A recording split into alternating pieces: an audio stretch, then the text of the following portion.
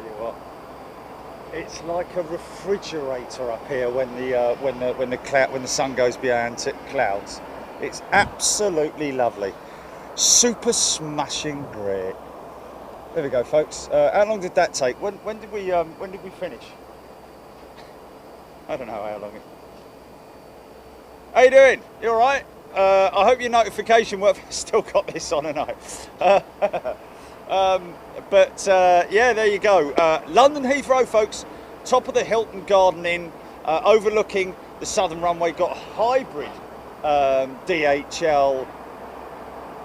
Can't see it from here. Is that their 767 or an A330? Have a look on your thingy-majig, mate. It's usually the best thing to do. That Dreamliner with Egyptair just heading out to Cairo. It's not on my radar. Unfortunately, sometimes it can be a little bit temperamental. All radars can be a little bit temperamental. I hope you're doing well, and hope you're enjoying your Wednesday afternoon. So we've got two 09 right departures, and got quite a bit of stuff coming out actually. So let's get on with the show.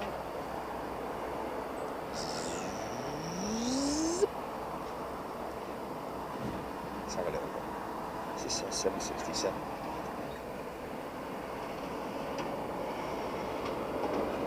I'll tell you now.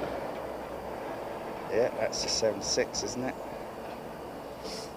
Half yellow, half white hybrid DHL. Proper, yeah, I was just going to say operated by ABX. Right, there we go. It'll actually say it on there somewhere, I'd imagine, as well. ABX. And right as I start, Paul Askew, just going to give a warm welcome to Paul Askew, first class member, as well as Steve Lealty. Lealty. I hope I've got your name right, my friend. Sorry, Steve. Lealty, possibly. But a warm welcome to you. Dude, Stephen Ellis, Russ Phillips. Hope you enjoyed the little bit of Lake and Heath that we brought you this morning, folks. Got some other stuff that we're working on as well. Got to speak, of course, to Ting Tom. Oh my gosh. Speak to Ting Tom. Russ Phillips, Smoky Joe, outstanding. Here we go. Clouds are starting to bubble up, folks. That's why I decided, rather than go back to base, I thought the best thing for me to do would be to come straight to Heathrow, purely on the basis that it looks like we're going to get some rain or stormy weather a little bit later on. So need to be prepared for that. This old Smoky Joe taking a little bit of time to go out. Nice big long juicy Qatar 777-300 coming out, and that down to end there is okay. El Al's Dreamliner by the looks of it. Azzy's sent me a picture, by the way, Julie, of him on the retro. He flew in on the retro through Kuwait, the retro Kuwaiti jet. Yeah, 330. Yeah. Another new member, Daniel Anderson, also welcome to first class. All you folks right there going to be joining us in Toulouse next month. We'll talk about that a little bit later on. Going to have to once again possibly sacrifice 10 days of me life, which I don't have a problem with, in order to bring you some quality content from that southern France hub, which is is an airport. It's a working airport that you can fly into, but it's also one of it is the major, the biggest of the two Airbus assembly plants. Andy Sokolau on nights, good day to you. Ben Brown, Cyberflyer 1, Heather Norris, Andrew Stiff, flying to Palms from Heathrow in August. What's the best room number at the Garden Inn? I'll tell you, Andrew, I'll give you. It's quite simple. Pre-book the room 747. here at the Hilton Garden Inn if you get the opportunity. 7th floor, and don't forget, you must use your discount here. 30%, ladies and gentlemen, 30% discount for Big Jet TV members right here at the Hilton Garden Inn, and great facilities, all new downstairs as well. The bar area, the restaurant, and the cafe. You know, where you have your breakfast. Everything is newly fitted out down there. So a great opportunity to stay here if you want to with your membership discount. Neil Singleton. Welcome to Executive, Neil. Very good to see you here.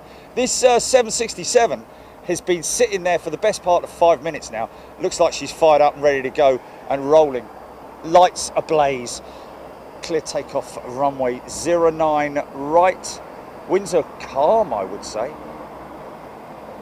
It's a bit sticky there, ain't it?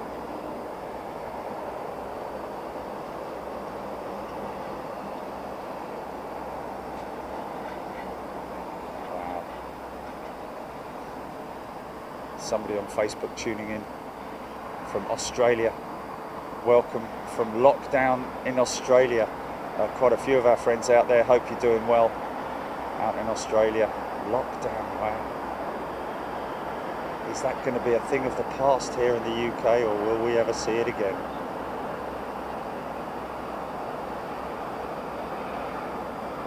Wow, look at the engine smoking, man. That's a good old Smoky Joe. Look at that. Number 2, look at it. Wow.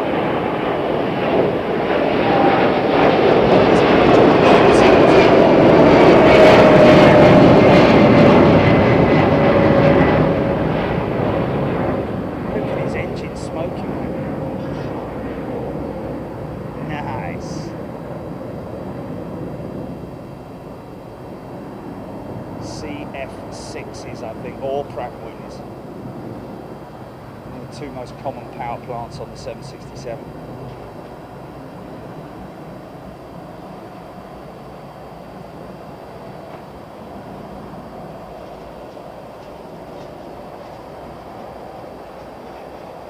I know Amazon have started building their fleet of 767s for freighters. Big question is, are they factory built freighters, or are they converted freighters? Oh, hello. Oh.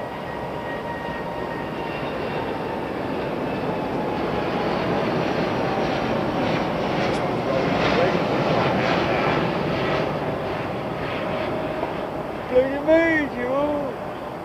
Isn't it right?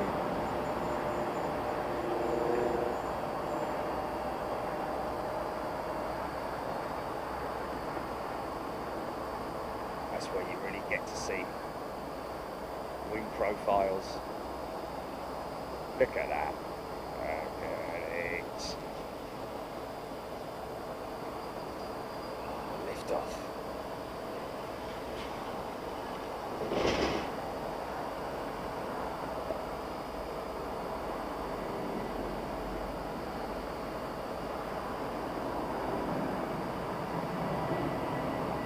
Chicago, did you say?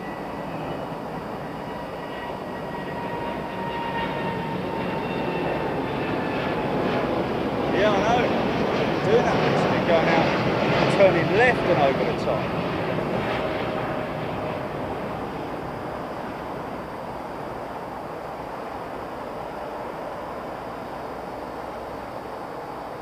Norfolk.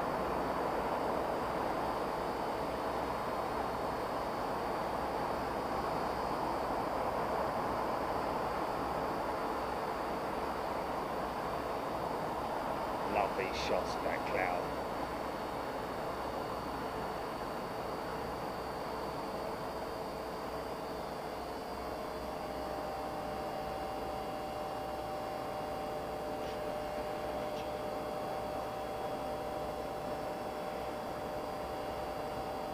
Beautiful.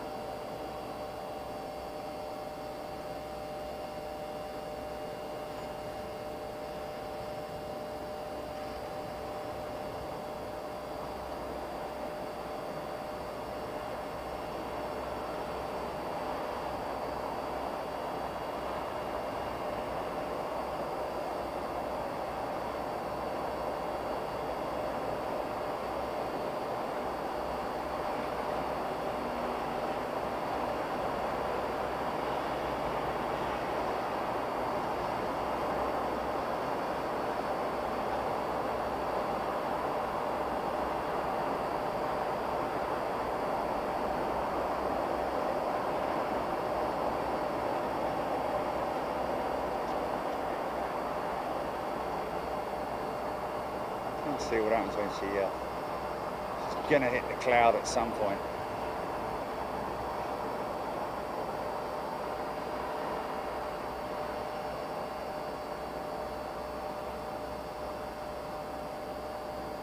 There it is.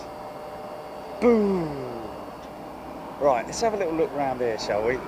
Just have another little, make sure that's not JB.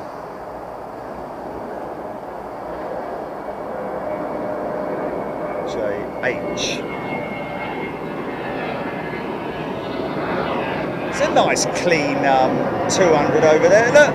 He's all nice and clean, isn't he? He's had a bath. Not like him over there, he's been out in the garden, look. Filthy dirty. Filthy dirt. Filthy dirt. Talking of BA 777s. That one over there. And here comes one of their Dreamliners.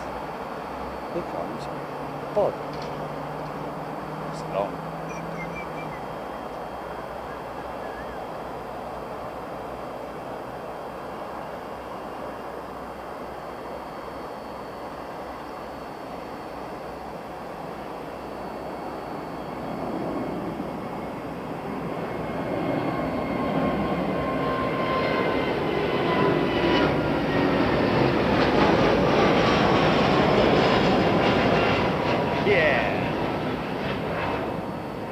Eastbound.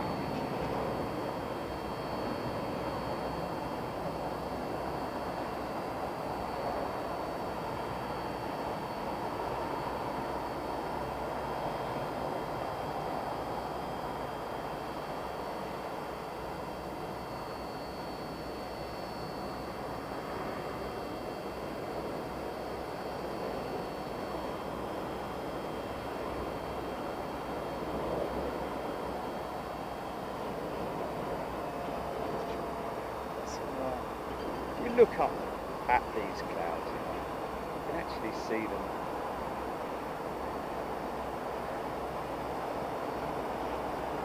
expanding and rolling. Look at that, man, look at it, look. Ooh. Sorry about that. Oh, catamaran. Nice. Sorry. Transfixed by the clouds. There we go.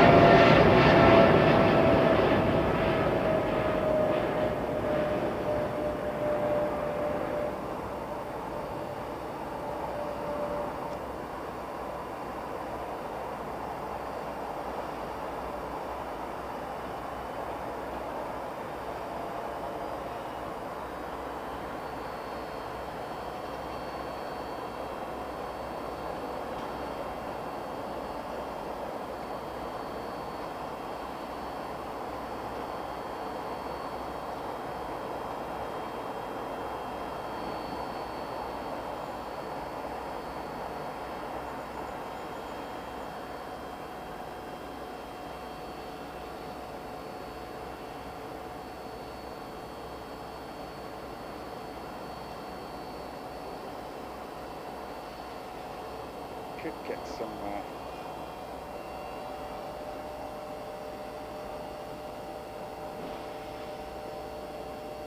could get a little bit of floofage, possibly.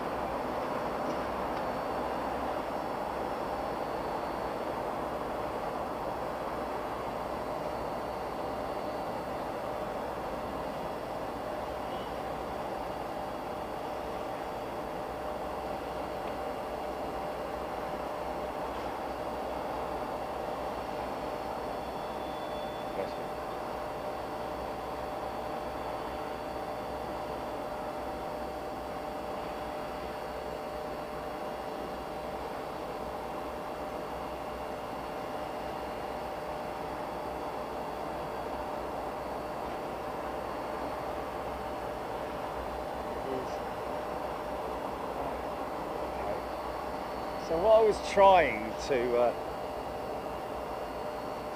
show you was the way these clouds, I don't know if you can really see it to be honest with you, but the tops of these clouds are pretty gnarly, man. And that's how the cumuli builds.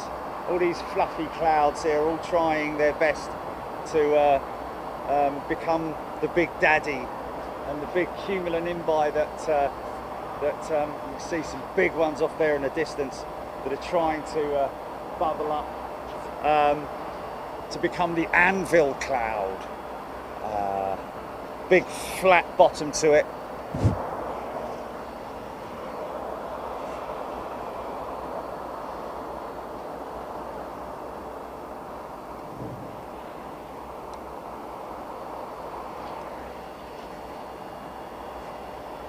Really must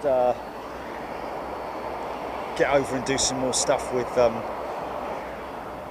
the guys at Virgin. Hello, what's this guy doing? Bringing this over here.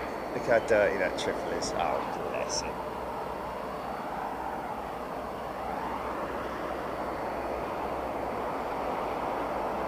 What?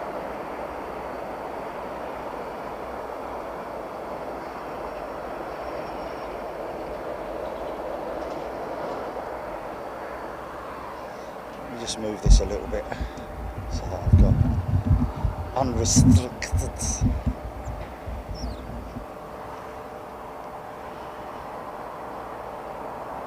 a nice clean 777 in it. Mind you, look at the back of her. She's still dirty there. So in fact, just looks clean from the angle. I think sun glinting off of her.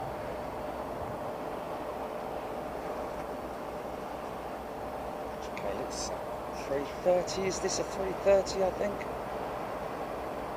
certainly is. Possibly one of the Virgin fleet. They must be pulling their hair out, these guys at Virgin, as well as everybody else really, about all these restrictions. But hey, let's not talk about it. Has it? Oh, I would have got that. Wow. This guy's light, man. What's this? Virgin Brussels bound or something?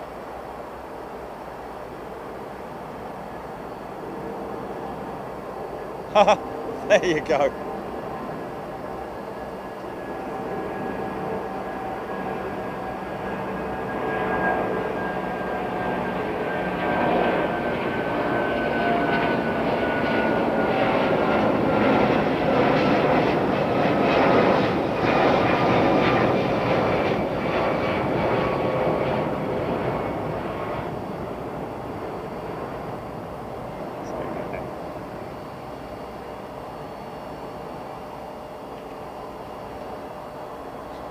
That May left 346.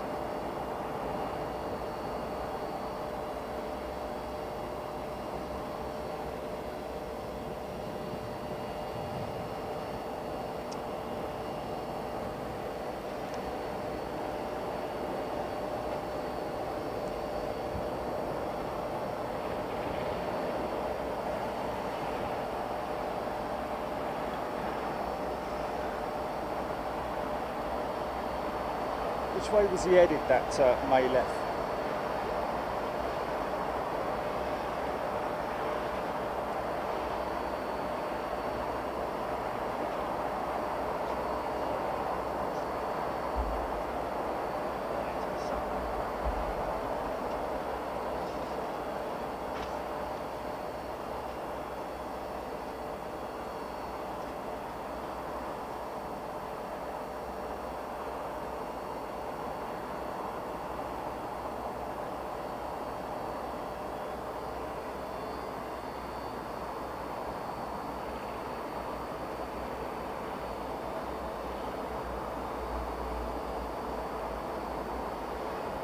Wow, he's gone up steep, man. Wow.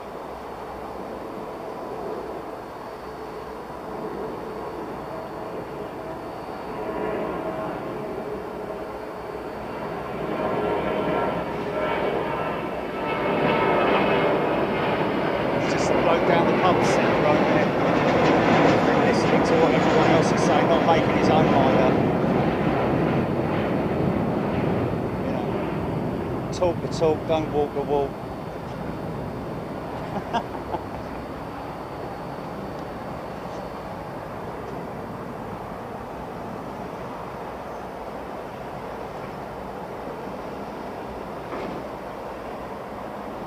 Nice BA350.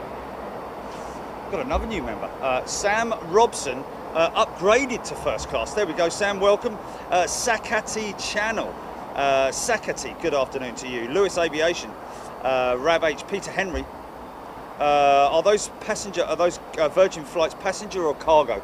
They will be 90%, especially that one that's going out of Brussels. That'll be no passengers, I would imagine. All belly freight, because that is a new cargo route that it's a Dreamliner, isn't it? Not 330, sorry. That's a new cargo route that Virgin have set up, which again makes me wonder what they're going to do once normal services resume. Good luck with that.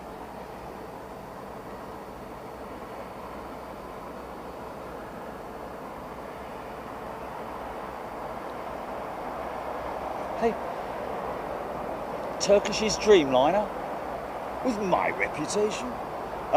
That's it's quite rare, not rare, but you know, we normally see. I saw their 330 overfly yesterday, and they're triple normally, isn't it? Kind of not. No.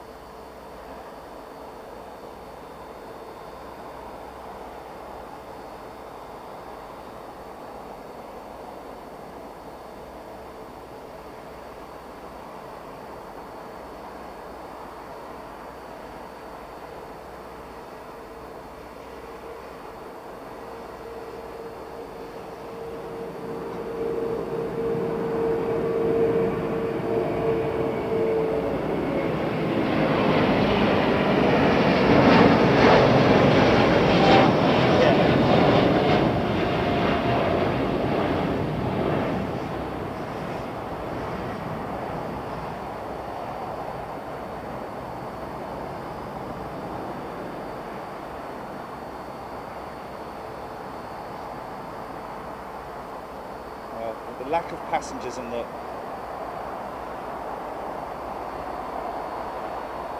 kind of weight that they're carrying at the moment means that they're preserving their engines. But all the telemetry, live telemetry, that is, all the live telemetry that comes from those engines being sent to Rolls-Royce to their maintenance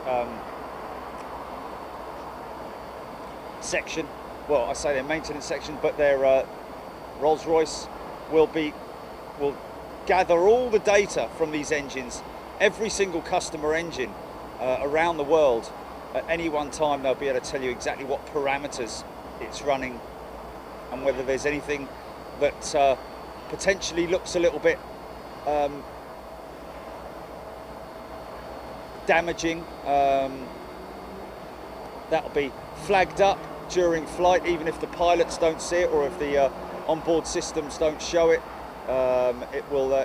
It'll talk to its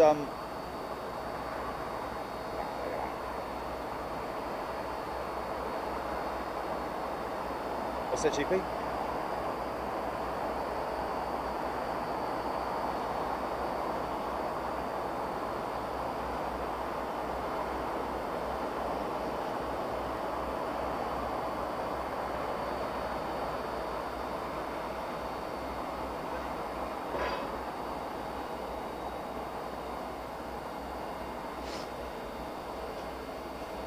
In what capacity, GP? What's this about? For what? Oh, okay. Right. An SSL, is it? Or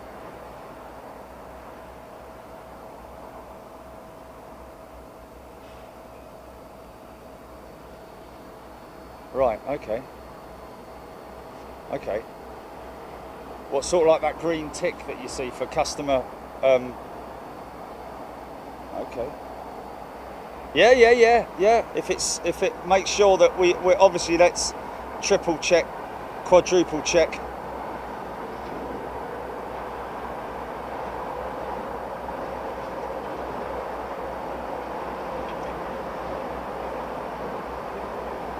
Okay. Yeah, but have they, or have they just got their logo, or you know, they could quite easily. I just don't trust anyone.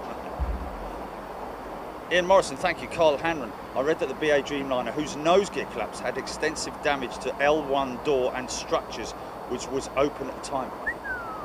Yeah, that L1 door would have just been completely thrown off of its hinges, wouldn't it? Wow. And he says structures. Now that's where I'm concerned, is the fact that that L1 door, that's the front left-hand door, where that meets the, I mean, this, we're talking about literally the opposite side of where that one is there. That's the that's the R1. Excuse me. That's the R1 door. So if you can imagine, it pops out and then moves to the, it'll move to the right, that door, your left, our right, I think. As you can see there on that, okay, it's a 777, but kind of gives you an idea. So you can see how far out the door hangs on its hinges. Big set of hinges, don't get me wrong, big beefy things that would withstand quite a lot of force. However, sudden blunt trauma, so to speak, and the thing just going bosh on the ground, I'm sure would damage the structure, and that's exactly what Carl Hanlon is saying. So yeah, quite how and where they're going to fix that thing, I've got no idea, because let's put it this way, that's the kind of structural repair that would be needed to be taken care of at Boeing. Wouldn't you say? I don't know if you're agreeing on me there, but you know, unless of course they, you know, would they have to put it in a jig or whatever they have to do. Alternatively, are they able to fly the Boeing specialists out here and then have them inspect it and say, right, okay, well, we need to fly a lot of equipment out from Boeing in order for us to do that, and we'll do it we'll take care of it in one of your hangars. However, as we all know, damage to the fuselage, I think the majority of the damage would have been done to the underside front of the aircraft, which is up to that first door there. I think the join point of the Dreamliner, obviously the cockpit nose section is one complete unit that's then bonded or fixed, however it is, to the I think it is still, they still use a fixing as well as bonding. They will use the fixtures to skin it and fit that front end to the tubular woven carbon fuselage, because that whole fuselage is basically one woven segment, except in two parts. I think it's in two parts, but where it joins the the cockpit is what my concern is that, if you can imagine, you know, it's been subjected to a force that's not expected, other than in a crash, in an accident, like, you know, where the yeah, I mean, they just don't build the aircraft to withstand that kind of structural stress. So obviously, and also my other concern is that just basically looking at how far those engines, how far they are back from the front end. You imagine that front end going down. I'm very sure that, and a lot of people disagree with me here, but you know, until I'm really told officially, but as far as I know, the way I see it is that those engines would have touched the ground. When you look at the ground clearance between the engine, the bottom of the engine cowl, and the bottom of the undercarriage, there's less clearance under the engine than there is under the front fuselage. So I would imagine that she probably would have, her engines would have touched the ground. Just how forceful the impact would have been, I don't know, but that again would also cause structural issues with the pylon of the engine, and of course the engine nacelle, the front end. So just how much of it is salvageable? Has it damaged the pylons? We don't know.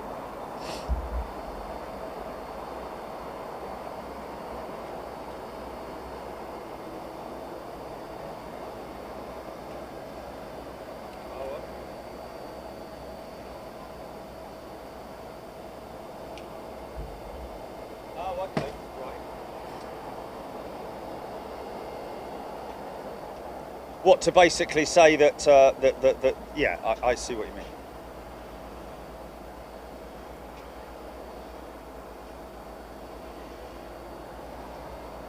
Okay.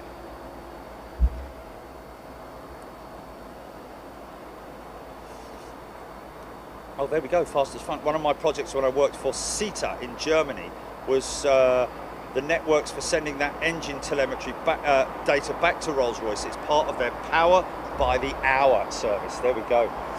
Yeah, because when Rolls-Royce sell, or General Electric or Pratt & Whitney or whoever it might be, whatever engine manufacturer, they don't sell the engine to the airline, to the operator. The money that they make is from the maintenance of the engines, because as you can appreciate, these things do need to be kept very much up to date in terms of their servicing schedules and so on and so forth. So the money that Rolls-Royce and all these manufacturers make isn't from actually selling the engines per se, it's more from the maintenance schedules and the cost of those to the operator. So it gives the operator an opportunity to spread the cost out rather than a big fat load of money for the engines.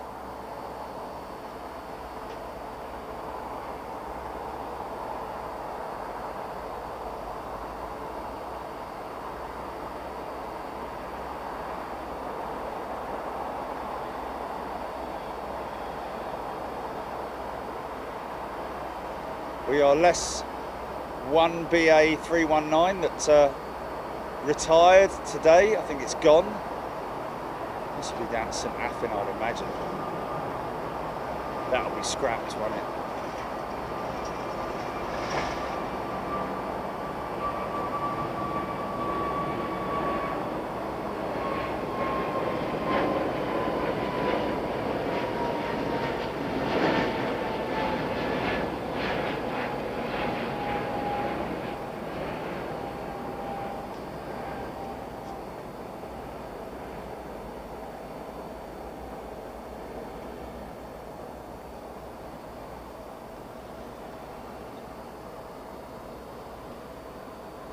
One person did.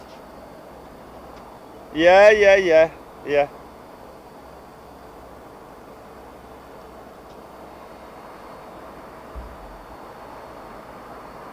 Carol Crozier. Ooh, change of position. Bootle life, good day to you. Lewis Aviation. Sam Beck thinking that Qatar had retired their 330s. Well, not from what we're seeing here, Sam. Whether there was a plan to do that, I don't know. AKW is in the house again.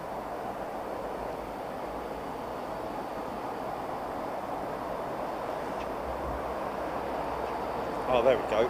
Carl giving Lewis Aviation a little bit of attention there in terms of obviously maybe it's his. I'm starting my pilot course soon, so nervous. And Carl Wart, 747 captain, telling him to not be nervous. It's all about commitment, really, and just if you've come this far and you're starting your pilot training, really you've come a long way already, to be honest with you, is the way I look at it. So as he got through examination phases and now he's starting his training, because that's surely got to be the best part of it, isn't it? Most exciting part, I thought.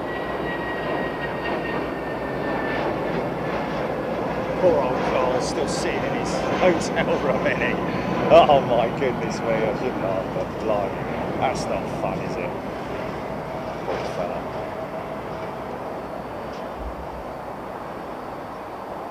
Where is that Dreamliner currently out of view? Rossfield. We're talking about Juliet Bravo, I think. I think these are 10s over here, aren't they? These 787s over there. I think they're 10s, aren't they?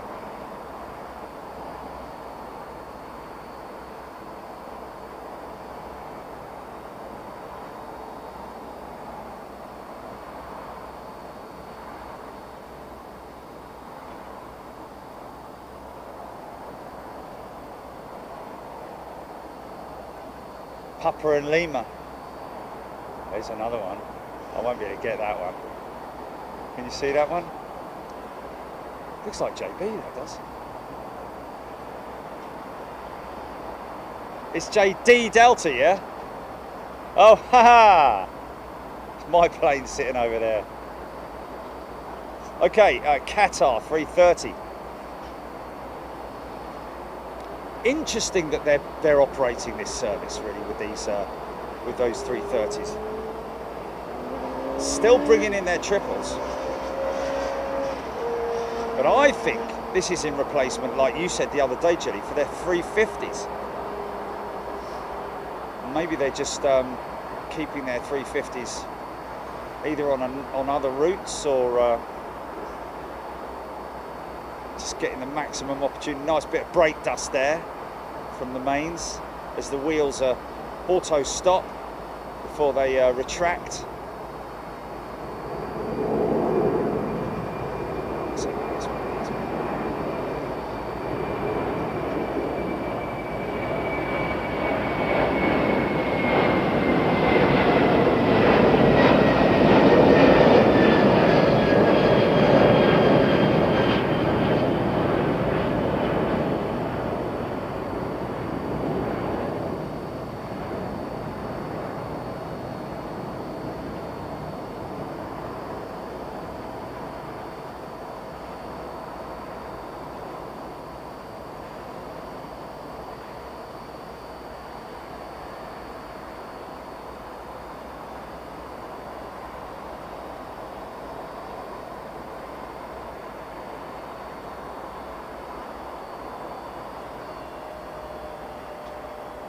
This is a lovely shot, this one.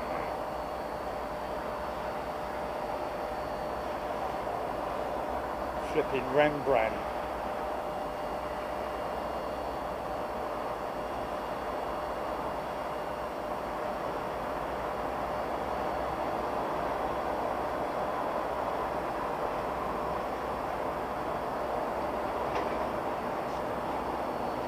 Just want to see if I can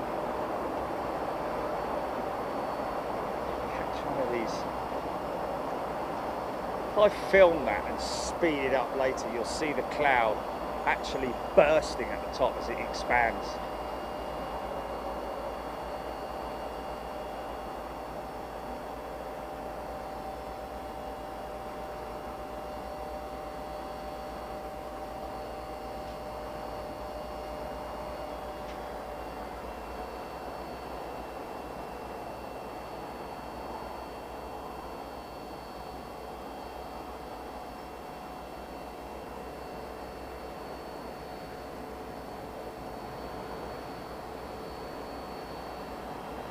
amazing. If you search, Google search, how much does a cloud weigh? A little one like that, like I say little, it's probably still about the size of a small town or something like that. Or village, little village. Millions of tons of water is inside that cloud. I heard it somewhere before.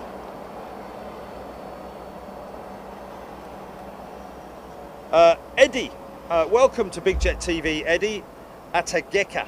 Good day to you, my friend. Basil Sims, good afternoon. Jake Walsh, anyone know when the next 787-10s are due? Not sure what their plan is at the moment. Whether they've put them on hold at the moment, I'm not sure. Jake, I'm sure someone on here is probably going to answer that. In fact, they probably already have, because I'm about 5 miles behind on the comments.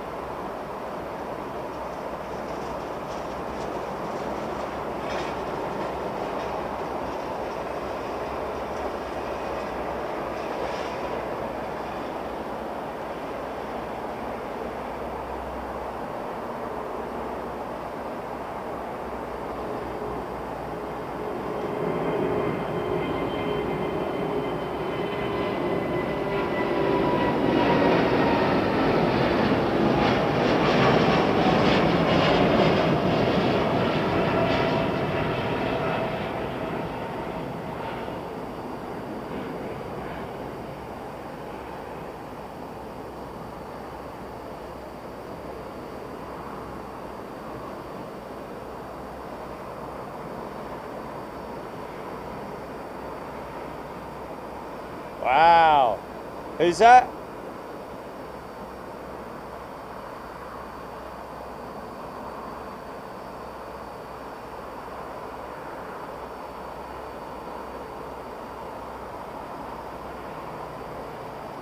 Is that on YouTube?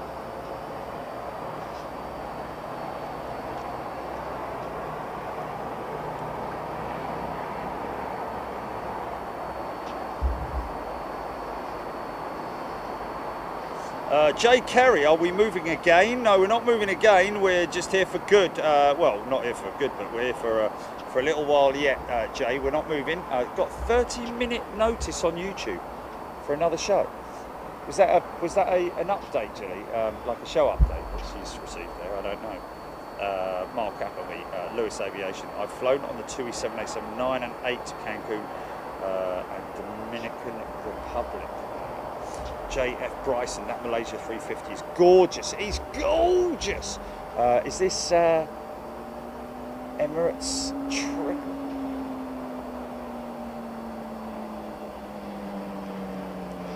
What's that? Is that me?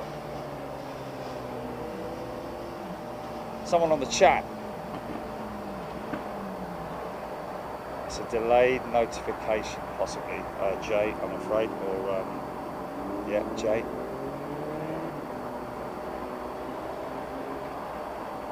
Lorraine Wilmot, good afternoon.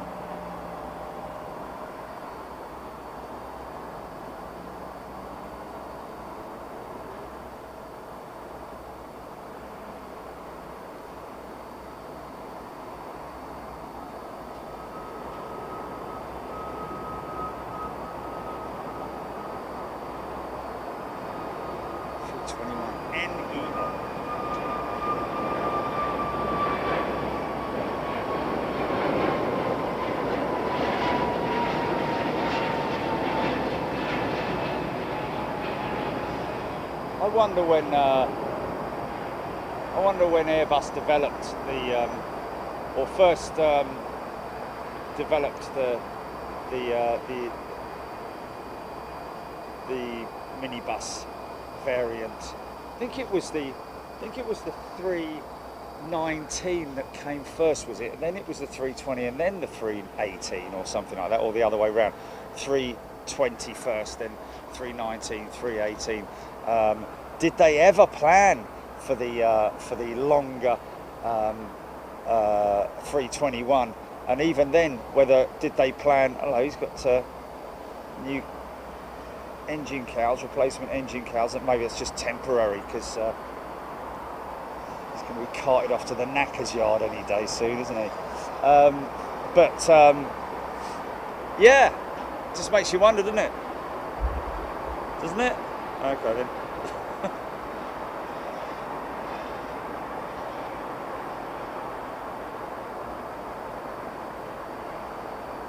Wow, Dean saying, remember when Emirates started at London Heathrow with a daily A310? Wow, not even an A300, an A310. That's insane,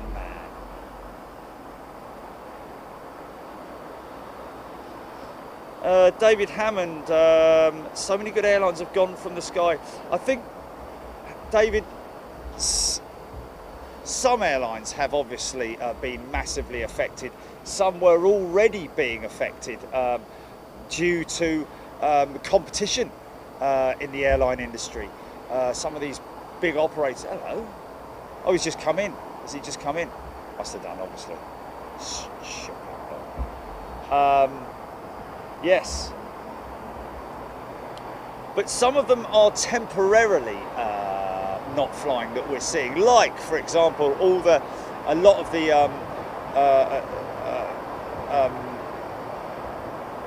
operators from the east, you know, Qantas, Thai Airways, the Thai 350, things like that.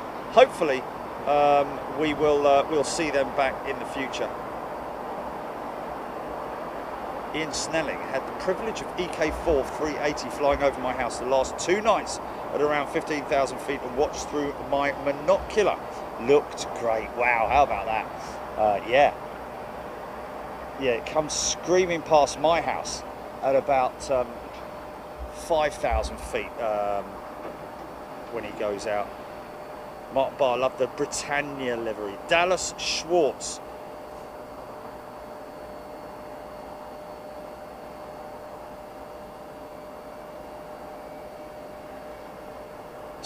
To a message played in the cabin for heavy weather approaching. Richard Channel, good afternoon to you and all aviation fans. Richard, a very warm welcome to you. Melanie Lester, Rab H, the Brit in Hungary. Good afternoon to you from Baja in, is it Baja in Hungary. Air Beatty, I'd love to see an A220 in action over there. Wow, there we go.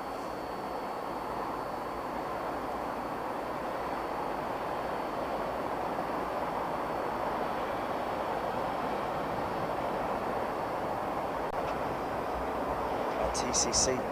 The A310 was a wide body but single aisle, I think. Wasn't the A300, A310 in passenger config? Really? What, I wasn't even touching it? Very peculiar.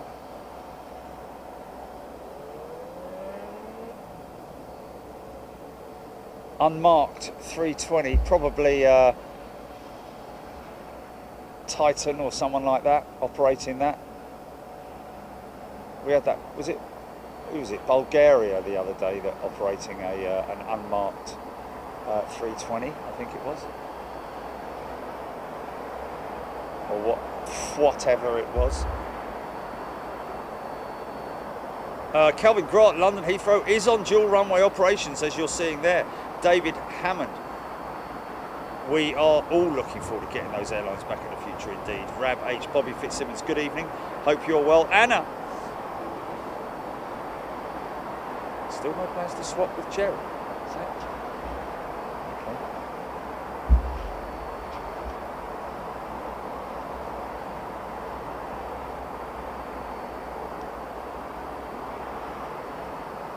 Do what?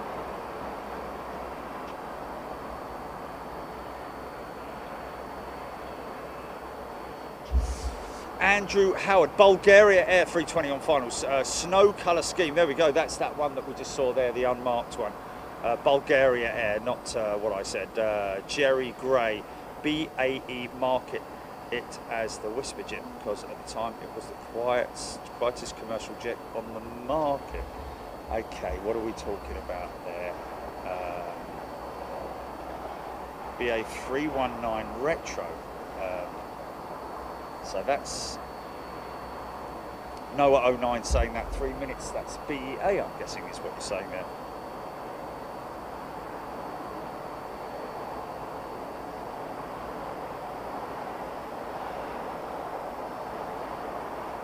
Sanj Sharma, EK380, due in exactly 2 hours. There we go.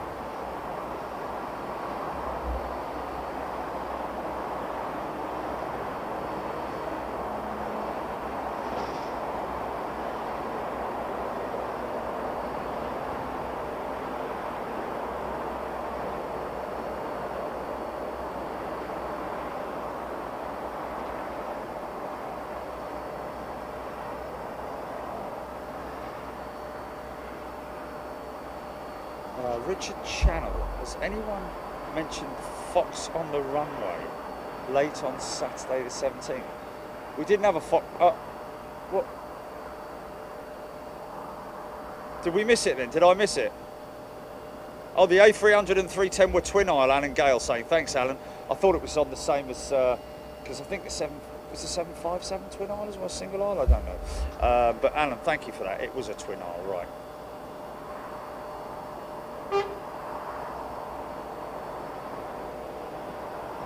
Is that 321? That Bulgaria Air. Oh, was there? Okay, there was a Fox apparently. Oh, okay. Oh, it is as well, look. Is that 321?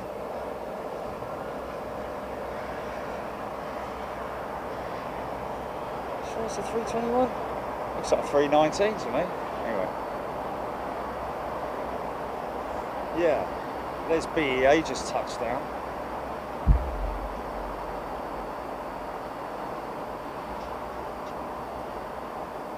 Haha! The Barrymore. Alright!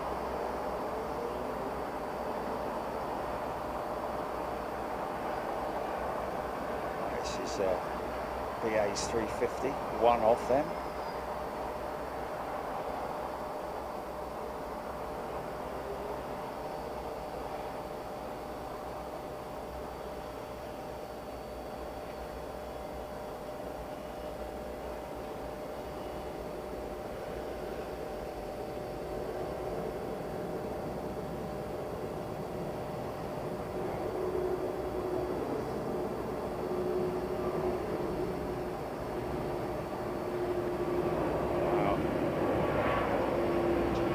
Going out.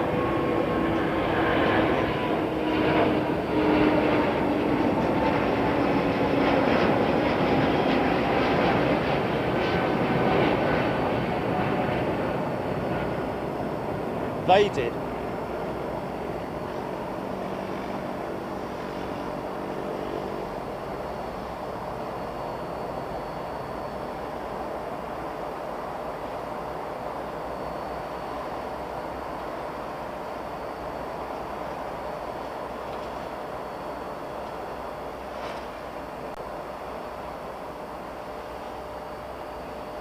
Such a gracious aeroplane.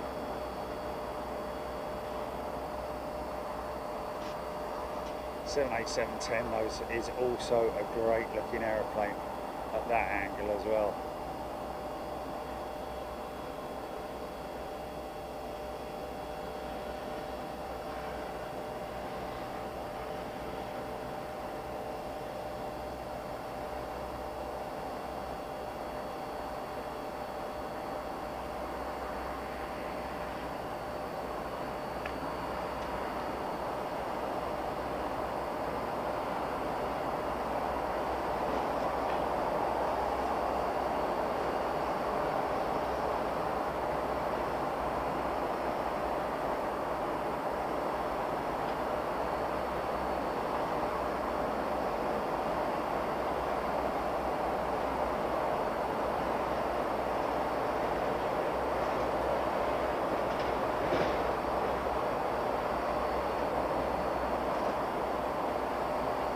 interesting.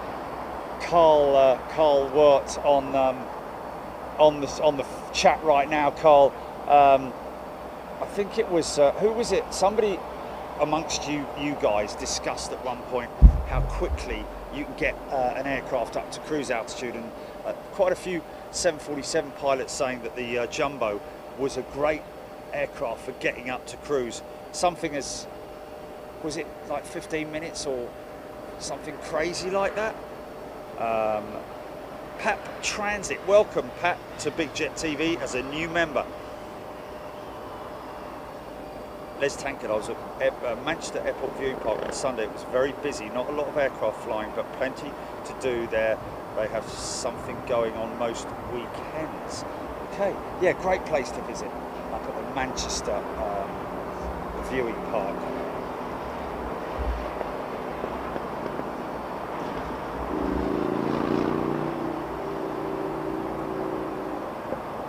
Jake Welsh. I think there's a number of BA 350s down at Toulouse that are due for delivery at some point. Whether BA are holding back at the moment, we don't know. Got a new member, A2990. Welcome.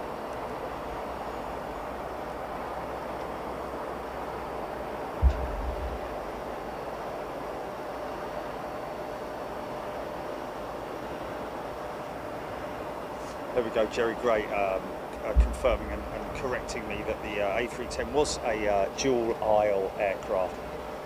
Just thank you for that. Thought that the 310 was what was the? Let me just have a look here.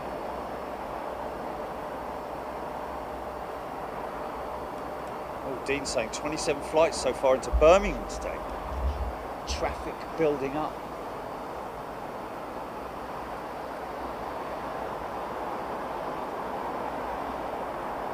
Pap Transit, there we go. Welcome to you, my friend.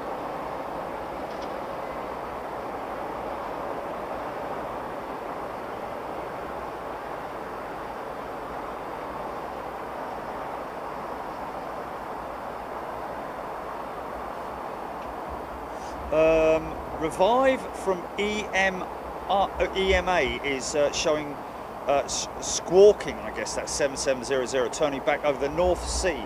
Saab 340, registration Golf Romeo Victor Victor Echo.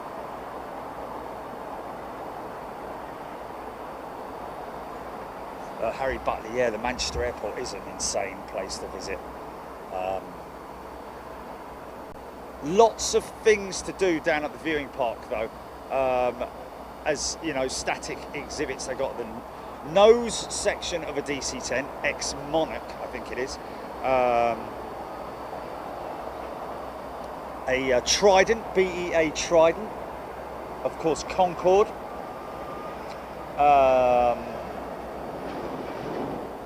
BAE 146, I think. As well as a Nimrod as well. Whether I don't think they are available to be I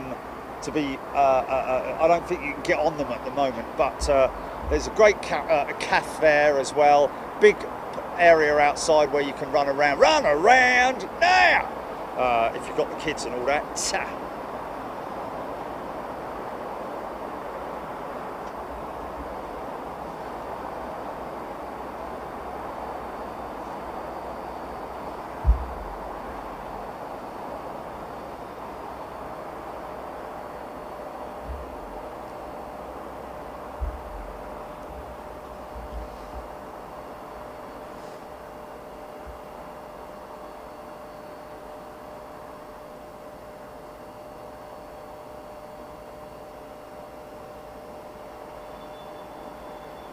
Oh, A2990 lives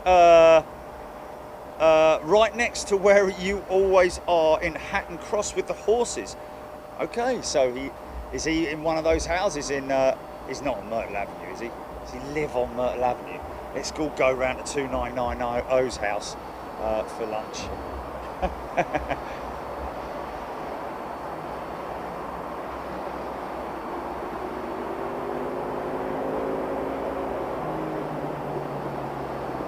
There we go, Ben Brown.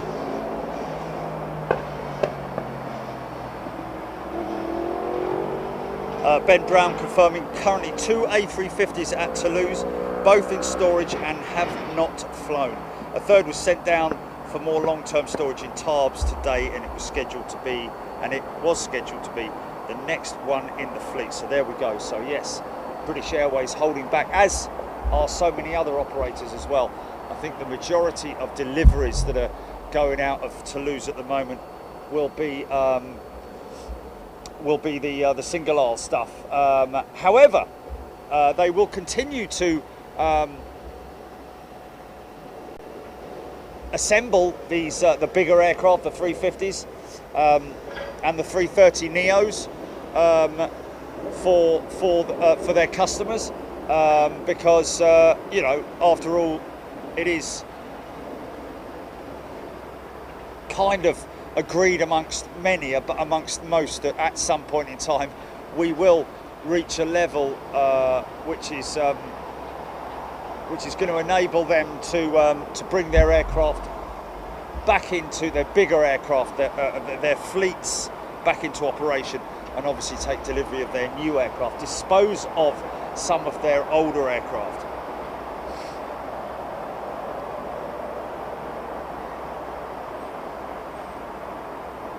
Jerry Gray saying, I mentioned BAE 146, which I flew on with BAF when on civil aviation route proving trials. Wow.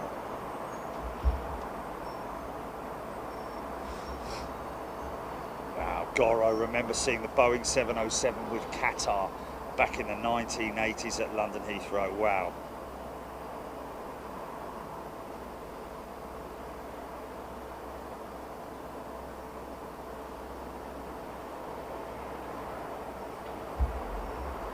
Okay, so Alan Gale, the A310 was originally marketed as the A300 B10, but this was later changed to 310. The introduction of ETOP saved the A300 project. Wow. Timmy Toothpicks, thank you. Gold Dalek, good afternoon to you. Exterminate! Joe Cameron. Giving a shout out to all new members. Jeffrey Phillips, have you done a show from Bristol Aerospace Museum? No is the answer to that, Jeffrey. Looks like a good one.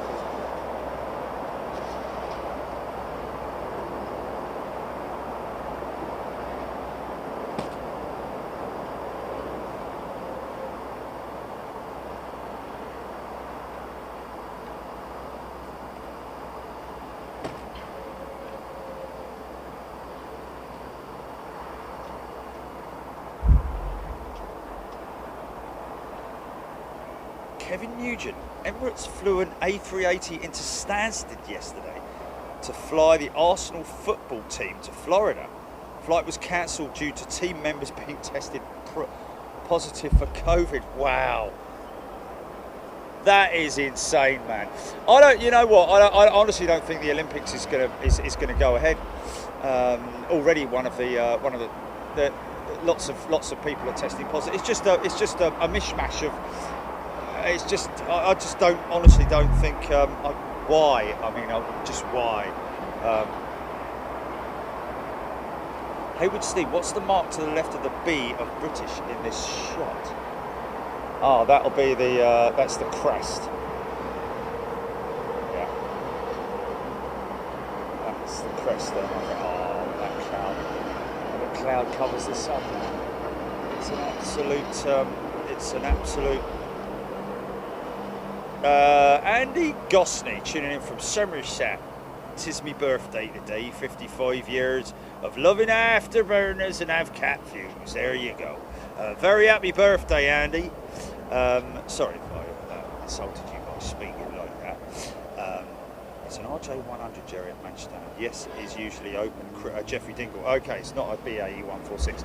Much the same sort of like design or look of the 146, is it not? But it's an RJ100. I think that was a project that never really took off, forgive the pun, but Jeffrey Dingle. Usually it is open, Yeah, that's the one that if you walk outside and it's to the right hand side, just down by the on the right hand side of the grass area. Jerry, there's an ASL 747 coming from the west 350. It will be over Bracknell soon. Okay. ASL 747. Bracknell in Berkshire.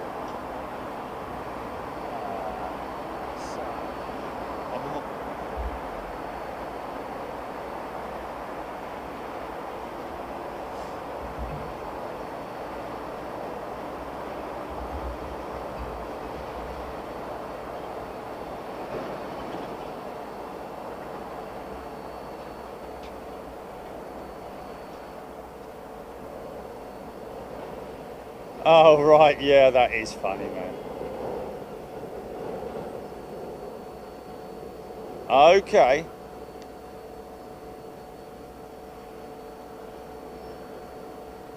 When are they going out?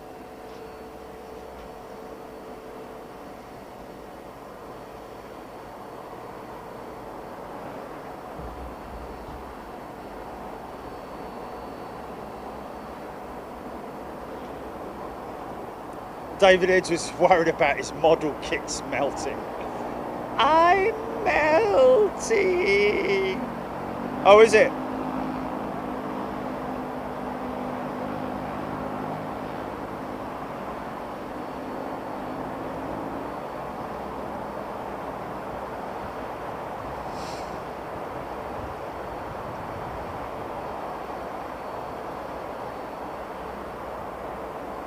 What is?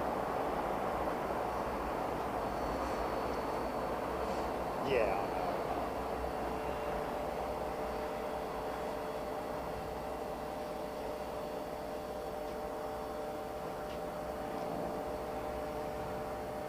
Yeah, that's very true. That's insane, isn't it?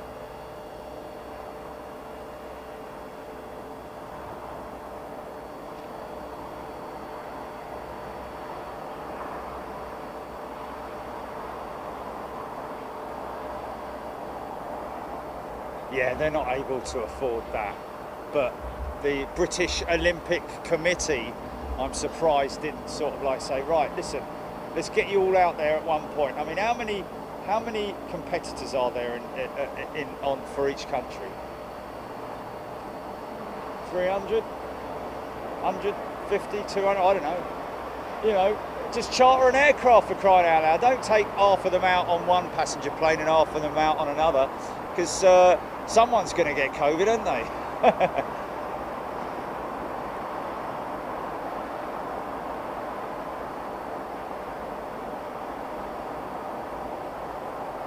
Yeah, it was Japan Airlines, yeah.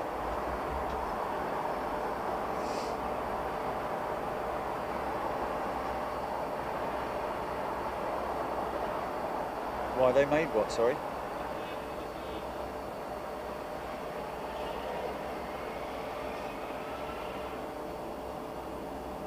Right, right.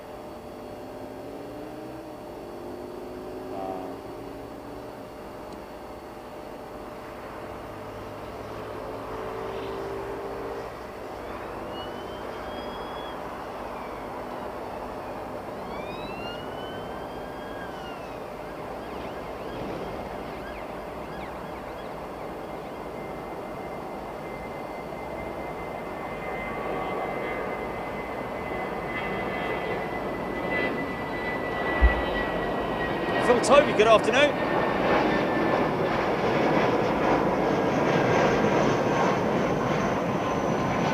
Wow. Les Tankard used to deliver to Filton. See the RAF VC-10 parked up there having the Rolls-Royce engines looked at. Rolls-Royce obviously having a facility up there.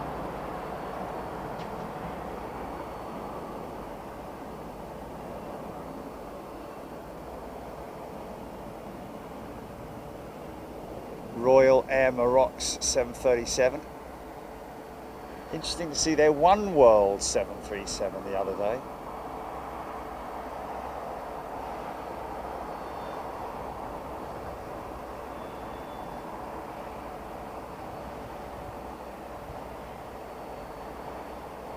Are they? It wouldn't surprise me.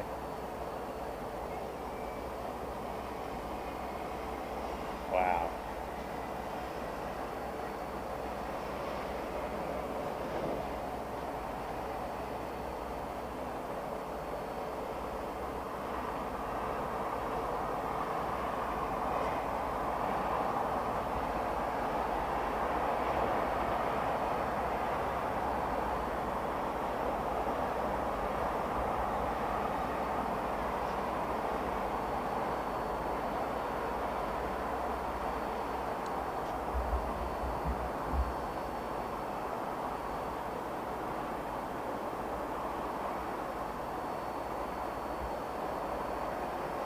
Wow,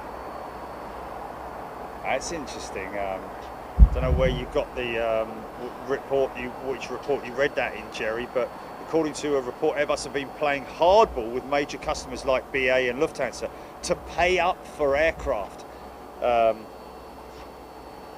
For aircraft built to original contracts as they had received massive state aid. Wow. Did BA receive state aid? I thought they didn't. I thought.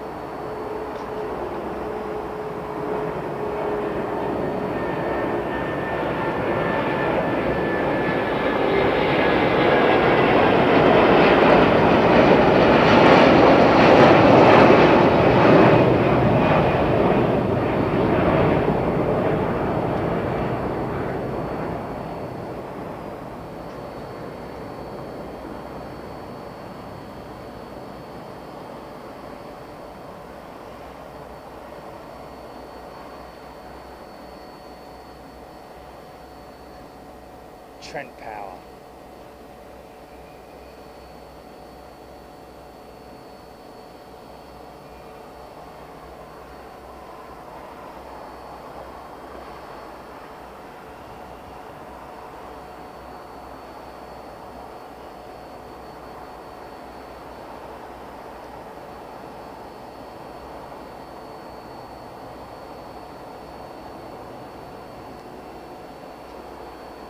This turning in from Sierra. Is this DHL? It is an A300. There we go.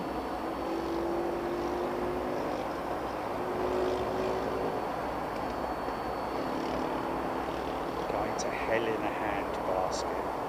Whoever came up with that description or quotation? Going to hell in a handbasket.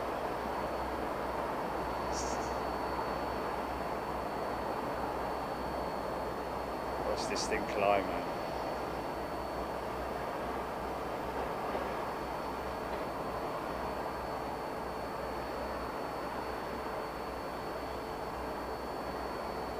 It's crazy. Not the steepest I've seen, but it's still pretty steep.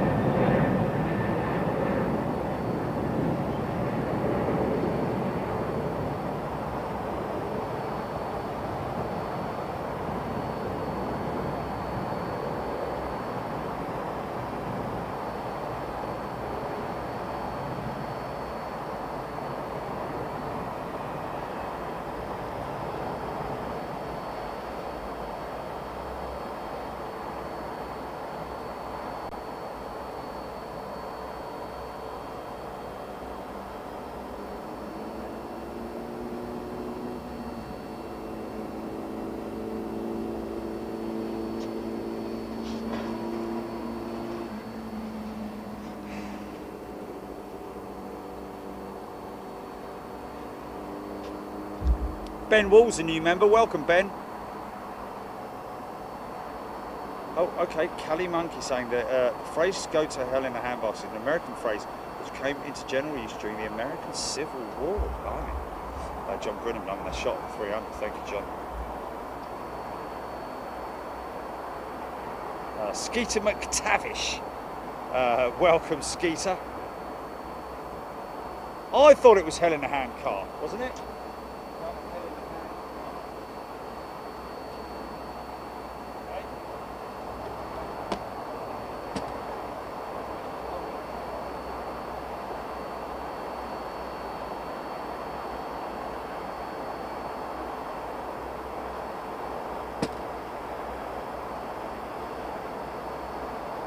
Flipping Nora, God bless you, blimey, O'Reilly and all that malarkey. So now this guy is going to have to cross the active. Hold your position there, Mr. Kenya Airways, Dreamliner, or is he just going to, or is the other pilot going to be told that there is an aircraft crossing the active, please stand by. Line up and wait. Whilst this guy crosses the active to avoid the repairs. In your own time. It's dark at 9:30. Flipping heck.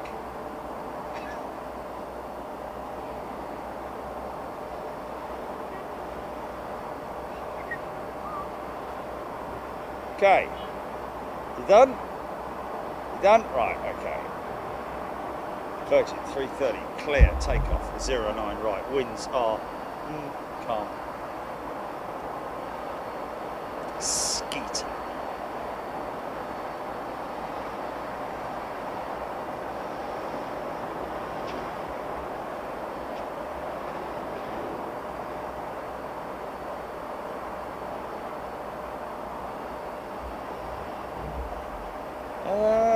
To be honest with you, Martin, I don't know, as that would be the case with the... Good question. I think the reason why the comment was, you know, the engine in the wing design, just in terms of the maintenance, because you'd have to actually probably drop the engine out every time you wanted to carry out heavy maintenance on the engine, whereas obviously these engines that are slung below the wing, this more modern design is better for maintenance. I think that's one of the reasons why. I mean, I can understand what you're saying, most definitely, and some of the futuristic designs have shown engines inside the wings.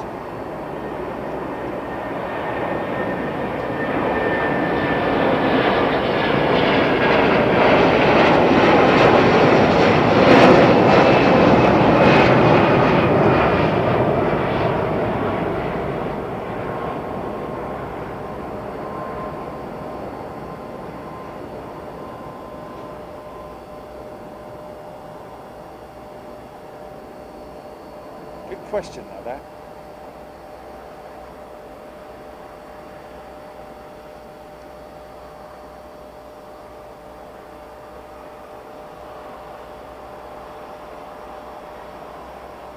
may have been a very simple method of disconnecting the engines and dropping them out for maintenance, but if it's some of the ancillaries that are it's a problem with an ancillary, mind you, they probably designed the engine so that most of the ancillaries were below the engine and not above it, so that you could access it underneath.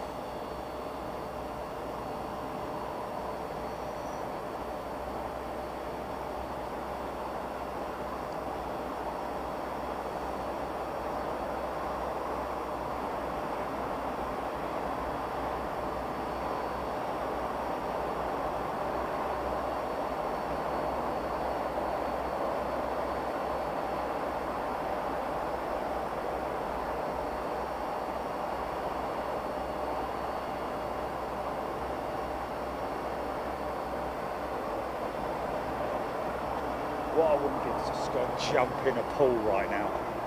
Jump in the, jump in the. Oh. So that was a good question, Martin Smith. I like that. But I think aerodynamically, I think there wouldn't be a massive difference, because obviously you obviously have to have the intake, the air intake, as per the Comet wing, and you also have to have the exit as well for the exhaust, which or for the air to pass.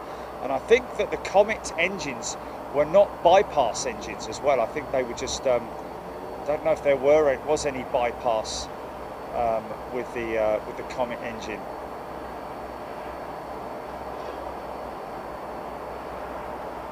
It may have been a low bypass.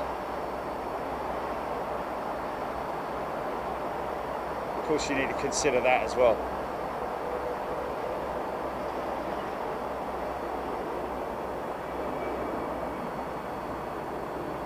Because on these modern jets like this aircraft that you're seeing here, these engines, there is only around about 30% of the air that's ingested into the engine is actually used for the thrust,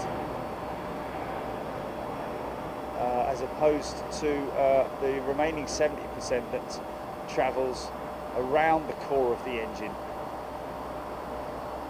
So hence the high bypass ratio, 3 to 7 or whatever it might be.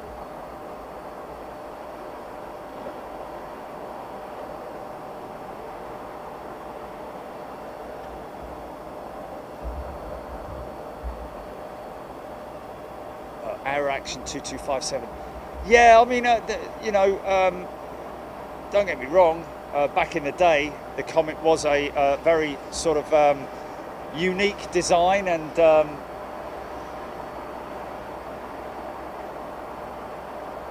I think it sort of like it just didn't last very long, purely because of the advent of the likes of the Boeing company creating the 707. The DC-8 coming on stream. I think the de Havilland Comet was a very early, modern for its time, very modern for its time. But I think that the issues that they had, the structural issues that they had with it initially, by the time they'd fixed all of that and created the replacement aircraft, I think most of the airlines were then looking at the more modern jets like the 707, DC-8.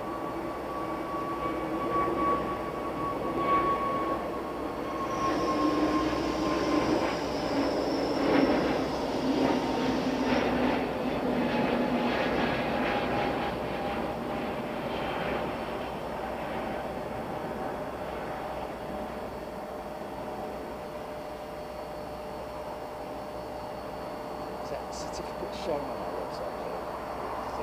We get a little icon on our website for the. Yeah. Okay, great, yeah.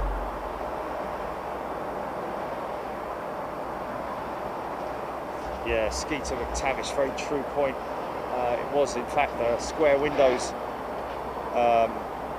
not completely square. They obviously had rounded corners to them. But the windows on the Comet were what caused the structural failures through increase and decrease in compression. Cabin pressure, expansion and contraction, I think is the best way to describe it.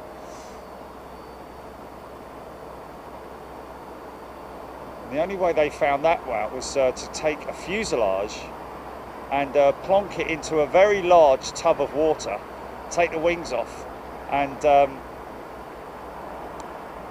fill it full of air and literally bring it up to the contraction rate, and then release it, and then expand it, and then release it, and simulate takeoffs.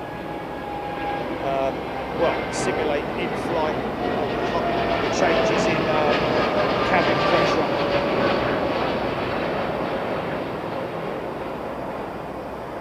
Until it failed. And that's how they found out. Because obviously the aircraft that they lost were completely smashed to pieces, and back then aircraft investigation teams weren't as sort of like well versed as they are today with modern jets, and having all the stuff at hand, you know. You need hands to hold the one you care for. Here we go, 777. I think this is the, oh no, we had the Qatar earlier on. It's gone up quite early, but still might get a bit of brake dust from him.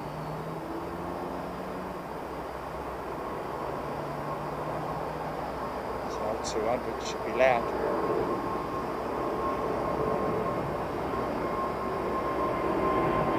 Yeah.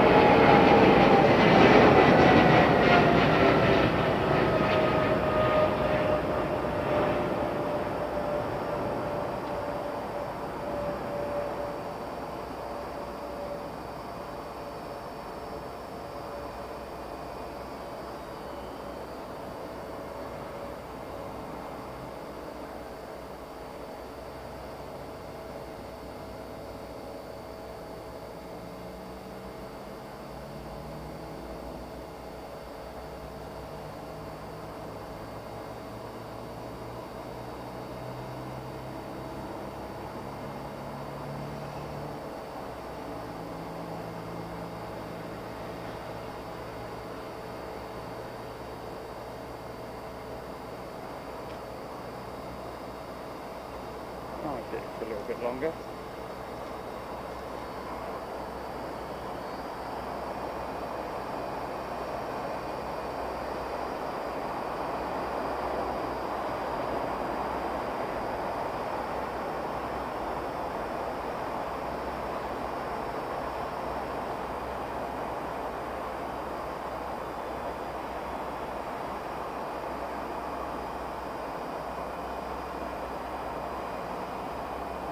You need lanes.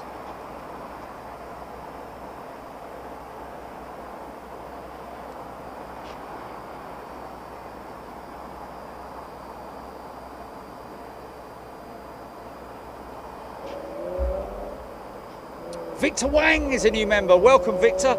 Good to see you. Andrew from Odds, good day to you and good night to you. See you next time. Thank you very much indeed. See you next time from Perth, Australia. Andrew from Oz, good day to you, and a very hearty, heartfelt thanks and a lot of love being passed on to you, all you folks out in Australia, going into, well, in another lockdown, I believe. Did I hear this morning that New York is looking at another lockdown? Oh.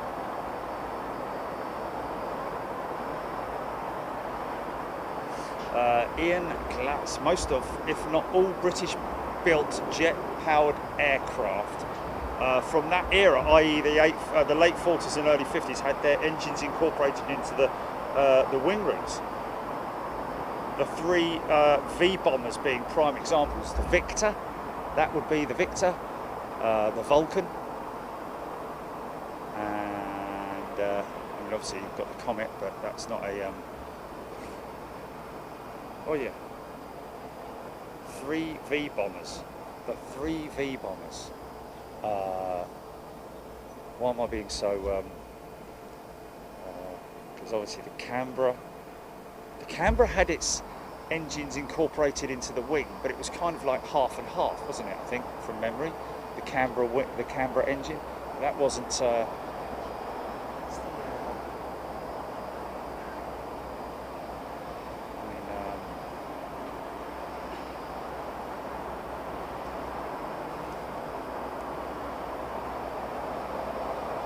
Tim Bell, not sure what we're doing next Saturday actually.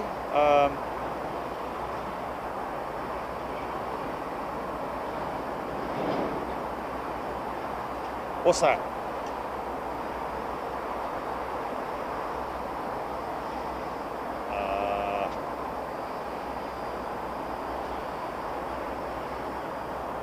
Oh.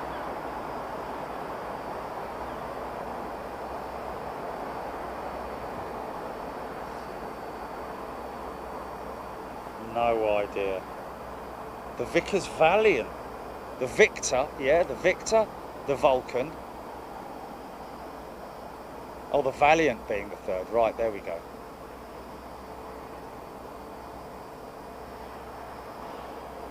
Yeah, the Valiant was a much smaller.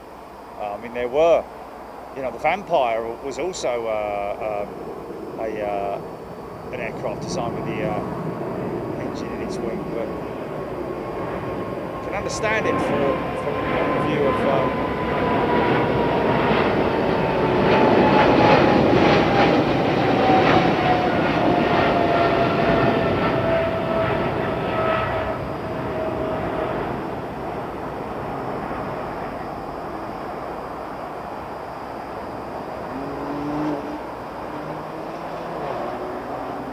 You can understand it from the point of view of a bomber, because obviously, you know, those bombers were not. I don't think they were pressurised, were they? I think the pilots used oxygen.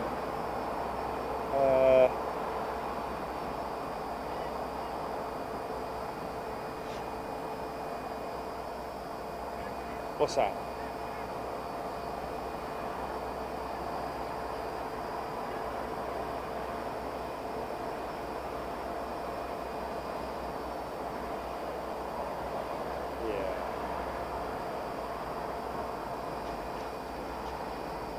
Yeah, that's a glitch on the radar, isn't it?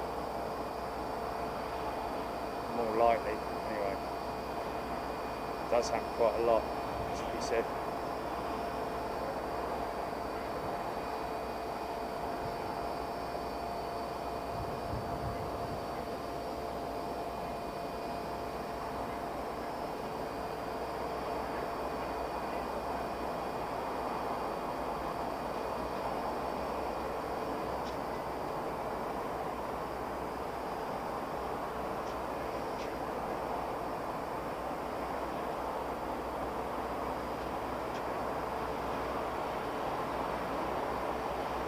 Oh, Valiant was the same size as the Victor. She was big, okay.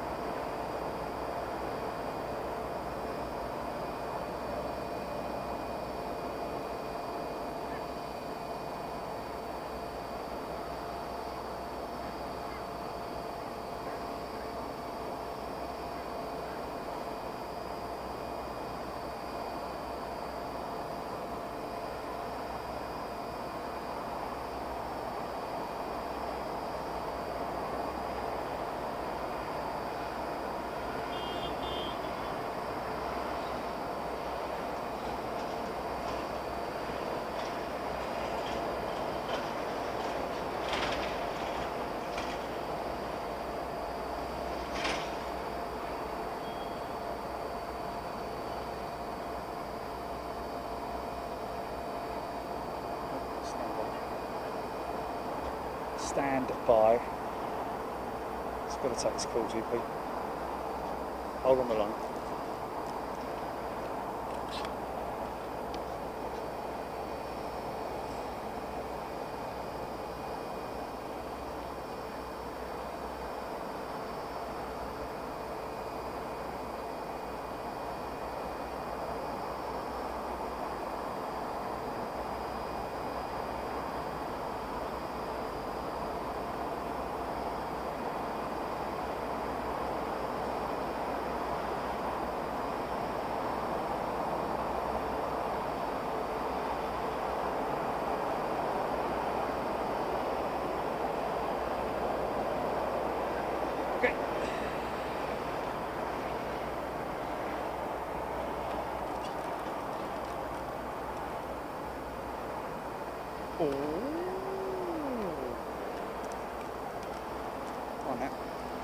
Hello.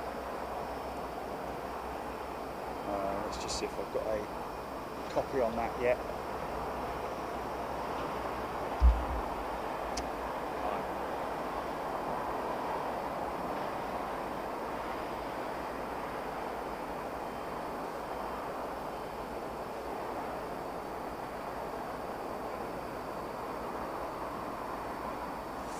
Well, it's great to see all the bookings on my phone again, Jilly. Holiday Inn Express Toulouse, car hire.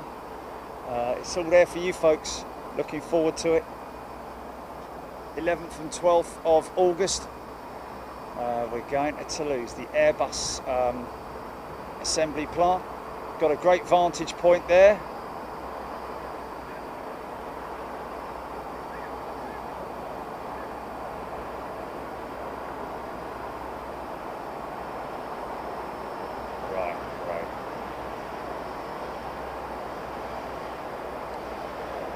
Oh, the car and the hotel are all booking.com. Right, fine. Oh, right, nice one. Yeah, cool.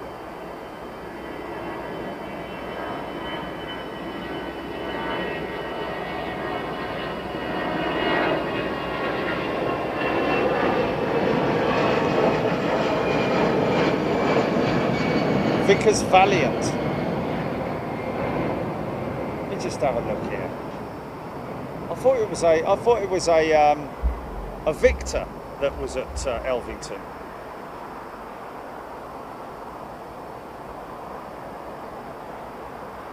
There we are, Vickers Valiant.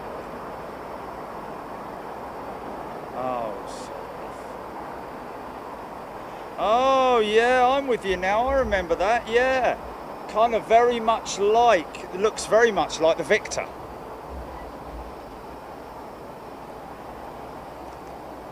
Yeah, the big white one is the Victor though. The one that's at Elvington is the Victor, isn't it? But I think that they're trying to sell it, aren't they? Or they've scrapped it, one of the two. Something happened with it, I seem to recall.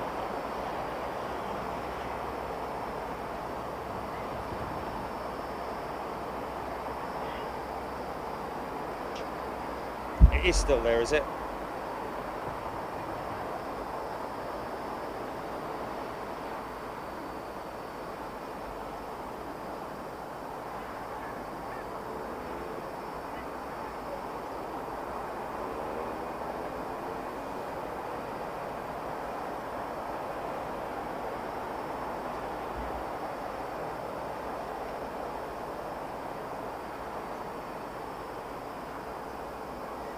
Oh, okay.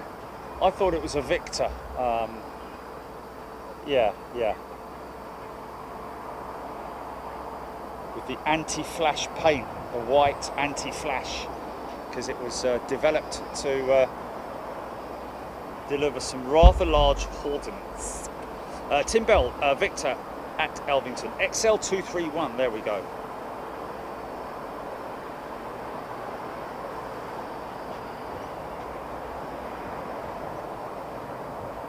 David Hammond, the Victor accidentally took off on a runway run. I remember that.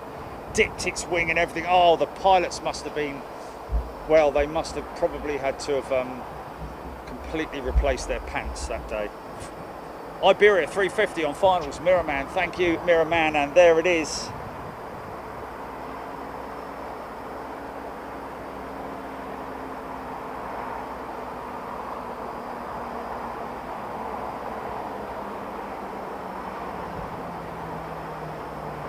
Yeah, moody picture from the dark, wasn't it?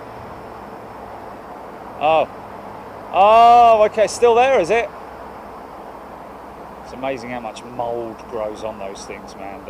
The moss. Moss is a big thing that grows on aircraft. Wow. It's a big flare there, wasn't it?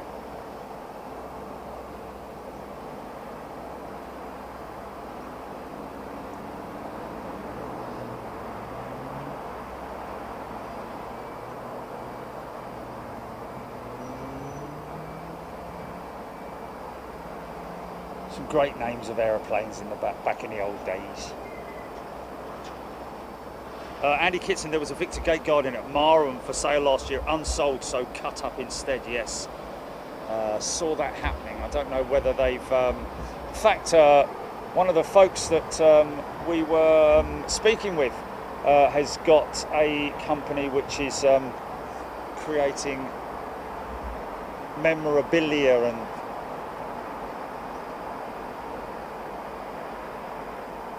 The one at Elvington still taxis, does it? No, it doesn't. I don't think it does, man. I think that's. No, I think that thing's been standing idle for quite some time now. That Victor.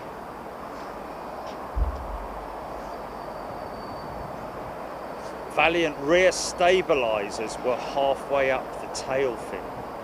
Indeed, they horizontal stabilisers, yeah.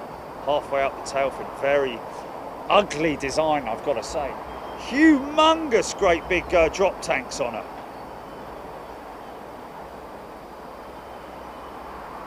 Oh.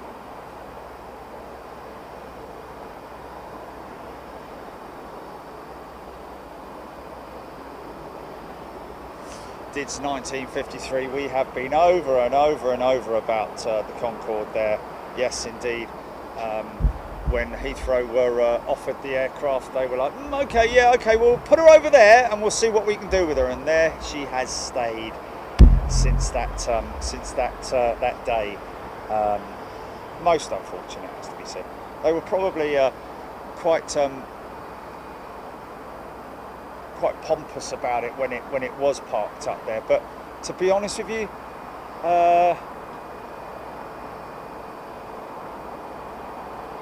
trouble is when you're dealing with people who perhaps aren't as passionate about aeroplanes as we are.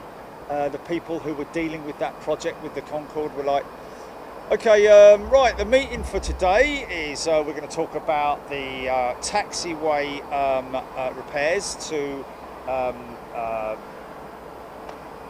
Sierra and Delta.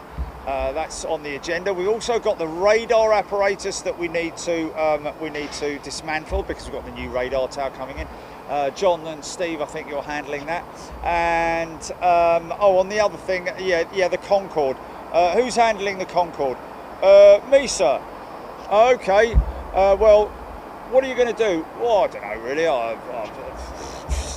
Do you like airplanes? Well, not really. I don't really care for it, to be honest with you. I've seen many of them enough, to be honest. Well, do what you need to do, and we'll just park her over there for the time being. And then, there's no passion gone into it, really, has there? But I might be completely wrong, and they had good ideas and good plans, but they never carried them out. But it is a great shame because she does deserve to be. We've been through this so many times. I've grown tired of talking about it. Not tired, but just frustrated. Yeah, it's massively frustrating. As I have said, and I will probably say it time and time again, all they need to do is perhaps, put her somewhere where she is visible and not in amongst all of that horrible stuff that's there, service vehicles, steps, generators, access, apparatus, and all that kind of stuff. Wouldn't you rather put her somewhere where she's on show, so to speak? Now, I know it's probably like, forget it, mate, it's never going to happen, but I would look at putting it somewhere like there, because there you've already got you know, equipment in there, in that field, in that paddock area there, that infield section there. I know it's a taxiway for full length departures, but if you put her on 3 plinths in the middle of there, right in the middle, so that she wasn't in any way disturbing the line of anyone's view, and also wasn't susceptible to being struck by a wing or anything like that. Put her on a set of plinths, concrete plinths, very, very simple, probably about 30 grand some construction company will charge you, and then you'll probably be able to grab the power from something like down there, trace the power in a trench up to the plinths, put a red light at the front, a blue light at the back, and a white light on the a blue light at the front, or whatever, red, white and blue lights, up lights underneath her, and then think what she'd look like at night. Just think about it. Never going to happen, but there you go.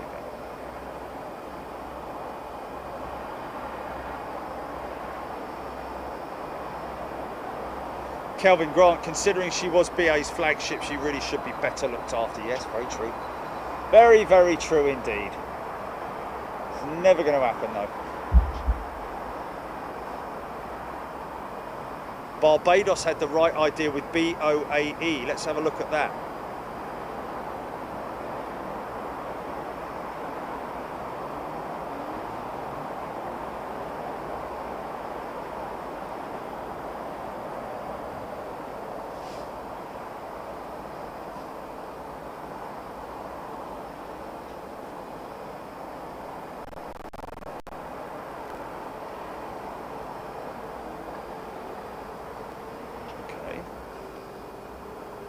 Barbados.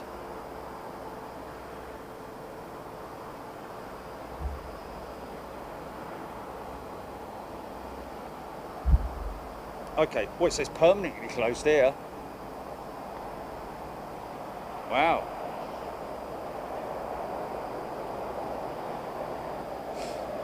Yeah, you see, look, they use it for functions much like what they've done with the one at Manchester.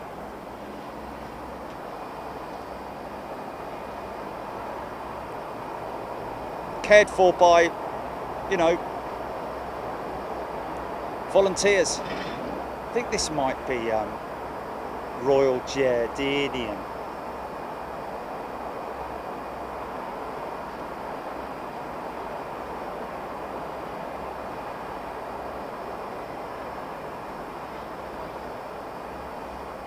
At the moment I'm just seeing black silhouette, but beautiful bit of brake dust coming out of those brakes then.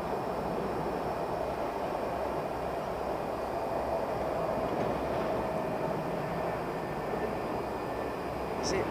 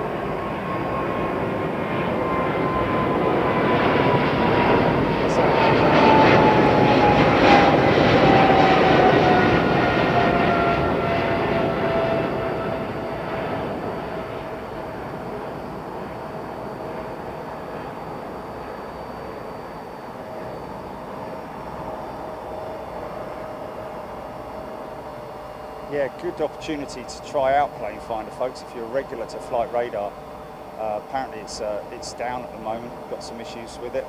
Might want to try Plane Finder. Go to your app store, download it, download the free version initially, and then if you're happy with it, perhaps $9.99 a month, I think, a year, sorry, for a year, $9.99 for a year for the Pro app, and 3D is just. Do you get 3D on Flight Radar? Okay. Well, it basically has. I've liked it from the moment I started using it. Very navigable.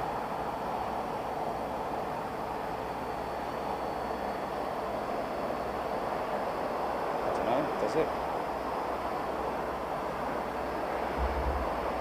Augmented reality.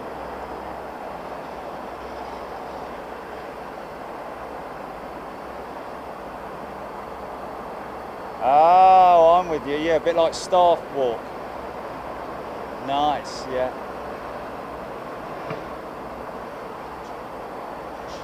Okay. Augmented reality.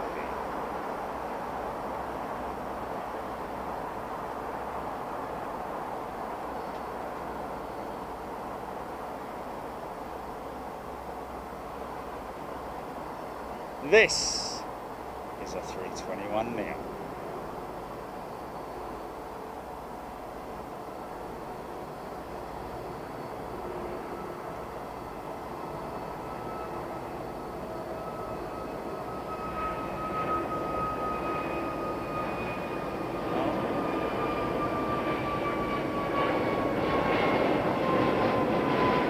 Is it Meow? I've been on that, haven't I?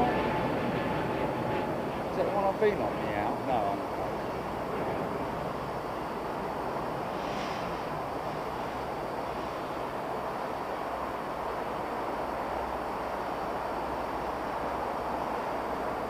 Sorry about that. A little bit of a dodgy old transition there. Sorry, folks.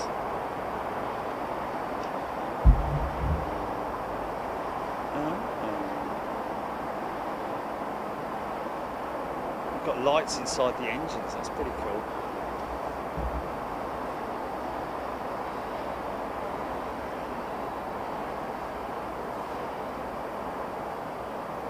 Yeah, I've noticed that quite some time ago. Actually, I thought it was that was weird that there are no aircraft on the ground at Heathrow on Google Earth. Have you noticed that? Yeah, very weird.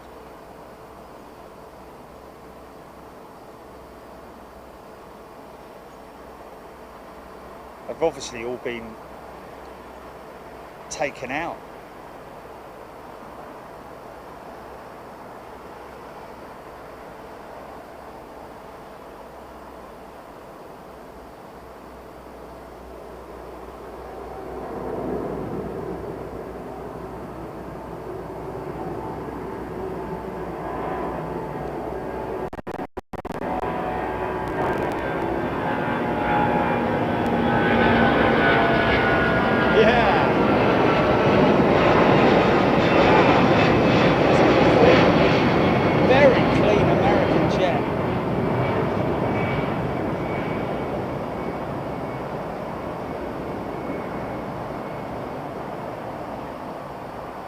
Very clean jetliner, man.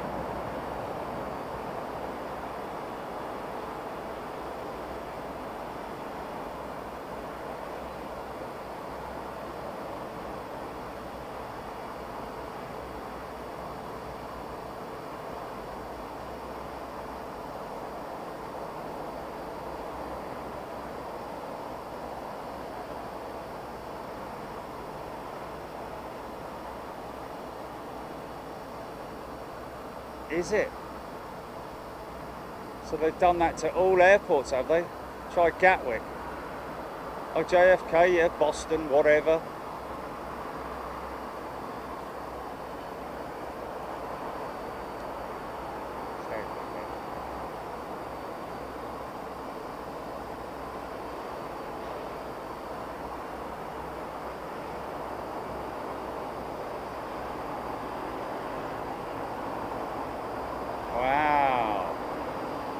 wonder why that is. Yeah. What are those doggies doing there? No. Naughty doggies, look. What are they doing?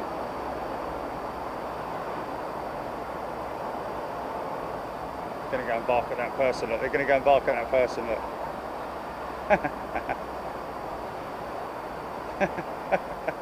Probably frighten the living daylights out of him.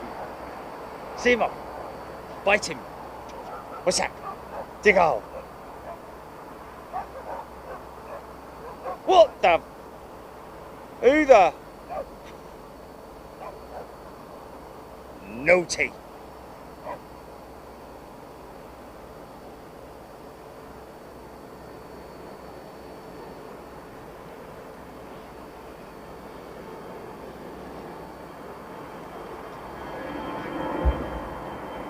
James Stenhouse, good afternoon to you. Jeremy Stokes. Oh, Jeremy, don't we all want America to open up? It's actually gotten worse over the last couple of days, hasn't it? Oh, Adam Todd, East Midlands. East Midlands has planes on Google Earth, Gillian. Alex Collins, G. Conk is at Brooklands.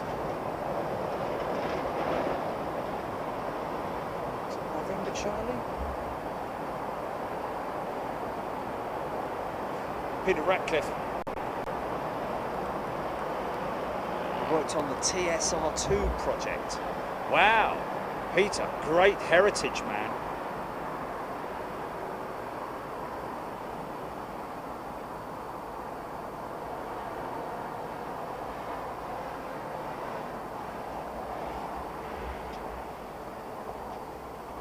Glenn Knowles, good evening to you.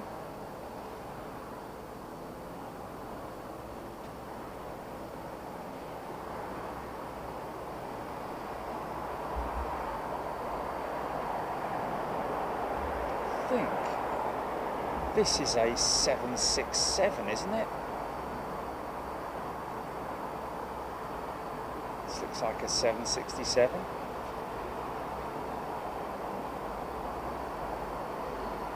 Is it an old freighter? Cargo jet, there she goes. Haven't seen her for a while, have we? Look at the livery on this, folks. She'll make a right turn, Clyde. It's a 300.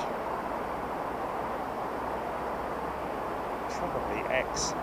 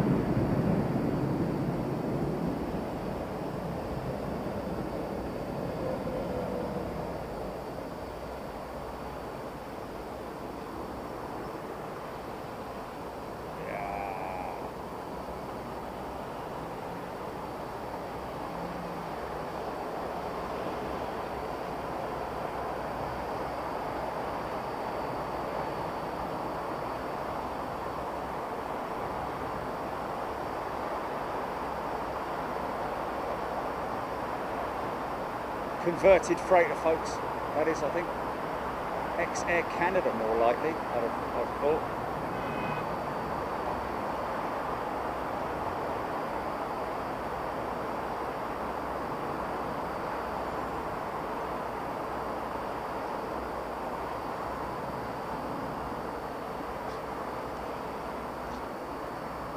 Oh, ex-American, is she? Oh, wow. Oh, ex-American Chrome as well. Wow. Oh, they should have left her Chrome, but that's just a lot to maintain, isn't it?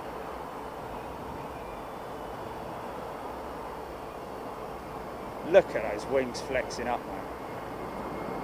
Stretch those wings.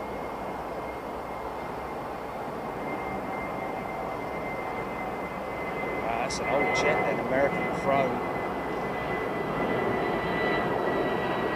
I bet there's a few pictures of her on the internet.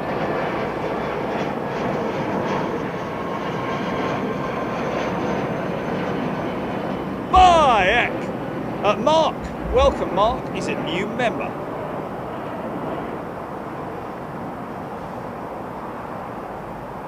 Oh, Chris Cartwright, impressed with Plane Finder. Thanks for the recommendation. Absolute pleasure, Chris. Give the feedback to the guys at Plane Finder as well. Good bunch of fellas actually at Plane Finder. Very helpful.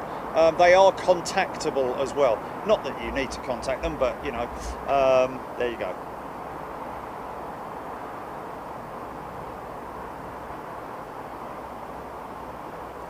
Carl Hopkins, Fairford has a B-2 stealth bomber on Google Maps. Schiphol full of planes on Google Maps. Rene Corticas saying, Rene, good afternoon to you. Ewan Lee. Yes, Ewan, it's pinned to the top there. Flight radar has an issue, my friend. Like I say, give Plane Finder a try if you want. This isn't a, we haven't,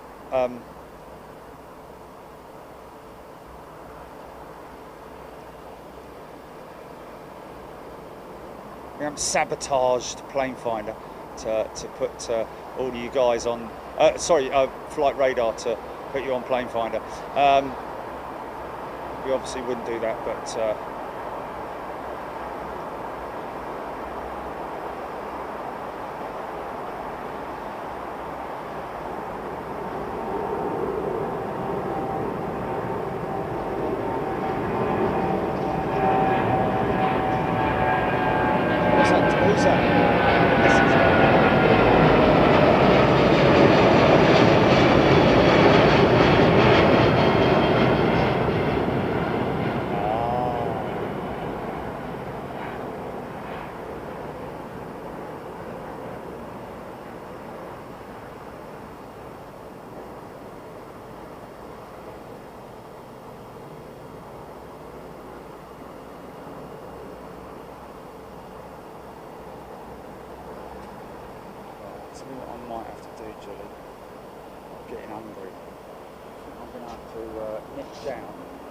No, I've got some sausage rolls in the van. Just nip down and grab them. Look at this beautiful thing taking.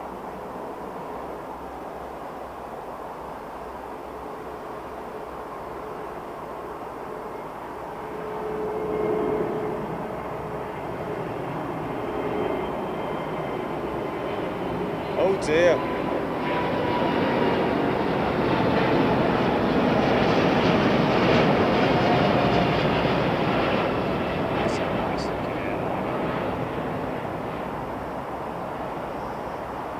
Look at that wing profile now.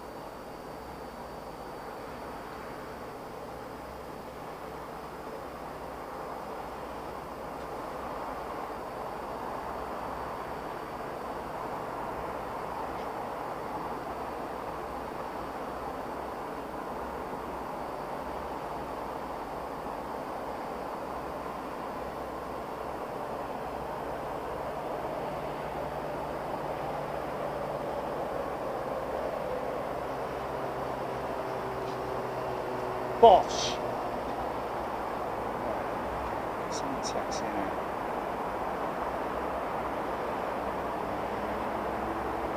Got a couple of biggies going out and have to wait until they're ready.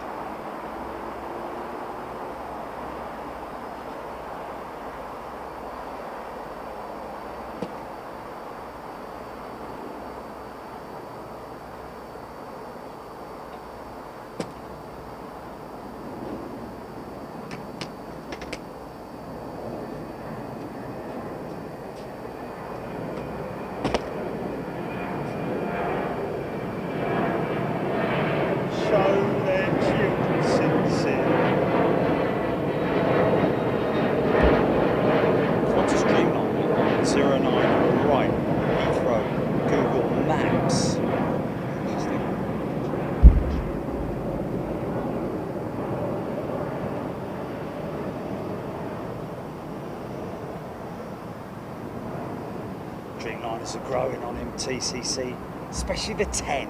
I do like the 10 variant of the Dreamliner.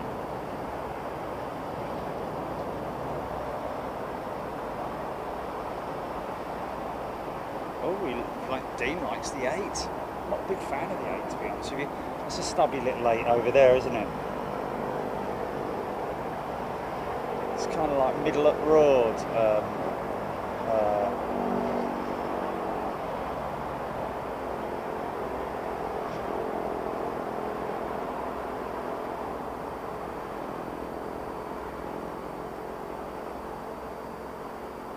It's another American triple coming out.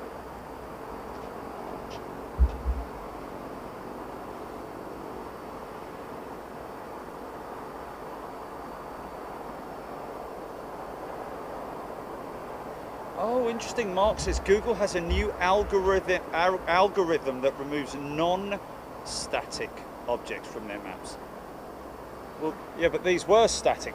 They are static objects, aren't they? So they're not non-static objects. What do you mean?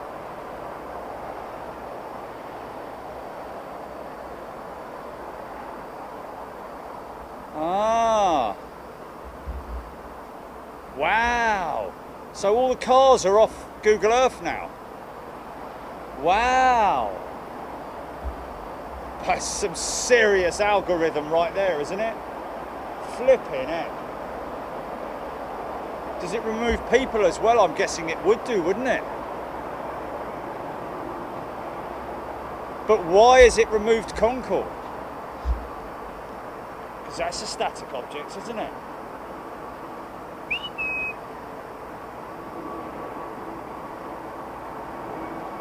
Yeah.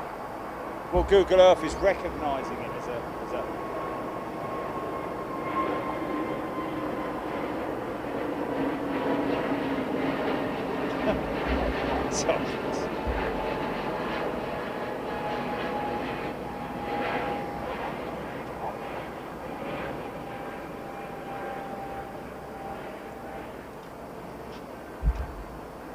Jason Piper, BEA should be in view soon. Is she down there? British European Airways. What's that?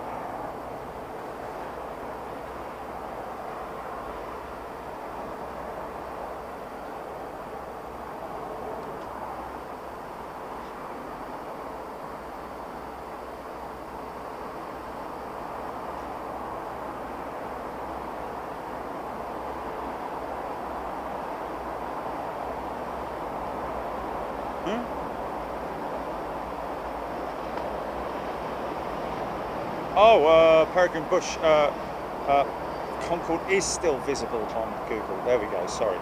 Sorry, folks.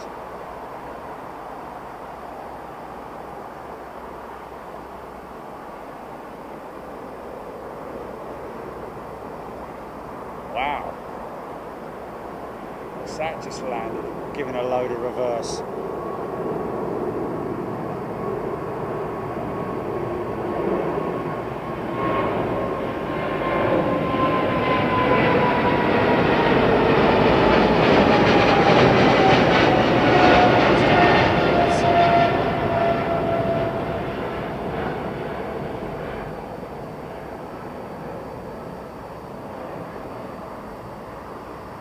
It's like art, that, isn't it?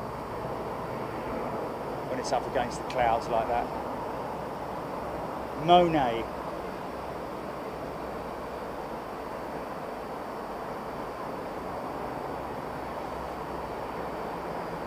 Rembrandt.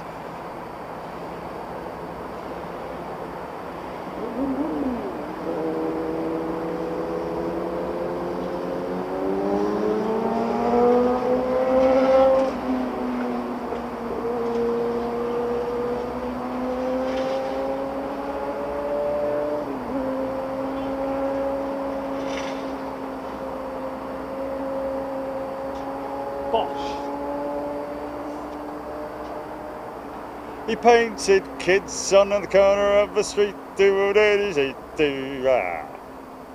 Now he just freaking he waits outside them pearly gates to paint his matchstick men and matchstick heads and dogs.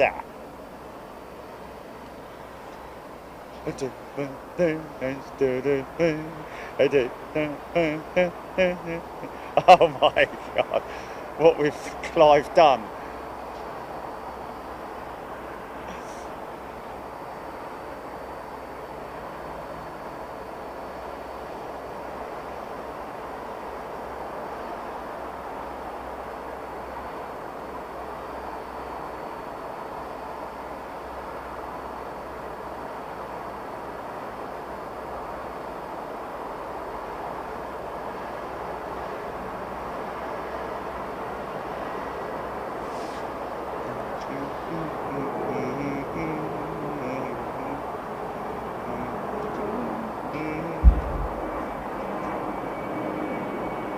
Oh, he did sing that, didn't he? Partridge did sing that.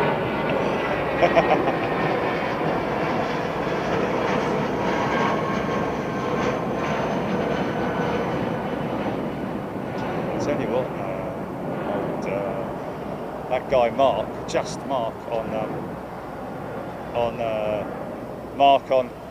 he looks like John Peel, massively like John Peel.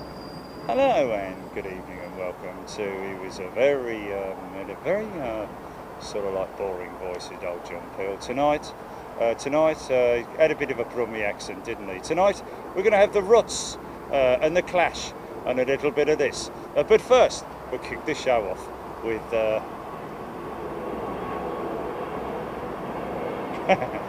oh, John Peel, he was great.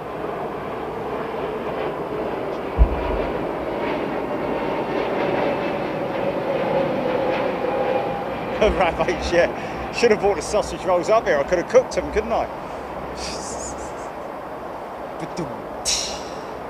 Okay, who fancies a bit of BEA? Roll up, roll up. Get your British European Airways on.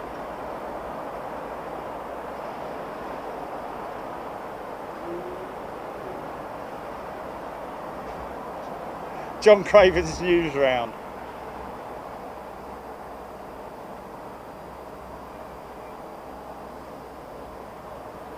John Goodham, I wish it was a Viscount as well. It'd take about half an hour to get down the runway, wouldn't it? Where's this one going, Jelly? Glasgow or something.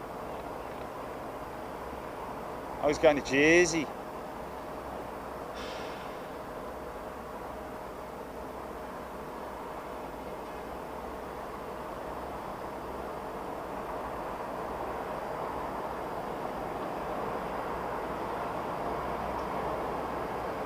Can't really see that that's BEA at the moment, can you?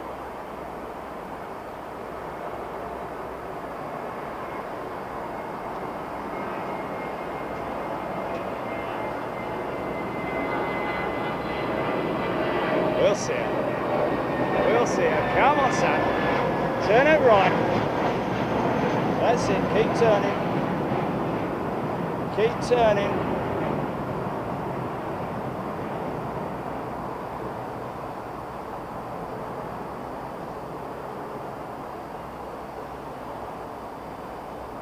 Ah.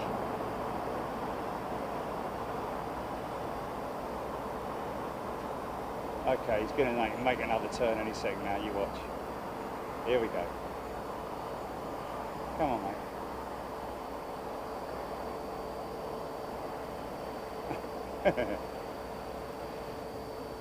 He's going the wrong way, isn't he? For Joycey. Here we go, here we go, here it comes.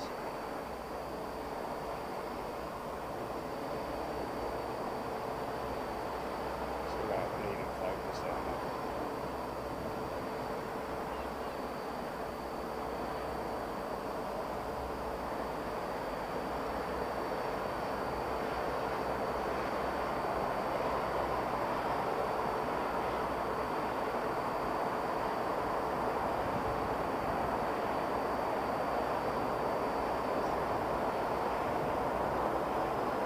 Yay! Oh, we'll go rogue, man. We'll go rogue. I know it's going to go rogue. Already spoken to the pilot. Telling you now. Absolutely near dart about it. Probably won't. 747-8 freighter, is it?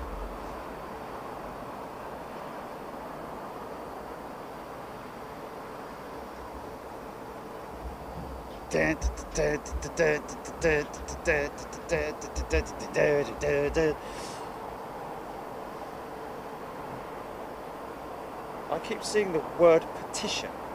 What's it for, and where do I need to go, or is it just me seeing things? Threshold coffee zone.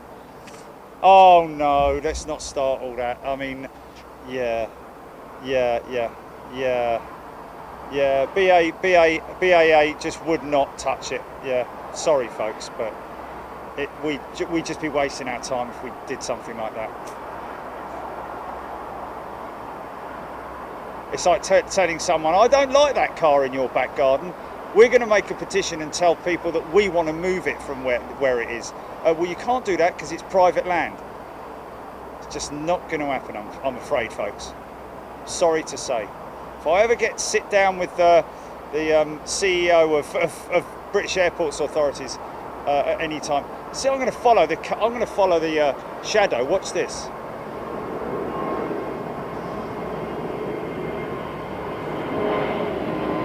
That don't work, does it? That does not work, sorry. It was going straight across the field earlier. I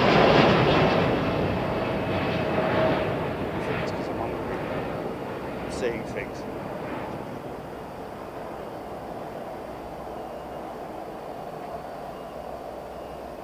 Yeah. It'll take me about 5 minutes to get down there and get back, I reckon. It's not like I've got to go and make something or anything. I'll just go and grab me sausage rolls. Oh, misses.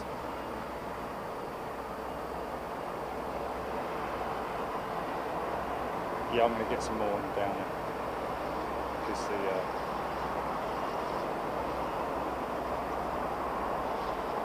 nice.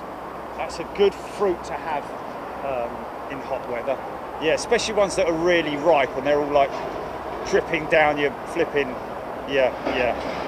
Right, folks. Give me 2 minutes, ladies and gents. I'll be back in 2 minutes. Julie, I'm just going to hook you up here.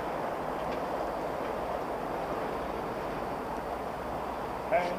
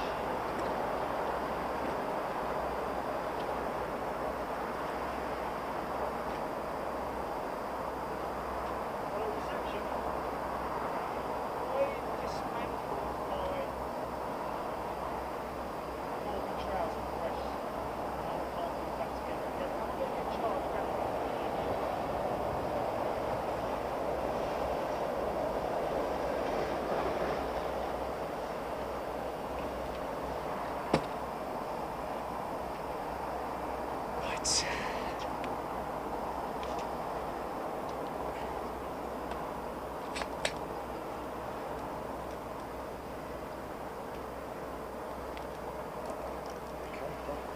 Look at that, just in time for... Really? And there's one just about to go. Yeah, yeah. Is it not big one gone out? That is fantastic, isn't it? And there's one sitting there waiting, look.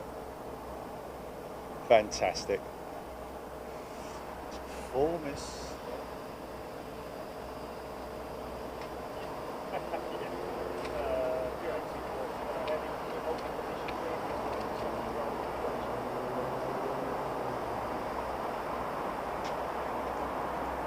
Roger that.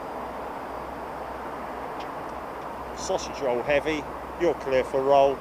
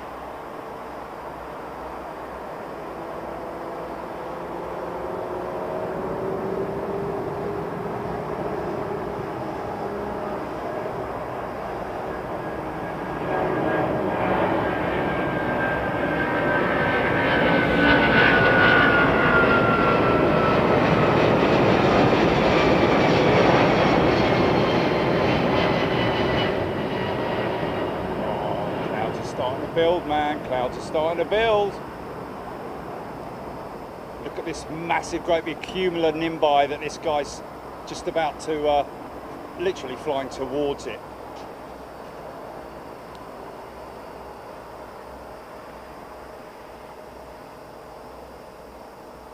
The answer to that is yes. Look at this monster that he's just about to fly past.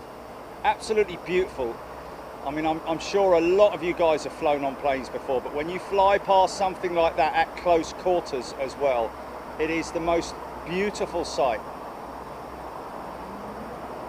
Menacing, menacing, and looking very, very angry at the moment, all different colours. He's actually avoided that. You just don't want to fly through a cloud like that. Who lives in a cloud like this?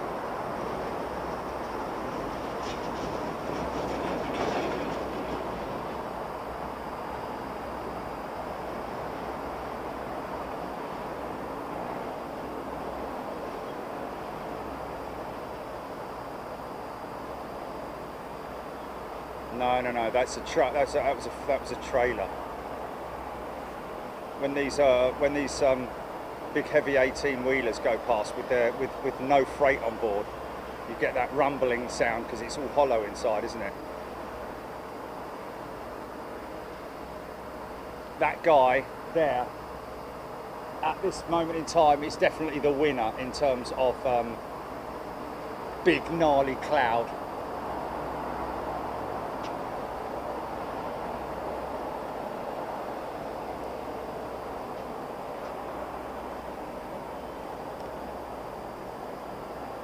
That's a Korean 747 inbound as well, a freighter.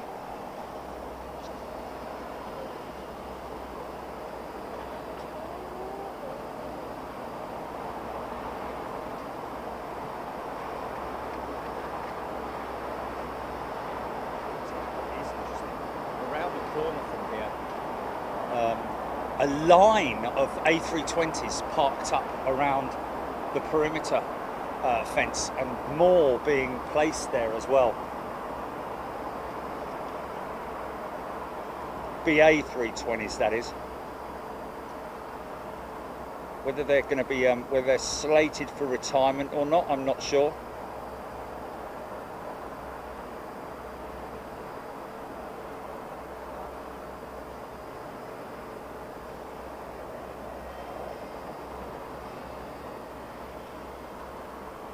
Or just in for maintenance checks, because there is a check, a maintenance shed around the back there. One of the very low ones.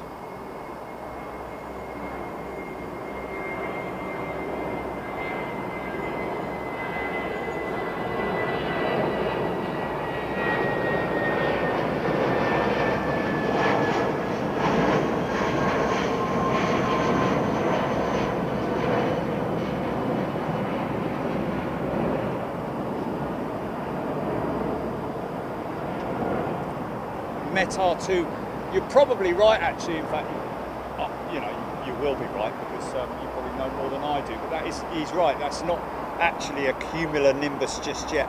Cumulonimbus is, I think its nickname is the anvil cloud, because it will form the shape of an anvil, and it is menacing to look at, and beautiful at the same time. If you're a member of the Cloud Appreciation Society.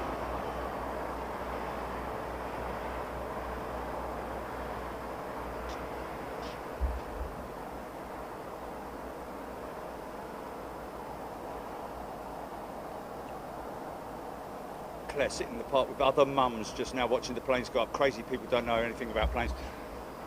Well, it is amazing. I mean, when I was away on the golf trip, and I haven't seen these guys for a year, and people just don't think of the larger aircraft, do they? They're like, oh, all right, Jerry, how you doing? You must be really struggling at the moment. There's no planes going. I'm like, yeah, but man, to be honest with you, with all due respect, but most people, most laymen, when you think of air traffic, they think of the EasyJet, Ryanair, you know, the domestic European carriers, because, you know, maybe they think of TUI and Jet2 and all of those guys, you know, and think of maybe they've been to sort of like Cancun on a TUI Dreamliner or something like that, you know, but maybe most of the time these folks are thinking about the smaller stuff. So, you know, I'm like, well, no, not at all. In fact, it's been great. Well, it hasn't been great, but it's been, you know, we've been very, very busy over the period, throughout the crisis, purely because of all the belly freight coming in on the international flights. They're still operating the flights, but obviously not the same frequency, but they're still operating the flights and utilising them for freight. And in fact, if it wasn't for freight, Virgin, I could quite categorically say that if it wasn't for freight and for the skill of the logistics team and the freight handling side of Virgin Atlantic, they had already been doing freight, obviously, pre-COVID. However, you know, they've had to really step up the game and massively think outside the box. And having done that, they've brought on new services, like the one to Brussels and so on and so forth.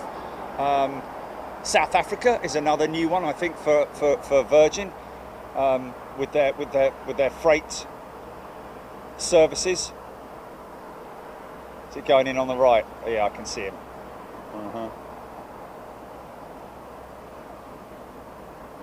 Right.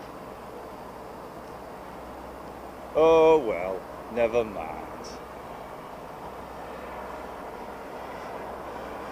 Yeah, she'll come to a stop about there, and we'll see get a great shot of her taxiing through here, I'd imagine. Goldfinger.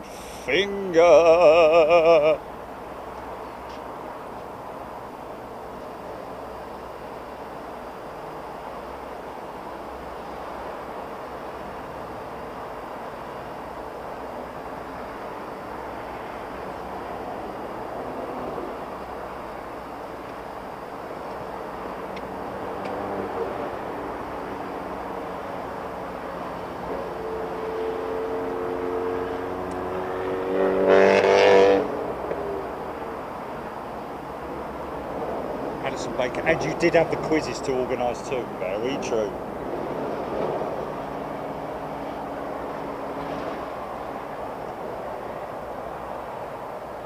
They've got a lot of freight waiting, possibly to go on that Korean jumbo. I think that's the stand that he's going on to. Not a great deal, to be honest.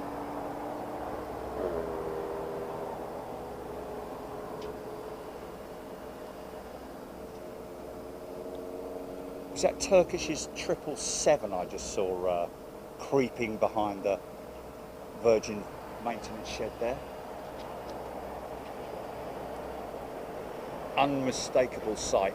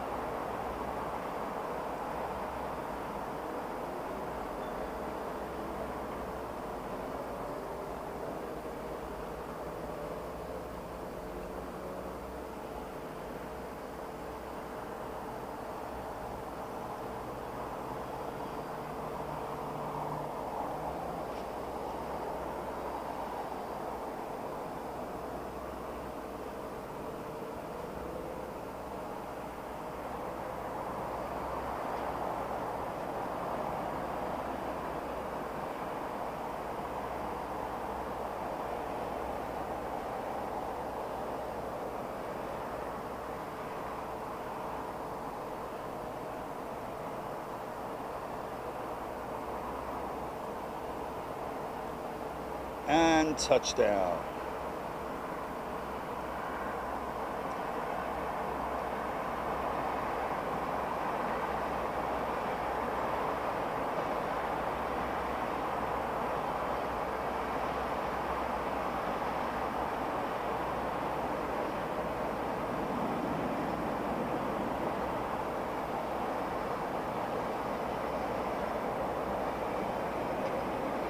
Wow. He's heavy. He's heavy, man.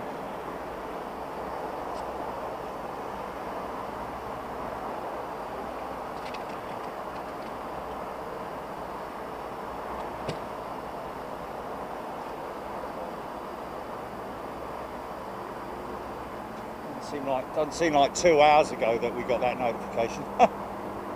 Crazy.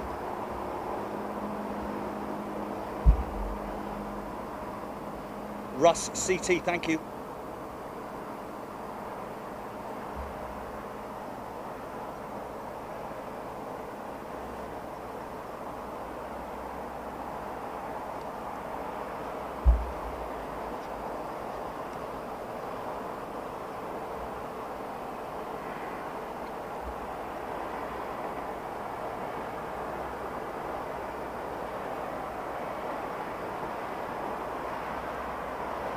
Blimey.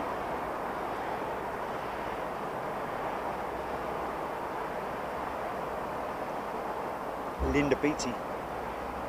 Back in the office full time. Got to be happy with that though, haven't you, Linda? Back with friends and acquaintances and now I guess if you're out at work you can go to lunch as well and enjoy you know, whatever you do for lunch.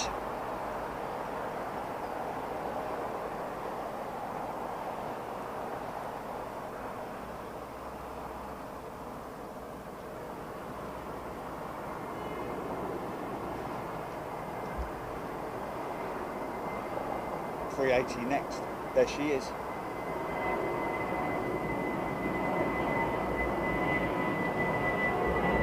I'm in complete agreement with you there, Glenn.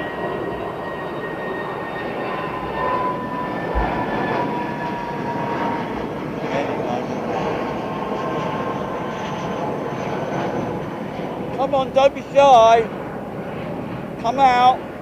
Look, he's hiding behind me too. Look, he's hiding behind me. Come on.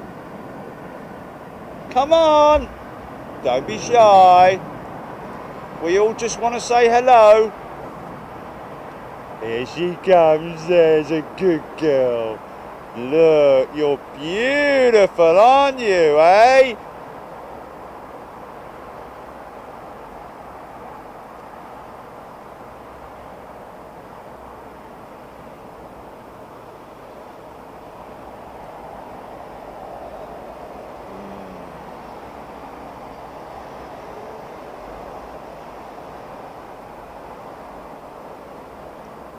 Really? Ooh. Oh, we got to wait for her to go then, haven't we? That's going to go very quickly, and you know, oh yeah, she's beautiful, man.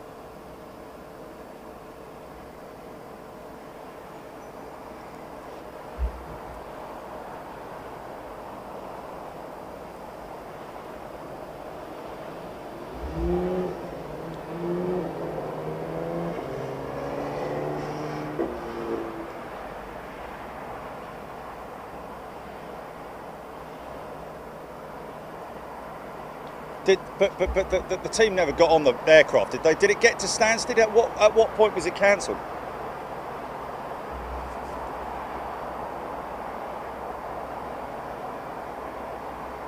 Oh, really? What posted it? Who posted it?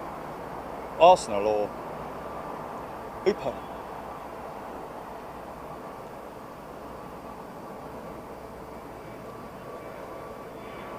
Oh, wow. Oh.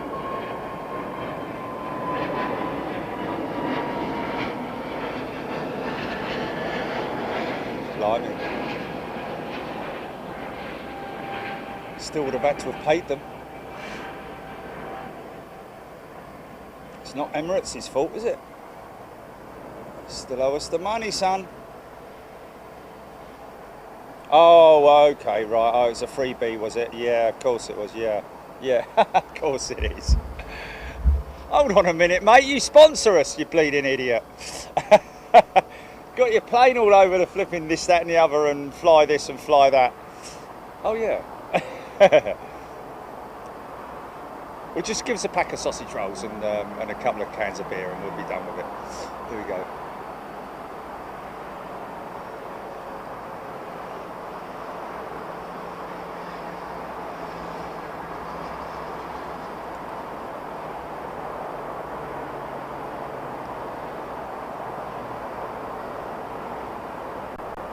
Straight across, isn't it?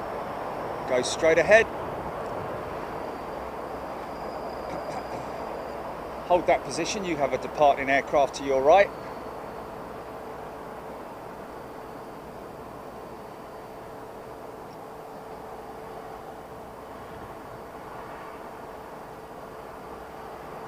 You need to stop, mate. You need to stop. He's not wanting to stop, is he? Okay, here we go. Yeah.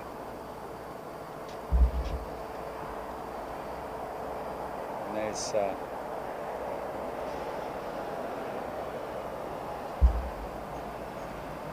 there's the big boy.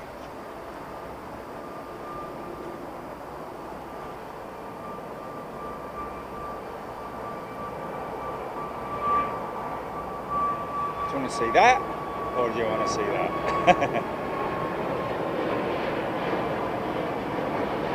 Look at the length of her, man. I mean, that's just maxed out, isn't it, in terms of its capabilities now.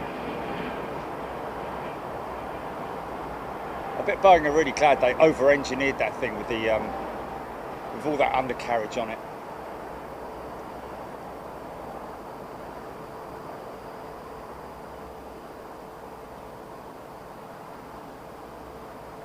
Right here in Clyde.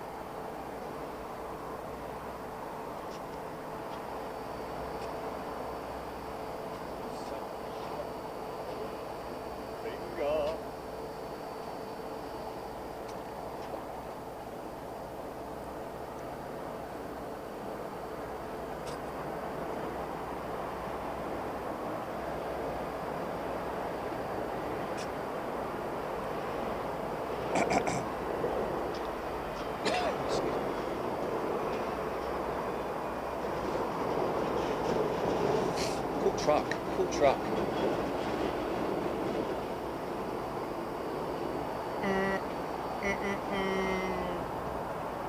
Jan de Rik in from Holland, I think.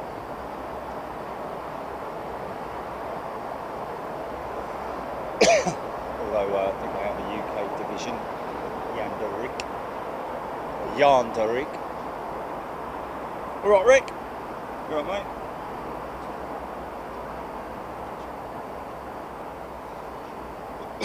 Blimey. It's gone a long way down, hasn't he?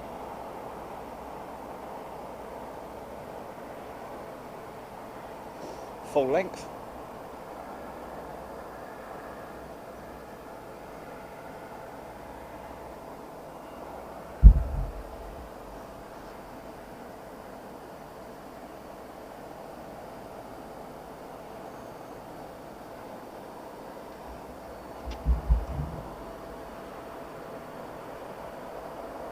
Terry G. Caught the back end of that, Terry. Hope everything's all right.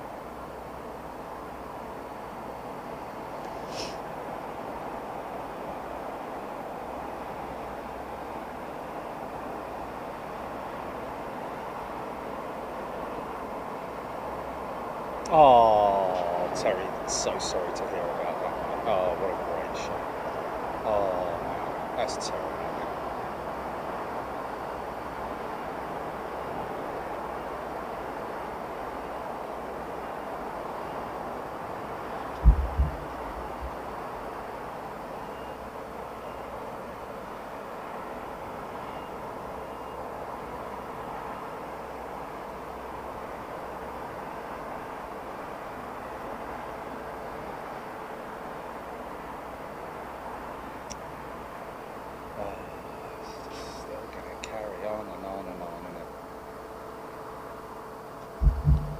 Bloke in the elevator just now, you know, he's got in his hand, he's got like reams of paper with, like, you know, passenger locator form and test papers and all that. It's just, you know, you come on holiday, you go on holiday, you don't want to have to fill in a load of paperwork.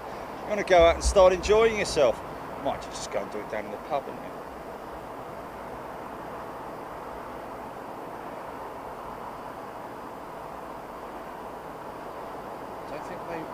To stop as it would moving again. No, I don't think so. I mean, they're used to stopping, just not a lot of power and fuel. I mean, he's on a down slope anyway, so it's only, you've got a lot of power there. You only have to give it a little blip on the throttles, and bosh, you're moving. Probably only use the inboard engines as well.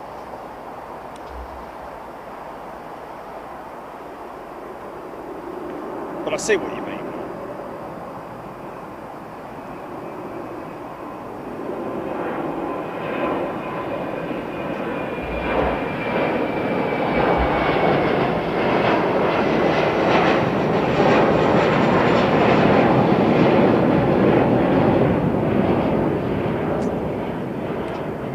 Nice little CRJ.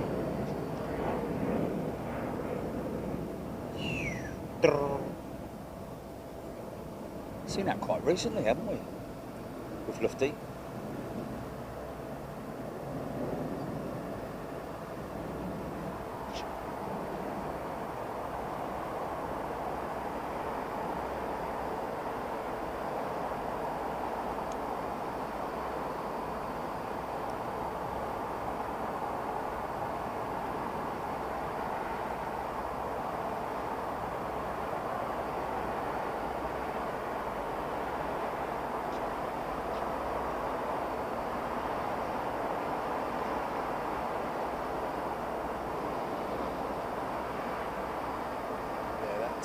That big cloud is now dispersed, or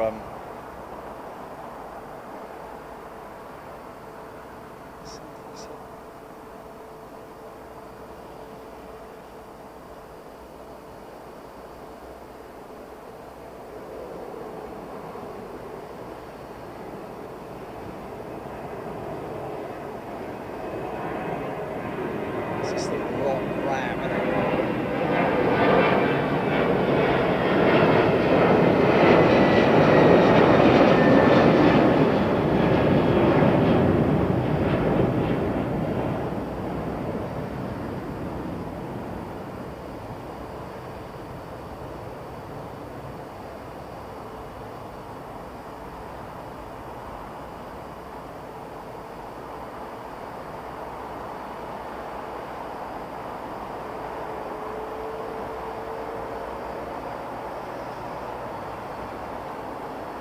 Doink. Oh, he's gone down there, has he? Now he's going to his old gate that he used to park at. Recently they've been parking on this on these northern gates. Unless, of course, I'm mistaken and they've been parking there for a few days or something. I don't know. Alan Gale, take care. All the very best indeed.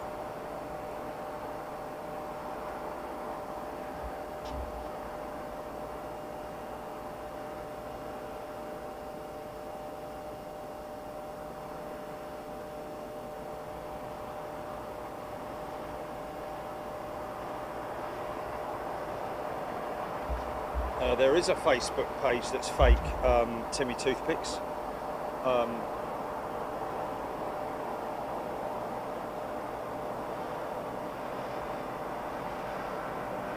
Yeah, there is.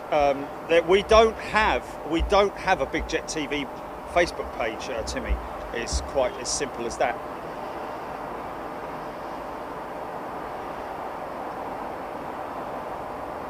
Oh, he's saying that is fake. Okay, so he's okay. Okay, so he needs an apostrophe after before the S.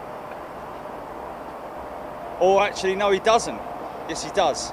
Yeah. But actually, yeah. Any Facebook page you find with Big Jet TV on it, it's fake. Is what he's saying. Look at the size of the 380 against the 777, man. Isn't that absolutely insane? Wow.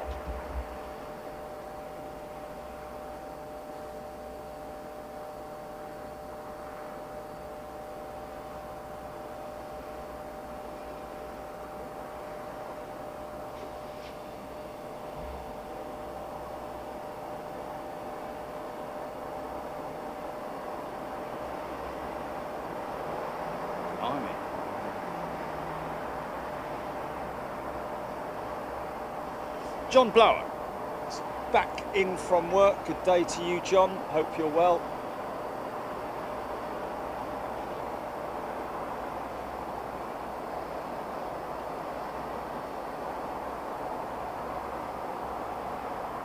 Ting Tong, Jerry, the Emirates 777 parked there too, and not at their normal gates. I don't know why.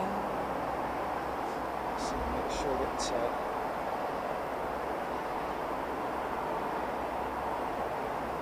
Well, that's where they used to be. They always used to be down there. So,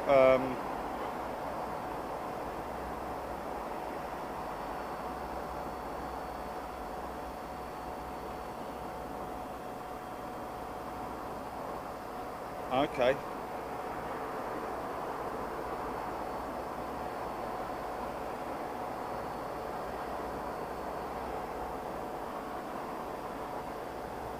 Congratulations, Heidi.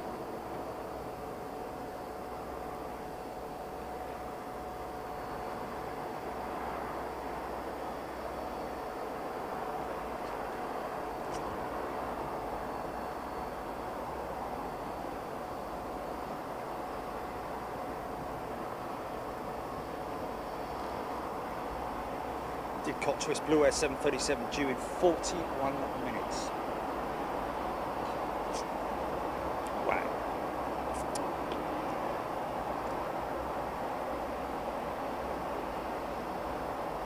Martin Smith. No, not really. The 380 won't take up the stand space of 3 aircraft. I mean, the wingspan of the 380, not that much. I think the 777 might actually be slightly. Let's just have a little look.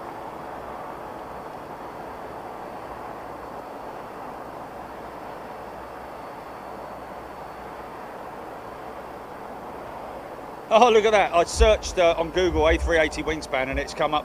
One of the results is A380 wingspan versus 777X. Okay, Airbus 380 can fly, blah, blah, blah, blah, smaller, blah, blah, blah, 384 engine, blah, blah, blah, blah, blah. Okay, 80 metres for the A380, 80 metres, remember that. 80 meters. I'll do 777. I think the 777, the 200 and the 300 have got the same wingspan.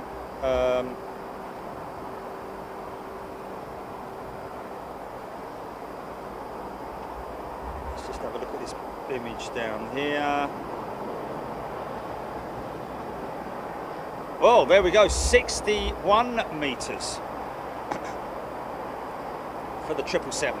So completely wrong, 20 meters. So wow, that's a 10-meter difference. But obviously the gates do have a considerable amount of additional space between aircraft for manoeuvring them and so on and so forth for vehicles to be moved. But that is amazing.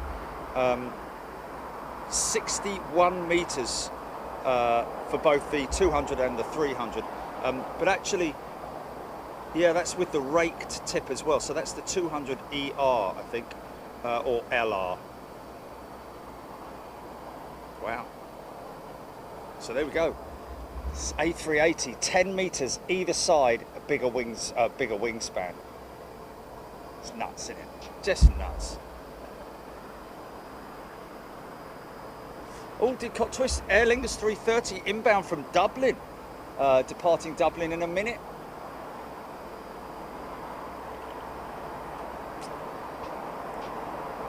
.380 is wider, TTC.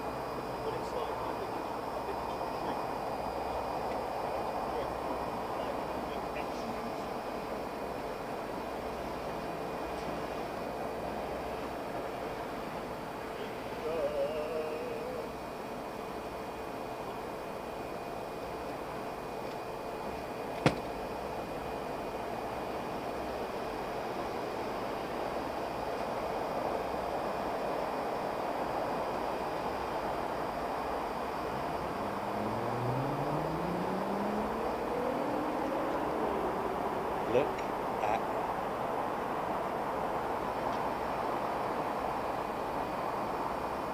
it's the top of that cloud, like almost sort of like literally moving as you.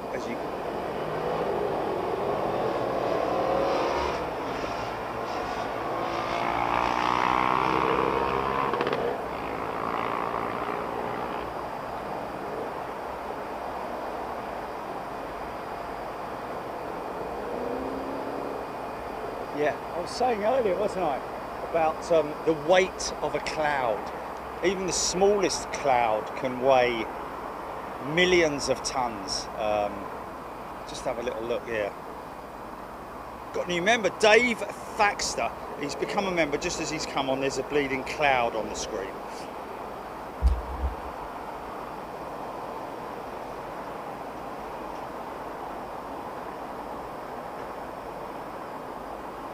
Dave Thaxter, you've got nothing to learn, my friend, and a very warm welcome to Big Jet TV. Just talk away, chat away, talk about planes, do whatever you want to do, my friend. Jake Walsh, yeah, Flight Radar just do have an overwhelming issue, I think, at the moment.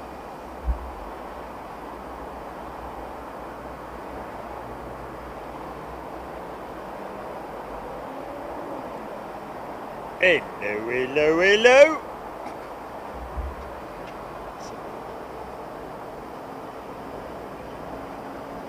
Is that Lots Max, is it? Uh-huh.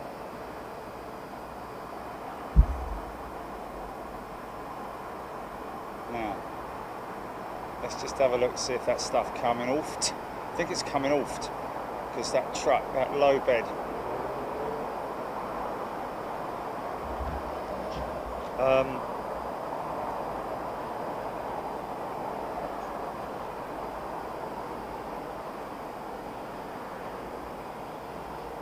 Here we go. According to scientists, the weight of an average cumulus cloud is 1.1 million pounds.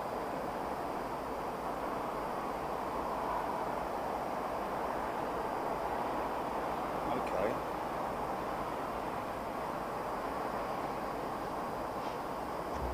So an average cumulus, okay.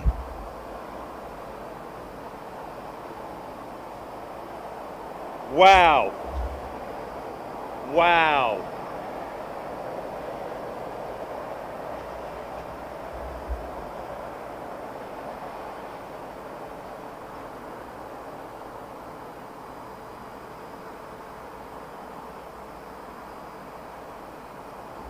Hold on a minute.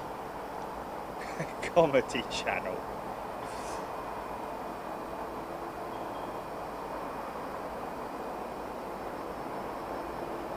$498,951 kilos. Well, that's 498 tons, isn't it? So that's nothing like the millions of tons that I just said, is it? We're getting onto maths again, you know, watch out.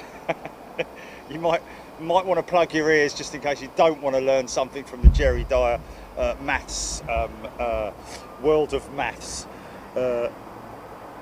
498,000, it's 1,000 kilos to a ton, isn't there? So if it's 498,000 kilos, that's 498 tons. So that cloud there, so that bloke was telling me a big porky, wasn't he? So that cloud there, on average, weighs around about 500 tons. It's still a lot of weight, isn't it? But definitely not millions of tons. I know, it's because it's water vapour, isn't it? It's vapour. It's nice and... I said to John the other day, didn't I, on the golf course, I said, listen, John, look, see that little cloud there? That probably weighs somewhere about 1 million tons. He goes, really? I'm like, yeah, bloke told me that down a pub. No, I'm sure I read it somewhere that, anyway, should we get off that subject now? Because I'm falling into a pit of, yeah. I better ring him up, tell him, John, don't tell your mate anything about the weight of a cloud. It probably weighs about a ton, that thing, that you just... Blue Sky World, Amazon just search a wide brim hat with sun neck protection. Simple. I think it's about £9 on Amazon. Hey, Debbie Speller, how big are the cloud weighing machines? Ba-dum. I love that, man. Right, up a bit, down a bit. Right, okay, over to me. No, oh, he's dropped it. Next cloud, please. I think this is a max, folks.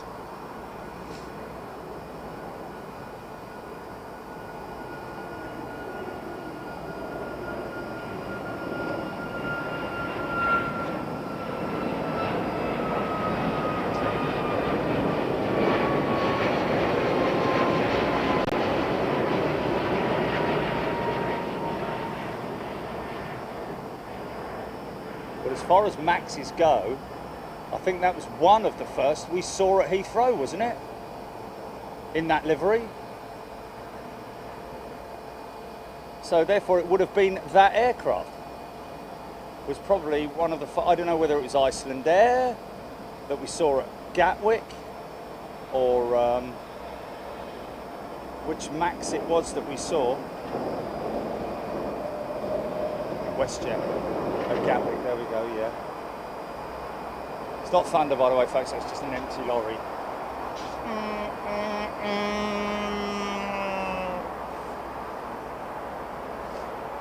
Yes. Icelandair.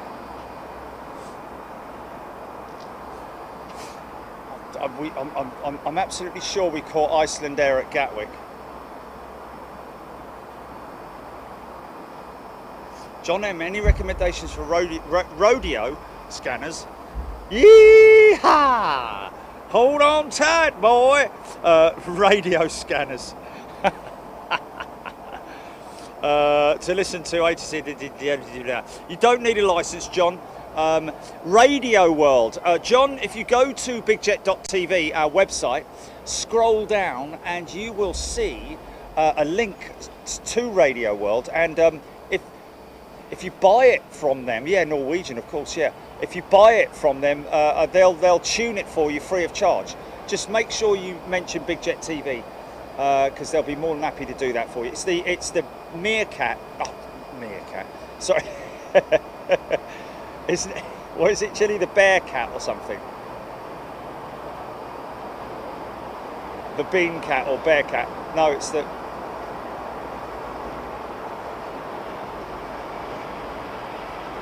Yes, that's right. Yeah, yeah.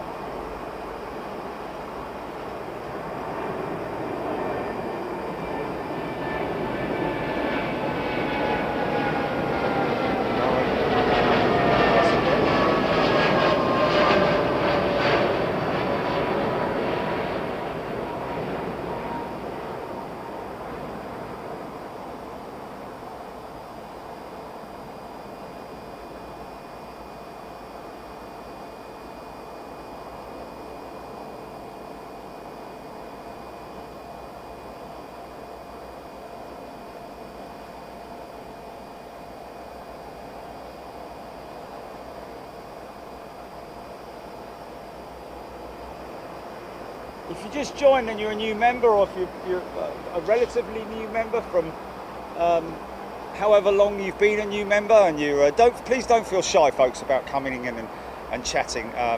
It's a great place to talk about aviation and ask questions as well. Don't feel shy about asking questions, because I love to get me teeth into a gnarly question, whether I have to research it or whether one of our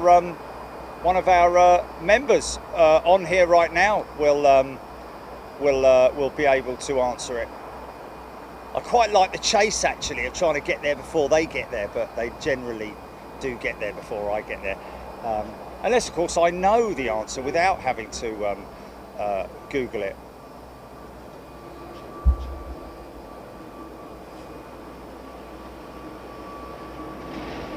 Kyle Marshall, you stayed to watch the 380 takeoff and the Korean 747. We have to come stay at the Premier Inn on. We've come to stay at the Premier Inn on Bath Road and looking for recommendations for where to watch them. Well, I wouldn't know that. Well, I mean, if you're gonna walk up there, I'd walk up to Myrtle Avenue. So come out of your hotel and turn right. Of course, if you were staying here at the Hilton, you wouldn't have to go anywhere. You can just stay in your room and watch it. But if you want to watch it in the fresh air, head down to Myrtle Avenue, but take some refreshments with you, Kyle. Yeah, Rob saying a very important point there about the scanners. It is recommended, obviously. You do need to be very close to an airport in order to use a scanner.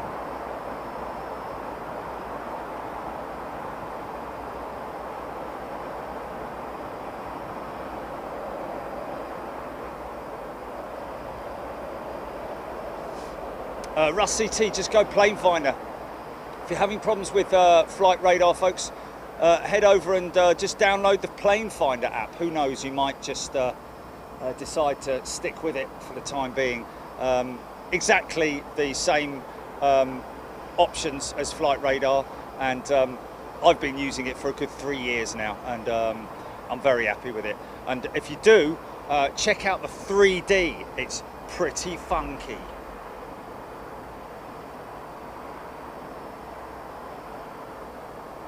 Yeah. Sometimes on these scanners you do need to get a slightly better aerial, but you know, you can get a more powerful aerial, can't you? I think it just comes with a standard, read all about it, aerial.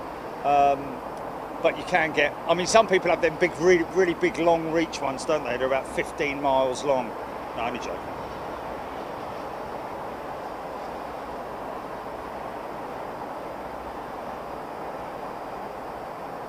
Here we go, Mark. Typical cloud has around 1 kilometers cubed and a density of around 1.003 kilos per meter cubed, about 0.4% lower than that of the surrounding air, which is why they float.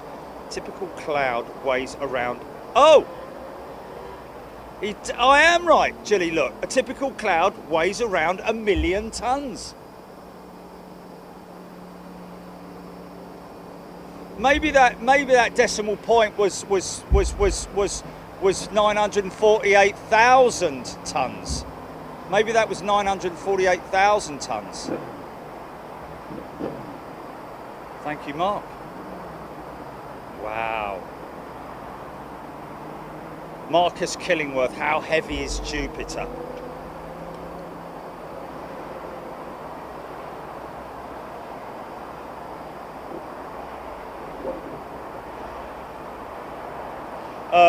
It is 1.898 times 1027 kilos, 318, but 317.8 m something. Surface area 61.42 billion kilometers. Distance from the sun 700. Length of day. These are all mathematical equations. I can't work them out. Never going to do that. Can't you just 10 to the power of 26 and 3/4 add 3 divided by 2, 5 sausages versus a can of baked beans? I think that should give you your answer. I don't really know.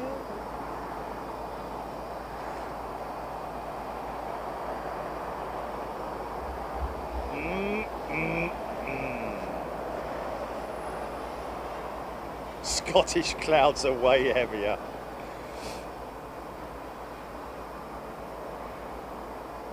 There we go. Average cloud, Google gives 1.1 million pounds. Oh, I've been through all of that. 1.1 million pounds. That equates to about 497,000 kilos, does it? Which is 497. I don't know.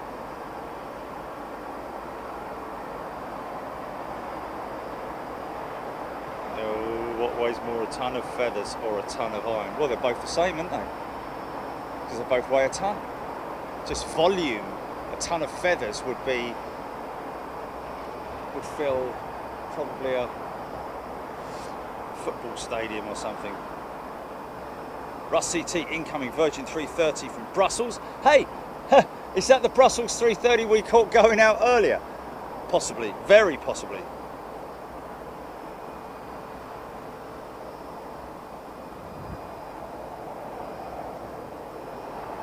Hey, homie the man, he's got me. I think during maths class, Jerry had his face out the window watching 707s overhead. You're not far off there, I've got to be honest with you. There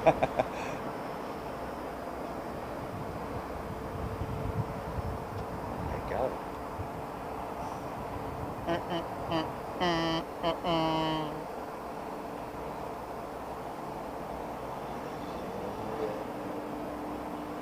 He's hunting down his prey. I just thought of that. Talking about praying, I just thought of that moment of when the cutaway from Peter Griffin with the non-praying mantis. You remember that? They're all sitting at the table like, dear Lord, we want to thank you all for like this, and then they hear the crunch, crunch, crunch, crunch, crunch, and he's just started eating the. Yeah, sorry.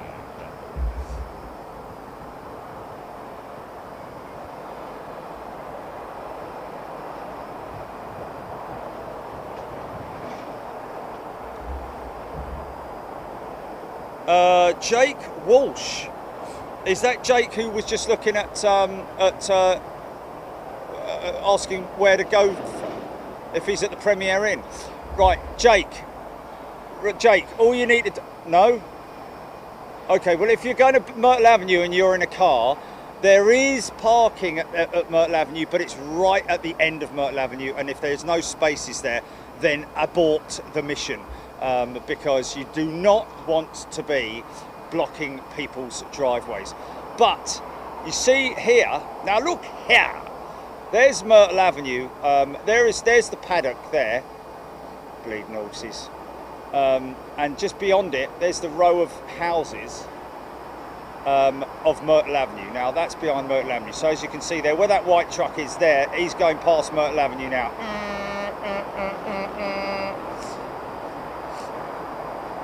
Oh, train, well, Hatton Cross, this is Hatton Cross right here, folks. That's the underground there for Hatton Cross. You can also get the bus, there's one going in there, get the bus to Hatton Cross, and then you literally just need to come down at the traffic lights here, cross the road over there like that fella's doing there, very slowly, and then walk up to Myrtle Avenue on that side of the road there, and that will take you all the way up there, which you've seen on the show before. However, if you're in a car, this parking lot here, you can just see the turn in there. There's a turn in there, and there's a little parking lot there, which is where I filmed from the other day. Now that is very accessible, and all day you can park there for about £8. So that's worth doing that. If you want to get the bus there, Hatton Cross bus and tube station is behind this building here, but it is, you know, you'll be able to get a bus there or get the tube there depending upon where you're coming from, etc., etc.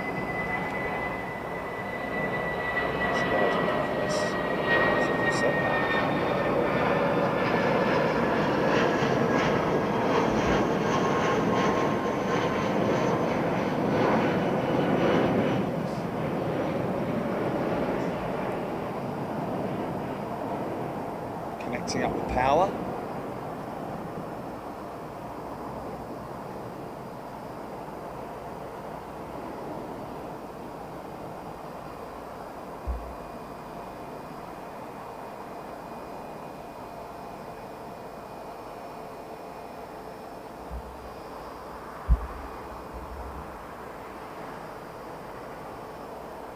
$747 over the top.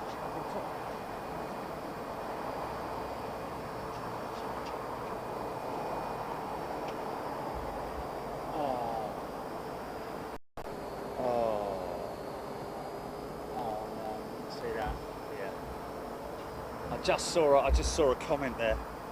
Sorry about that.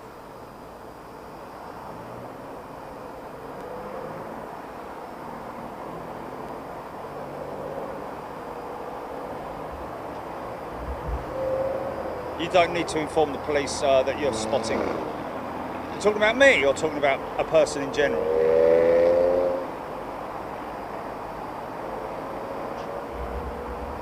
Yeah, because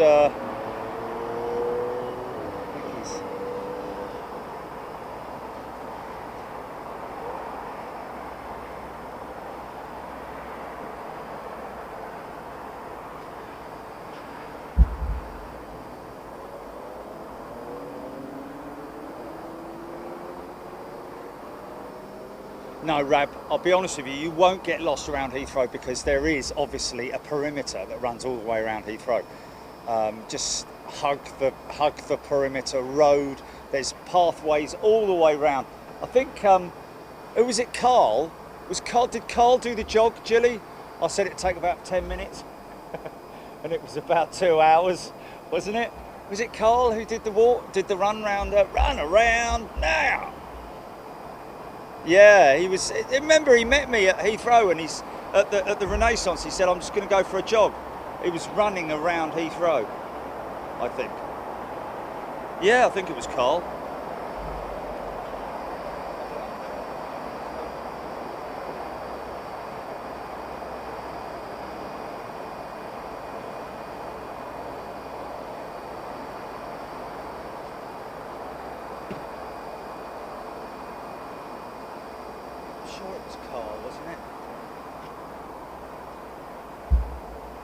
No. He was going out on the ACT, was it, later, but between then and now he was going for a run He went for a jog around Heathrow. Or I mentioned it on the show, and he came on and he said, "Mate, it's not 5-10 minutes. It takes 2 hours." Yeah, and I can understand that now.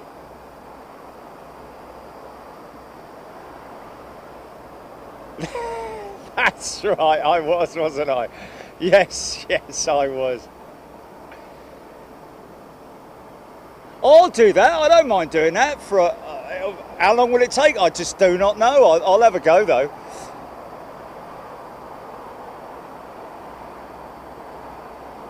I'll probably get chafing.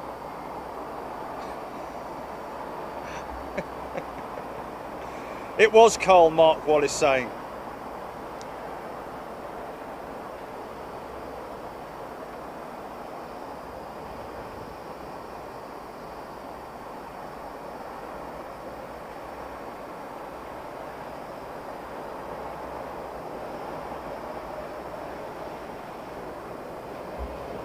Did I mention that I was a taxi driver on the show the other night? Did I say that I was I can't remember, because I have been a taxi driver. Yeah, car salesman. I could be so good for you.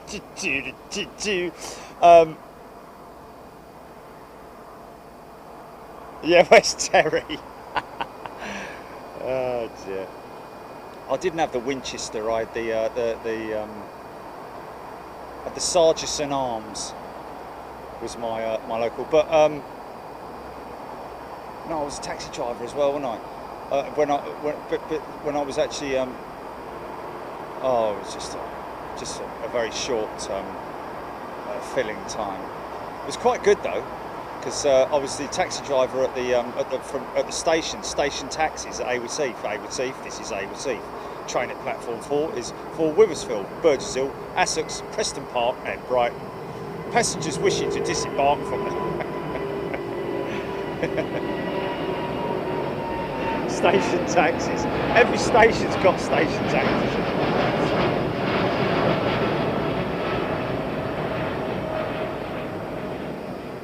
But I used to, when a customer used to get in, it all depended on the customer, of course. So, you know, so and so road, wherever, whatever, and I'd be like, right, would you want to get there? Are you in a hurry, or do you want to get there nice and slow?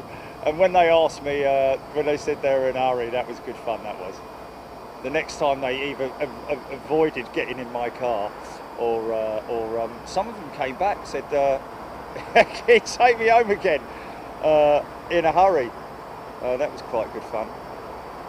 Back in the days when, you know, I mean, obviously I drove carefully and responsibly, but I just didn't sort of like drive like some taxi drivers, not all taxi drivers, stopping at every traffic light.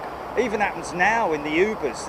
I'm like, come on, mate, don't wait for the light to go red. Just go, you know.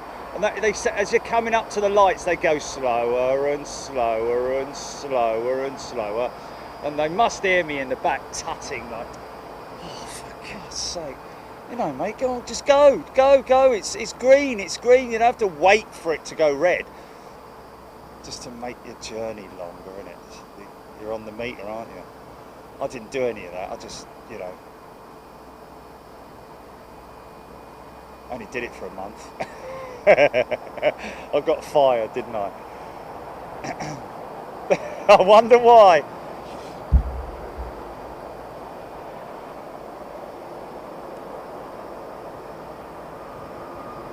Homie the man, going round JFK would require a triathlon with a swim through Jamaica Bay. Wow. Mark Wallace, no knowledge. No sat-navs in those days either. When I started, they'd be like, you know, Field Way, Lindfield. I'd be like, where's that? Oh dear. We'd get there in the end. I think that's why I went fired, because I just didn't know where anywhere was. It's either that or they said, can you take me to the Sarge? I'd be like, yeah, right, I know where that is.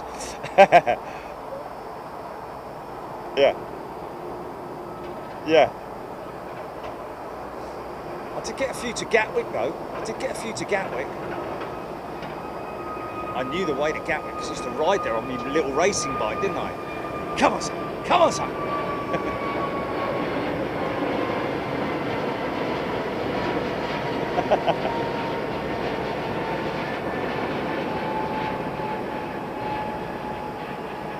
I love that little racing bike. Until I got into mopeds.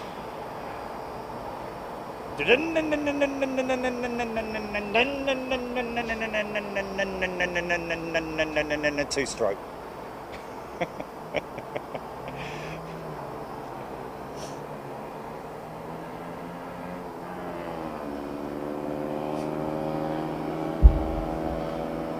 Oh, Ken.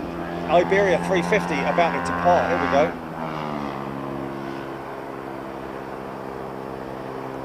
Oh, here we go.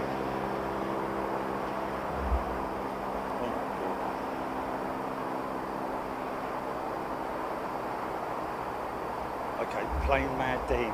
Who did you take to Terminal 1 back in the day? Come on then. Who did he take to Terminal 1 one day? Come on. And keep us in suspense.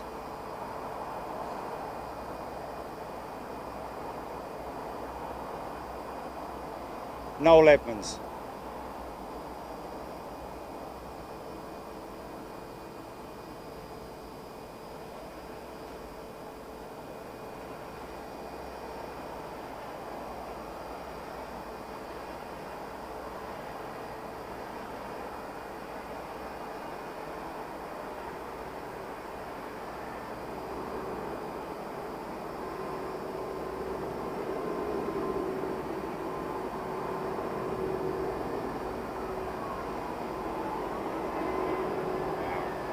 D-rated climber.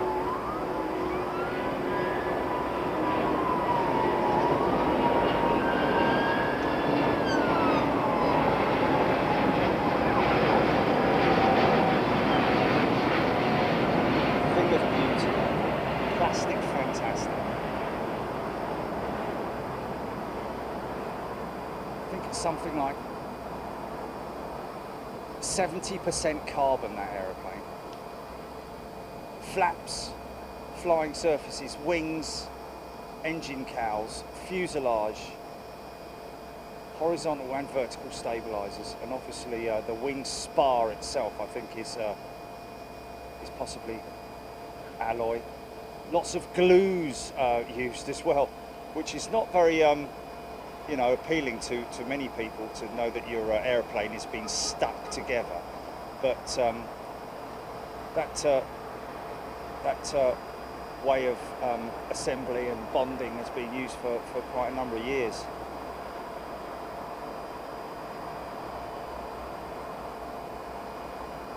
But the engines attached to the wing pylons, and the wing pylons attached to the knee bone, and the thigh bone connected to the leg bone. Sorry, yeah, it's in the name of the Lord.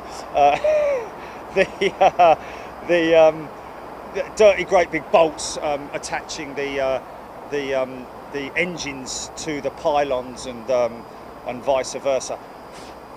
But big bolts we're talking about here. Castrol R.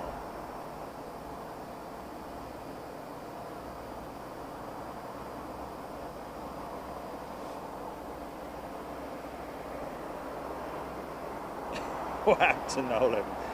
Retired, didn't he? Did he say who he took to Terminal 1 yet? As he said, somebody nobody has heard of anyway. Oh, right, okay.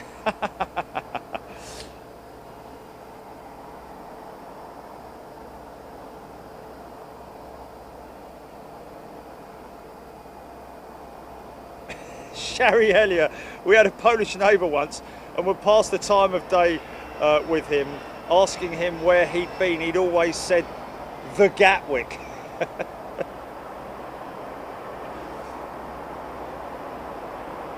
BEA Trident. Oh, still get notifications on my old phone, so I took the app off. But on a new phone, oh, that's a shit. That's a shame. Sorry, BEA Trident.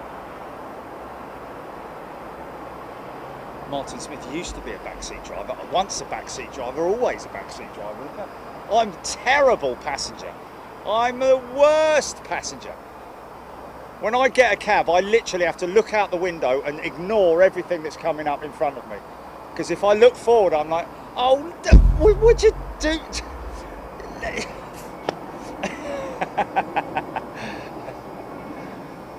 Oh, you gotta love it, haven't you?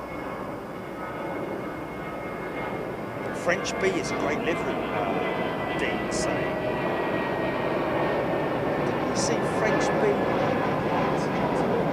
Did you see French B at Toulouse, Julie?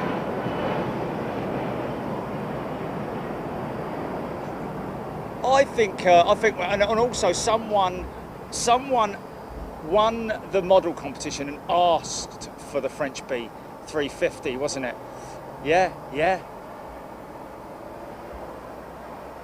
Do what?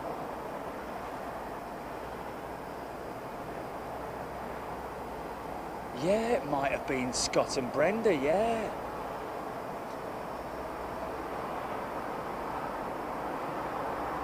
Blue Air 737 turning on finals. Okay, she's out of sight at the moment, too hazy, fantasy. Blimey.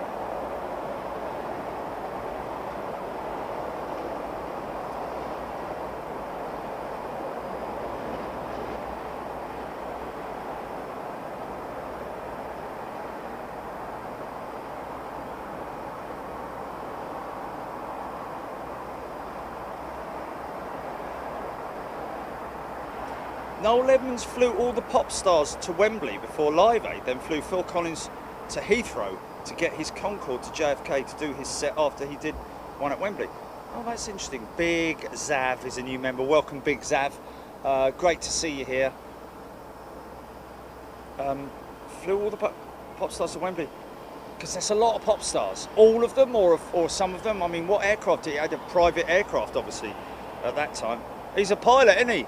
Oh, he's a helicopter. Blimey, what did he do? What did he ferry them there or something? Like one. Blimey, I wouldn't like that.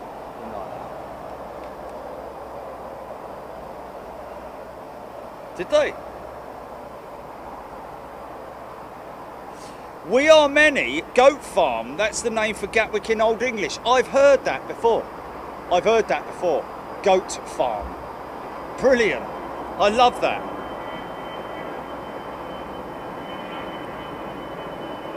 Jake Walsh, yes, he does still. He still flies. I think he's still. I mean, he'd have to probably go on a refresher course of some sort, I'd imagine, if he was to.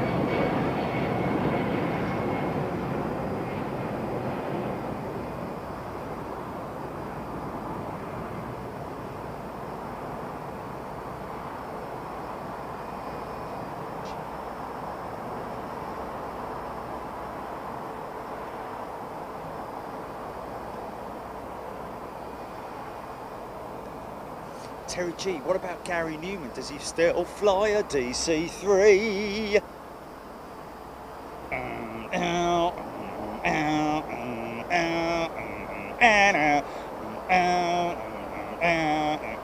It's cold outside.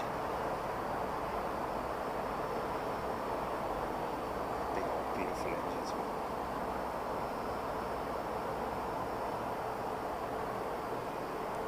There's a knock at the door.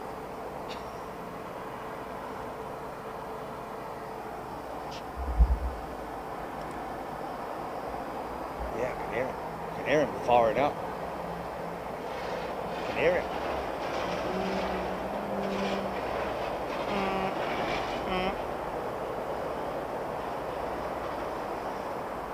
Big Zav, absolutely a very warm welcome.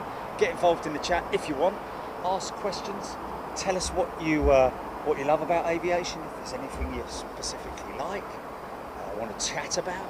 If you're into whatever part of aviation sector you're into, Just get talking. It's good, that's all. Wow, Steve F saw Gary Newman flying a Harvard at an air show. We haven't seen GN Man for a long time, have we?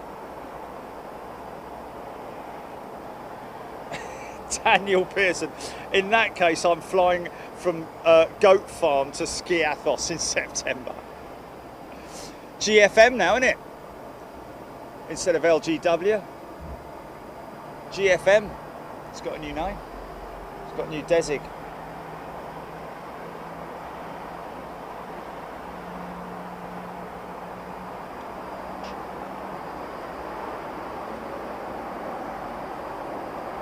Cherry Farm could rival Jeremy's farm on Amazon.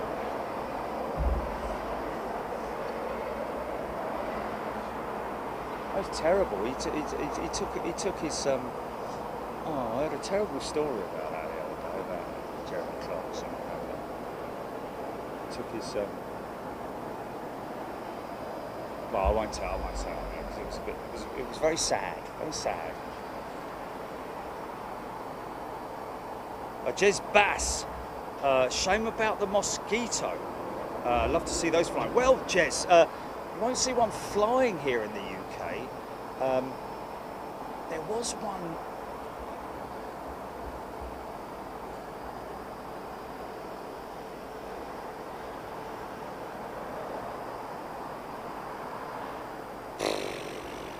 I don't know about that. Elvington, sorry, East Kirkby.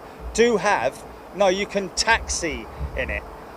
They've got a taxiing mosquito. It's bolted together from many different parts of mosquitoes. It's not sort of like, it's in no way airworthy condition, but it is definitely strong enough to yeah, what a great thing. I mean, blimey, it's tightly packed in a mosquito cockpit, I can tell you. That's what Guy Gibson died in, wasn't it? The mosquito. On the way back from a bombing mission. Yeah. Don't actually know what happened, but he.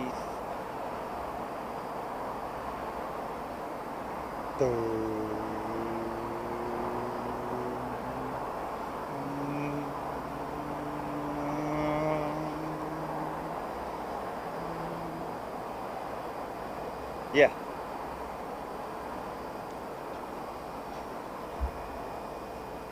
Where's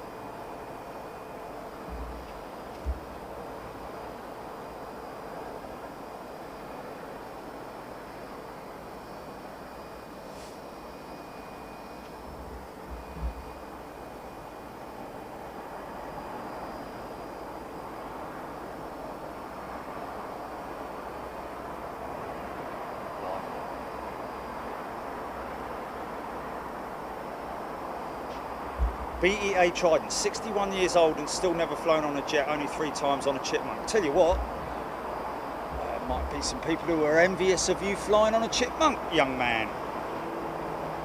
There is a Mozzie flying in New Zealand, Mark Davey. Absolutely, there is. That was an incredible project. I remember reading about that and following it, and yeah, it's in the air now, I'm guessing. There, Martin Smith, East Kirkby. Taxis for $9.95. That's a lot of money for a taxi run, isn't it? I mean, I think that's going beyond the realms, really. I mean, the Lancaster, Just Jane, you can taxi in her for, I think, 200-300 quid, something like that. And it's very short as well. The experience is very short, although very sweet. But for 995 quid, I think there's a lot better things you can do with 995 quid. Unless, of course, you've got a lot of money and you don't care, blah, blah, blah, and all that.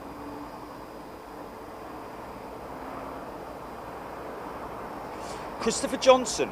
On Sunday, I was trying to spot some high-altitude aircraft passing over, but none of them seem to have any visible trails behind them. Why would that be? Good question, that, Christopher. Because the air is too warm, I think, is the answer to that. High altitude, obviously, once the air gets to a certain temperature, below a certain temperature is when the exhaust starts to react with the cold air, creating the vapor trails. or actually, when I say it's water droplets that you see that are created by the hot exhaust. A bit like cold days, starting your car in the morning.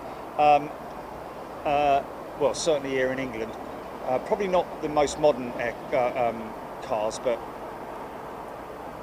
your old Ford Anglia or Ford Cortina or any old car. You see, Eddie, old iron. You see them at the. Well, you see them anyway, and that's it. I think that's the answer, Christopher. Anybody else is care to step in and give a more scientific reaction to that? I'd be happy to listen to that, because sometimes you see them, they trail what?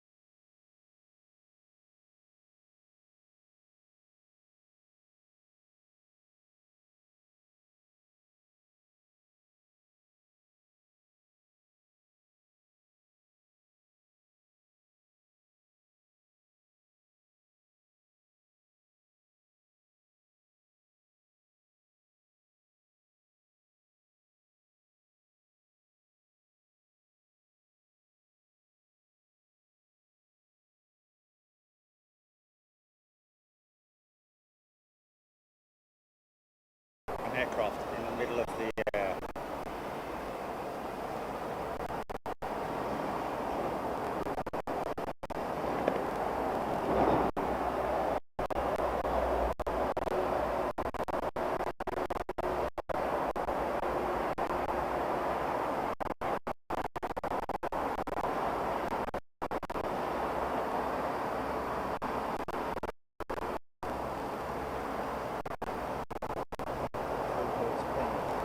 See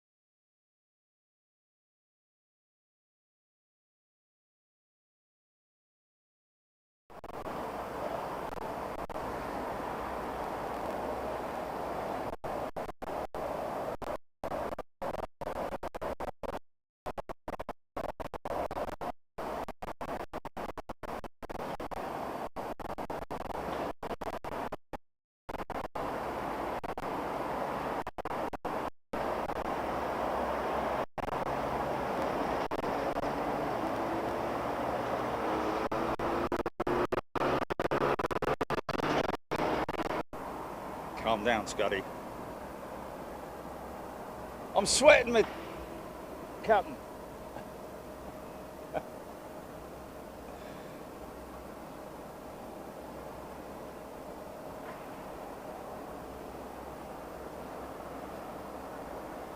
Deputy! Now look how what's... You're on Jones, take Godfrey and see if you can find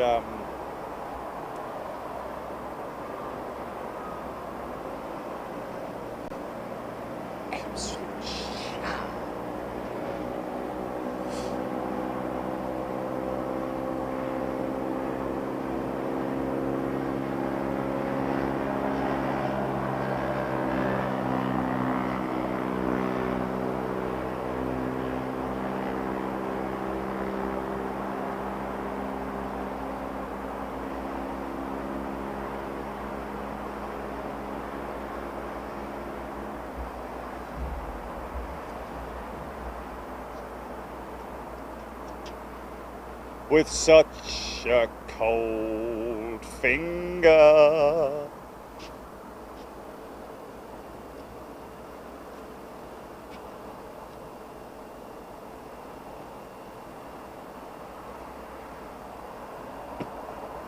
Out on the wily wind, on his mood, it's done.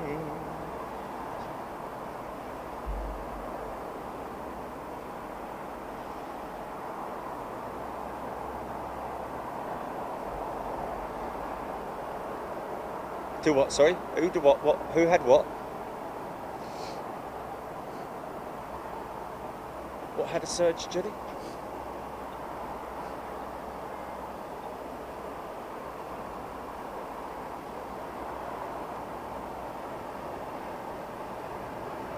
Wow. You know that could be sun. What's it called? Sun flare. Sun flare. Or whatever it's called, sun bash. Come on, son.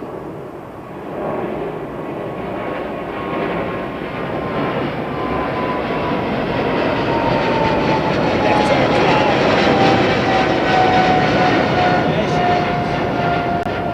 Looking very resplendent in her very basic livery, but I do like Japan Airlines livery.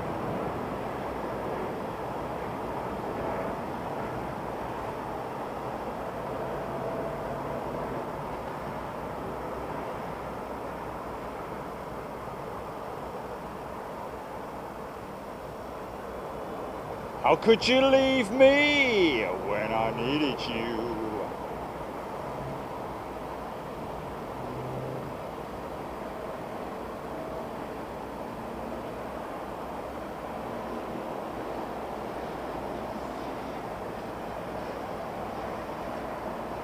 Rebooted, or it just went off like it.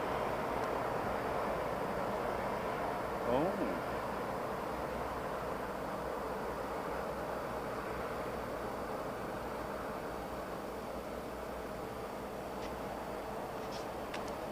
yeah, well, there you go, there you go. Oh, look at this little, look at this, blimey. This is an intersection and a half from this 330.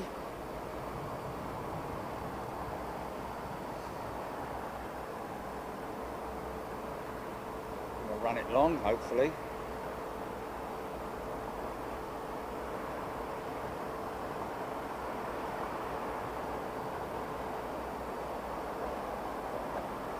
Oh, no! I wanted to see the brake dust, you... Oh.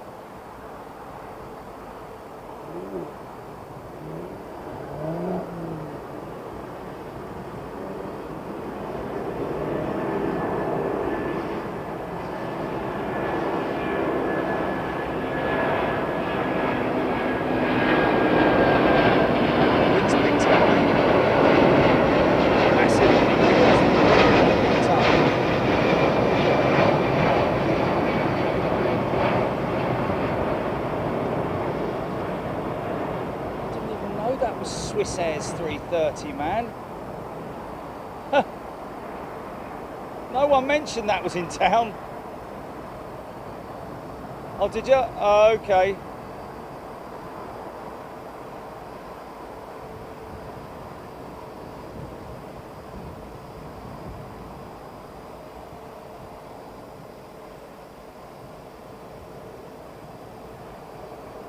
We're gonna go down to Electric Avenue.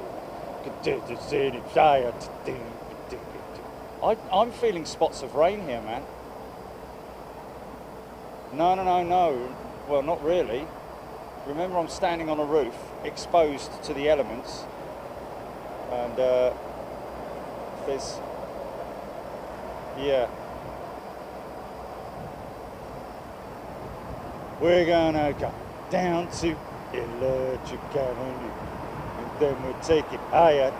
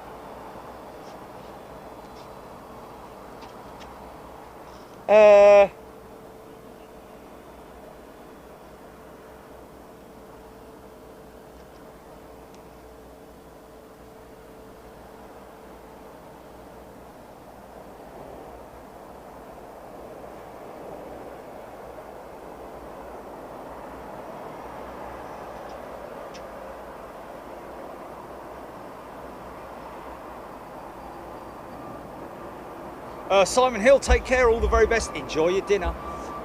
We're going to stay here for a 747.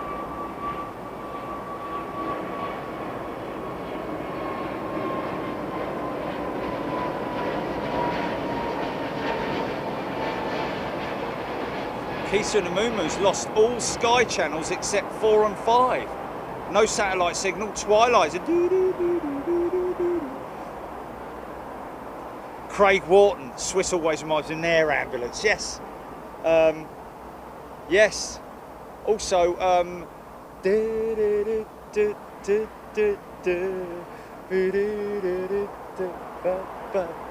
cause suicide. Oh! Now look at that. That's turning into a cumulonimbus, isn't it? Look at this. Look at the size of that. You can see the top forming. Look. See the top forming into the anvil, and look how deep it is, man.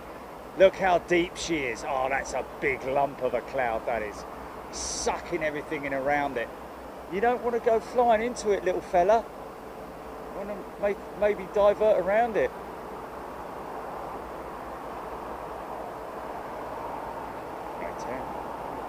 Like he's doing. Absolutely beautiful to fly past a cloud. Like that. Yeah, look at the size of that thing.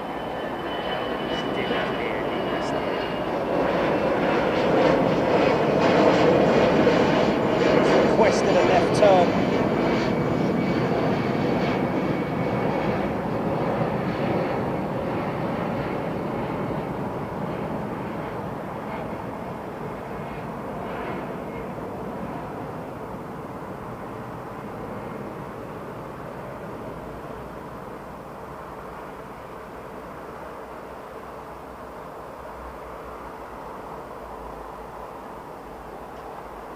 Oh no!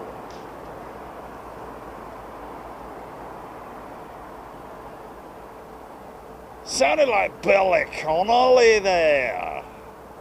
Oh no!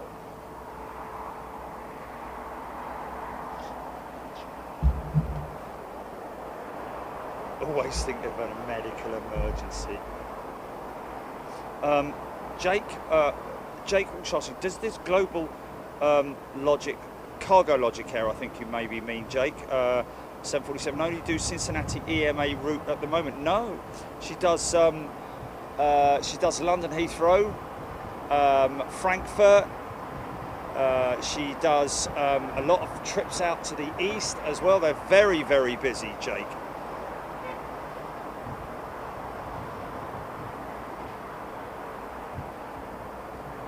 Oh, there you go, Mark.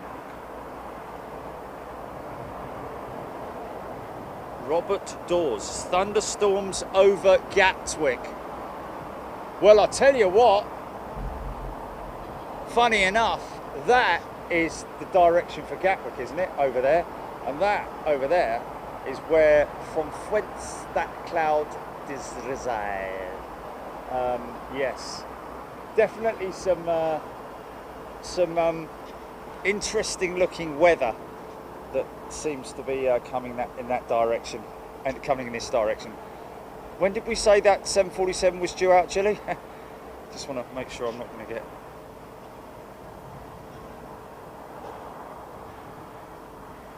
Terry G, I think the Harvard was, it was just its, well, it went, one of its undercarriage collapsed, didn't it? So that would have meant that the prop would have been damaged. Now, if that is a metal prop and not a wooden prop, which I think it is a metal prop, that means that the engine's destroyed, basically, unless he's cut the engine before he's landed.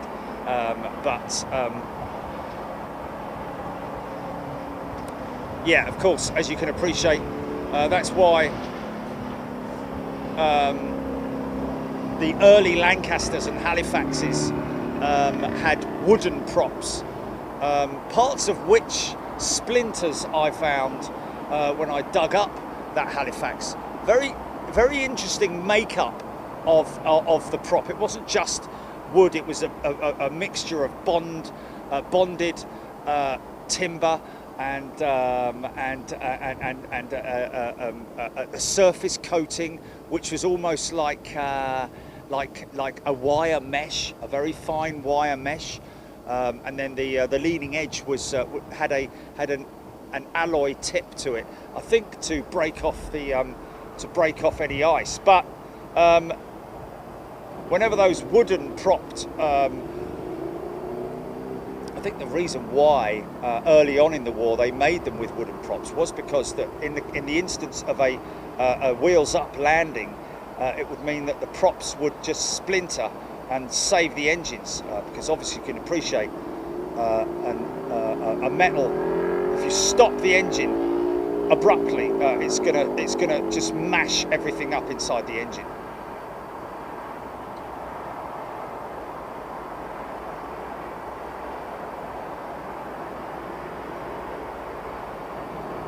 And then we'll take it higher.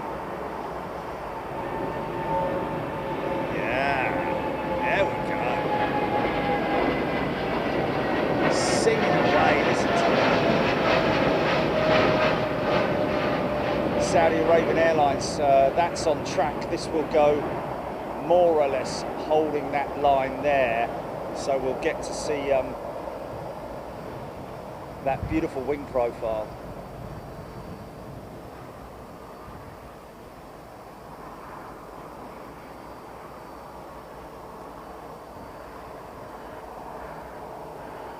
So on their FMC, their flight management computer, on the screens, on the weather radar, that is what is in the nose, is in the radome, is the weather radar, and that will be now showing him where all the bad weather is. Looks like he might be navigating around this cloud. I don't know. It looks like it's dispersed though, that cloud now.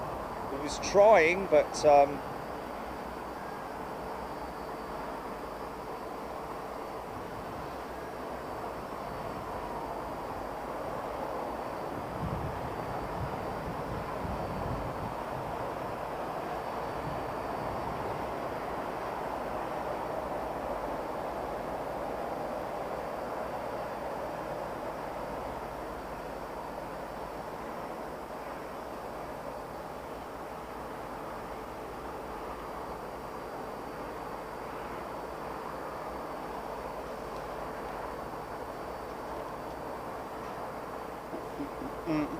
see that, you can see the intensity of the winds up there.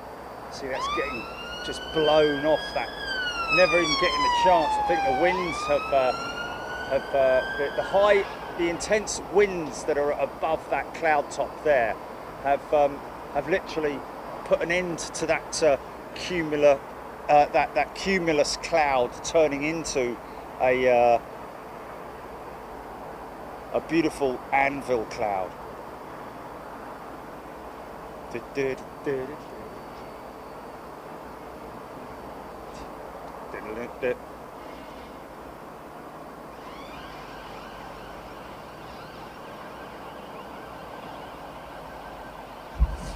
Marcus saying there's a front building just outside Crawley and growing into quite a big cell. Look out for lightning. Marcus, I think that's the one we're looking at now, because that's definitely south of me. Melanie says, flew through a storm with Garuda Indonesia on my honeymoon. The most scared I've ever been on a plane, and I've flown from grass strips with my husband with no problems. Wow. Yeah, it's really intense when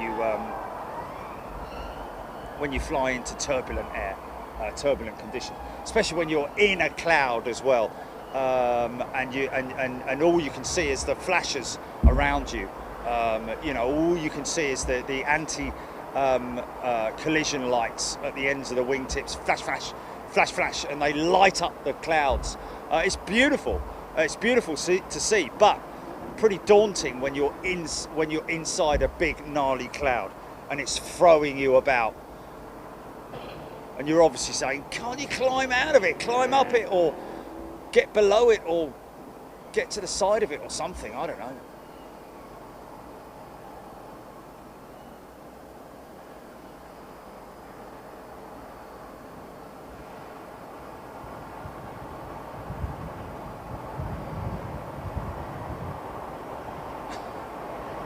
It's typical, isn't it? Some people, man, just don't look, do they? Some people are just dozy when they drive. He's got a police car flashing his lights, sirens ablaze, everything's going on, and the guy's just nonchalantly driving along, you know. And then all of a sudden, he's, oh, blimey, there's someone behind me, you know.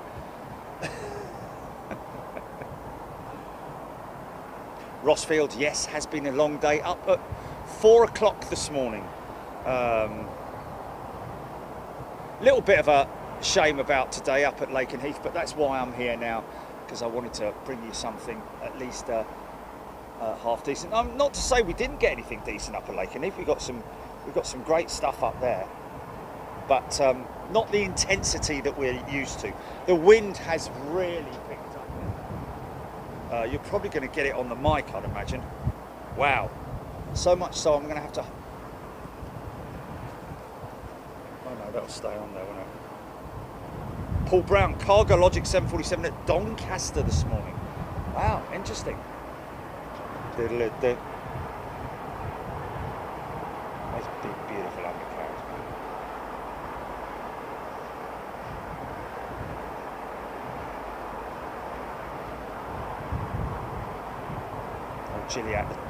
Gilly had a Photoshop all around those hydraulic leads, and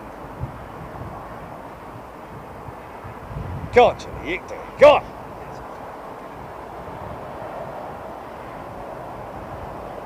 Come on.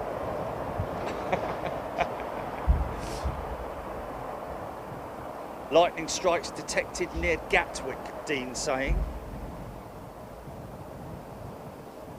ES can't wait till Big Jet TV live streams from Spaceport America in New Mexico. Oh, I'd love to. I would love to do a launch, a rocket launch, even if it's just a, well, it will be, won't it? It'll be a satellite launch, something like that. Oh, yes.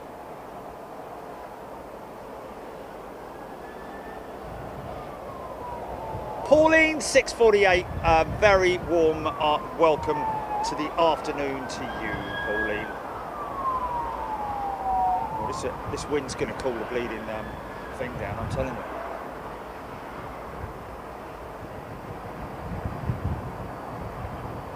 you. You and Lee, good point actually, that, you know. I'm glad you mentioned that, because that's Travis, wasn't it? Young Travis. Oh!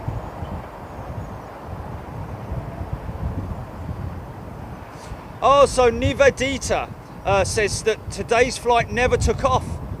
Her flight was changed to an A320, so she's now saying your film will be history. That was her last ever flight. That was her very last flight, man. Wow. Now I can edit it in that respect as well, can't I? Wow. So yes, it was Travis Ludlow. He did break the record by something around 12 days. Spoke to his dad, and I suggested to his dad that maybe if Travis is able to do it, maybe we can get him to fly into the little Grandstand Air Show. That was just something I put to him, and he's obviously going to need to look at his schedule and see how busy those guys are around that date. So but congratulations to young Travis, the youngest person to circumnavigate the world single-handedly, flying solo. I think that's the correct way to describe it.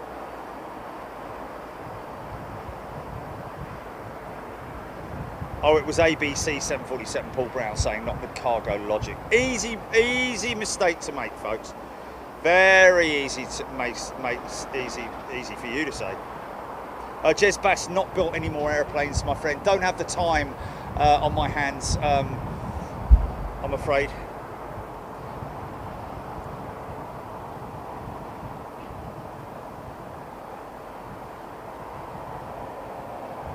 Wow. Steve F had wind shear once in Mexico on a TUI 787 when landing. Wow. Did a divert to another airport. Mega scary. Wow.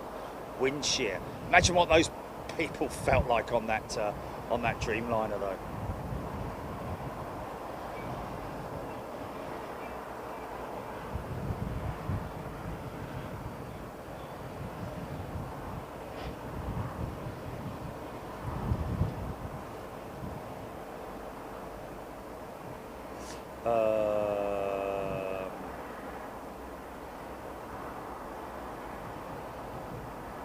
Big Zaps loves the smell of fuel from the airplanes. Yeah, the kerosene. That is primarily kerosene, isn't it? Sometimes you get that. You might get an aircraft starting up, and you just get that raw smell as the injectors inject the fuel into the combustion chamber. I'm guessing is where it goes into. Big cell of rain tracking apparently from Reigate. Lewis Aviation, yes, we believe that 747 due to depart. Got to be under an hour now. It was an hour and 45 minutes when she arrived. 8 o'clock, yeah. Oh, okay. So she's due to depart at 8 o'clock. Michael Edge Dreamliner looks so graceful. She does, doesn't she? She's a beautiful aeroplane. I think this might be. Is this the last can going on or coming off or what? Showing on schedule, is it?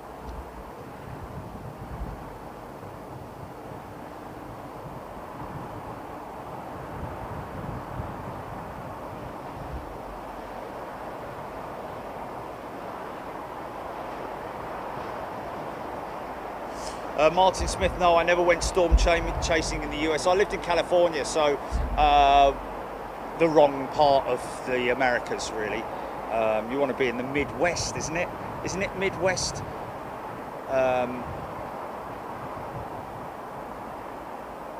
Or up the northern states.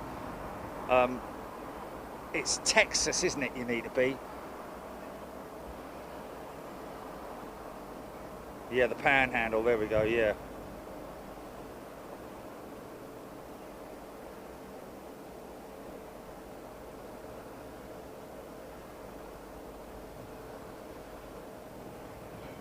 Gary Lockton also showing lightning on radar around the goat farm.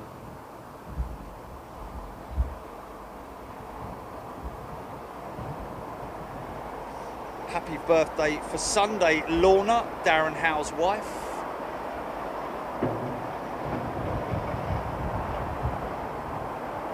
Do you what?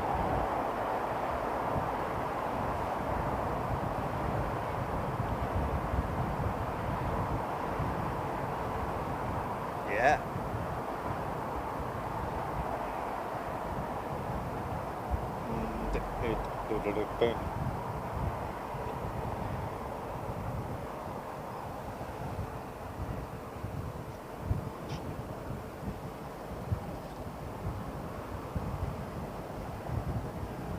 Jill Blakeney, hope it gets better for you, Jill.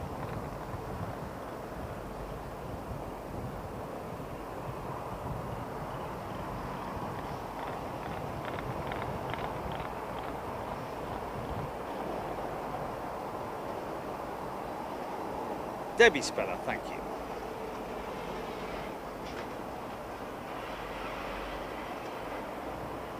Homie the Man, sorry, do freighters have better crew rest areas? Well, no, homie, to be honest with you. I think they're pretty standard, much like any passenger jet crew rest area. Comfy bunk bed. They normally have bunk beds, don't they?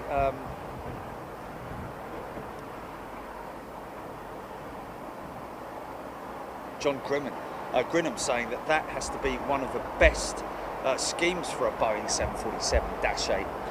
Yeah, very true. I do like UPS, I've got to say, but I also like it's China. Is it Air China?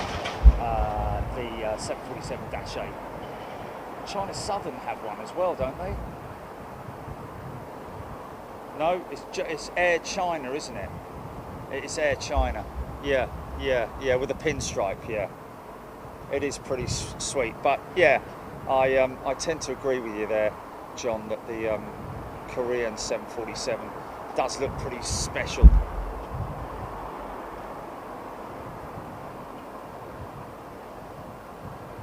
Oh, Rob's saying Nippon. Yeah, Nippon Cargo. Wow, yeah, Nippon Cargo 747-8. Polar and UPS. Polar. Of course, Polar Airlines. Cargo Lux as well. But that's, yeah. Cargo Lux is a pretty special livery. Special livery! Read all about it.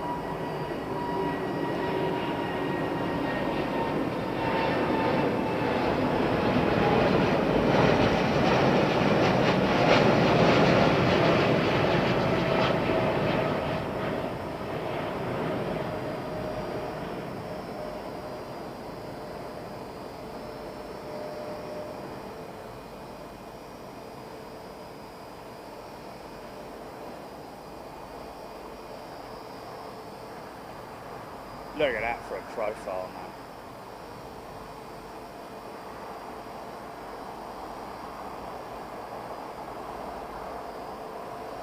Wow, really?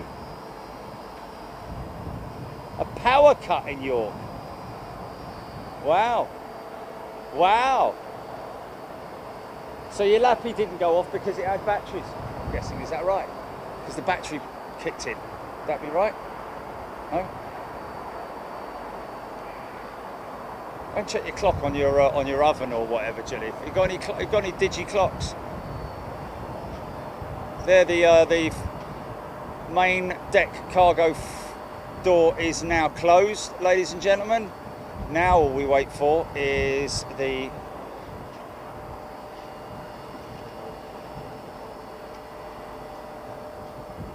oh, okay. Zoe Marie, good afternoon to you. It must have been a surge, yeah.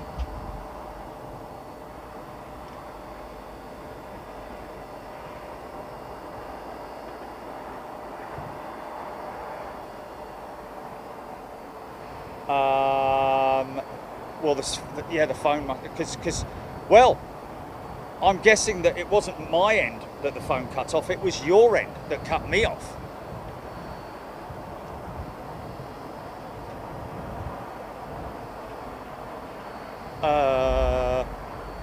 Because of the power in the line.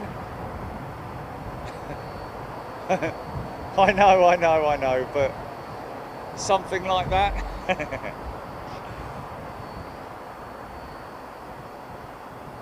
Wow, Paul Henry today over Liverpool had 2 RAF Typhoons flying over the city centre. Wow. Jake Walsh, could they possibly run 2 777X engines on a 747? They probably could, Jake, but it just aerodynamically the whole thing just doesn't you know, the aircraft is built and designed to have 4 engines. You know, an aircraft is once it's designed to have, you know, you'd have to redesign the whole aircraft to run on 2 engines. I mean, when you think about it, the 777X is as long as the 747, if not. I think the 777X is literally about 2 feet longer than the 747-8 Intercontinental. But yes, the 777X obviously built and developed with for twin engine operations, whereas the 747 always was built so the wing wouldn't work if it had 2 engines on it, because it's designed in the wind tunnels to run with 4 engines. So so the answer to that is really no, unless they redesigned it. Texas Taco, yes, they did used to carry the spare engines. Not usable engines. They weren't linked up or rigged up in any way. Blimey, he took a bit of a dramatic right-hand turn then. But they were if an airline needed to carry a spare engine for one of its own aircraft out somewhere, or perhaps it may have been chartered to do that. I don't know, but yes, something that you did used to see way back in the day, where they bolted another engine just to ferry it, but they had the opportunity to do that inboard of the number 2 engine next to the fuselage. Yeah, not operational, absolutely, Texas, there you go.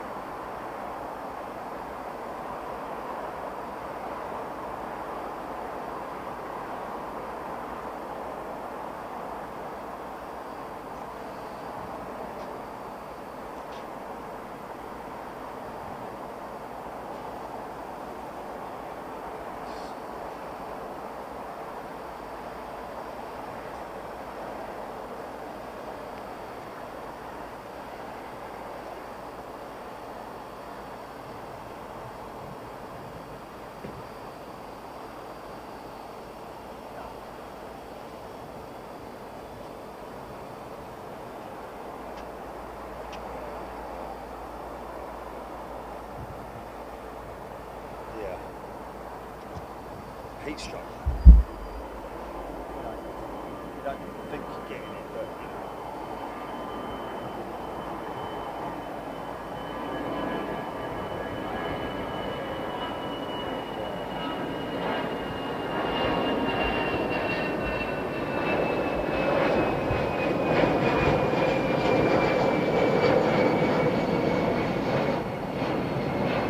Harry Rundle, good afternoon to you, and a very warm welcome. Well, actually, it's good evening now, isn't it? Hello, good evening, and welcome.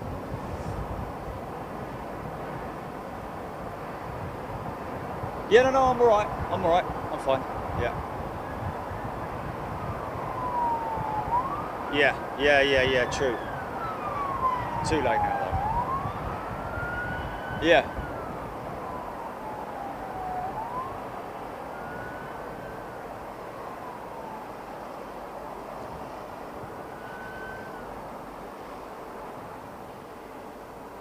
Ian Cumming says, I've been going past Gatwick last few days for work. I noticed that one of the three BA 777-200s that were in storage on the south side has been moved, and the other two have had their engine covers removed. Well, that may be just for maintenance checks, Ian, but let's throw a positive spin on it and hope that perhaps those aircraft are being readied to return to service. Let's hope.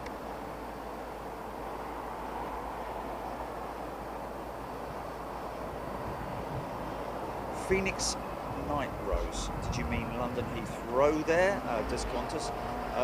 That is an affirmative. Yes, they do fly to London Heathrow, but obviously under the current climate, it ain't happening.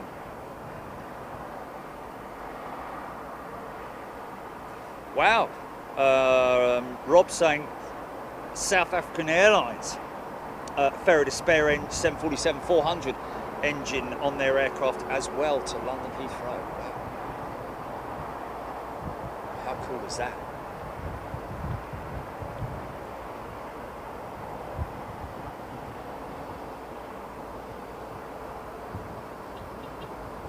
Big Zav, is there an easy way to distinguish the difference in aeroplane sizes? Obvious 747 and 380 is straightforward.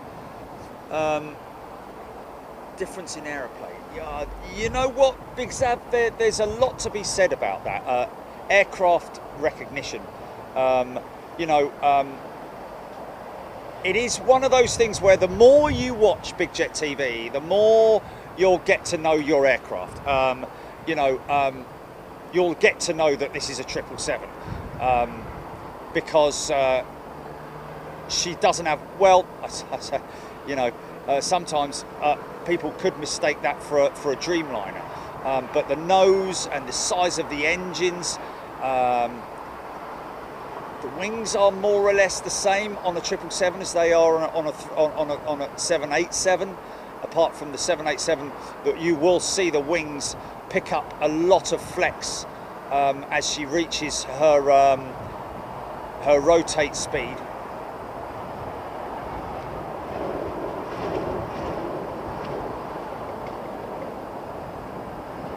Probably.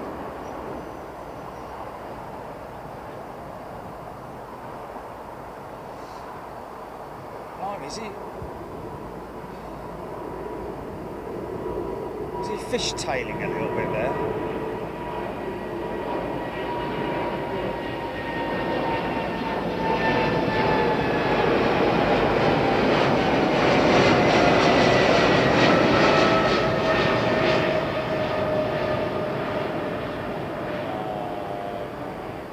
Were you reading that?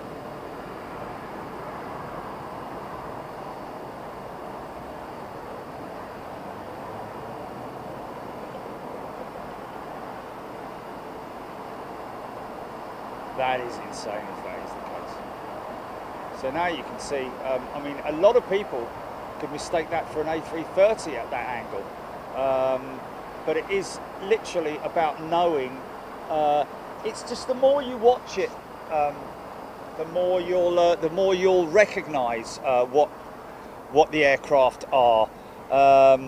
Little Dreamliner down there, very distinguishable by its nose. As you can see, the difference between the nose of the Dreamliner there and the 777 on the right hand side there. A Dreamliner has got very straight cut, almost like a Comet-esque sort of like nose to it, very, very sort of like straight lined, whereas the 777 has the sort of typical Boeing nose to it, which it is very noticeable and distinguishable by. As you can see, the 777 has a raked wingtip on that 200 there, but the The back end of the 777 has that wedge style APU, which is the back end there. You can see the APU there on the 777. Better shot of it there.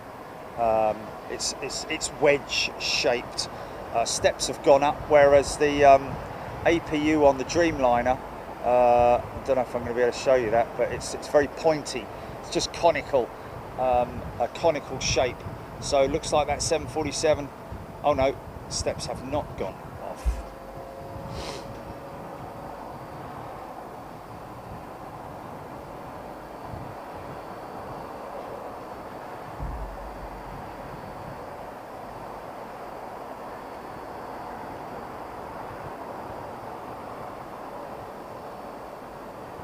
Hertfordshire 247, are the 747 Max is fully back in service?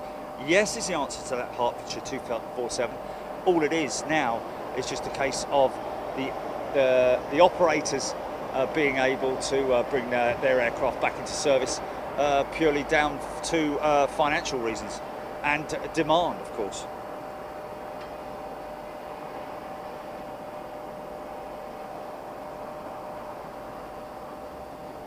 No thunderstorms. In fact, it's completely cleared now. That threat has now gone. As you can see, it's completely dispersed. All that cloud now has gone. I think the wind was what got rid of it.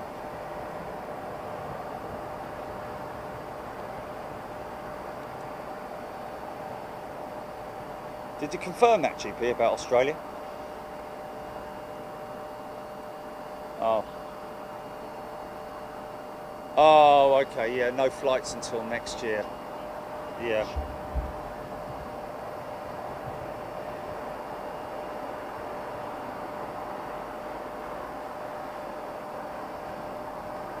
Jimmy Beasley, thank you very much. Would you say the 777, you and Lee asking, would you say the 777 is the highest sitting cockpit that isn't a 4-engine aircraft, or is it the A350? Great question. I don't know how high up the cockpit is with the A350 compared to the 777. Wouldn't think there'd be a lot of difference in it, to be honest with you. All I would say is that there's a possibility that the 777 sits up a little bit higher on its mains, so therefore the cockpit itself would be higher. In terms of the cockpit positioning in the fuselage itself, probably much the same, but how high the aircraft is determined by the undercarriage, really.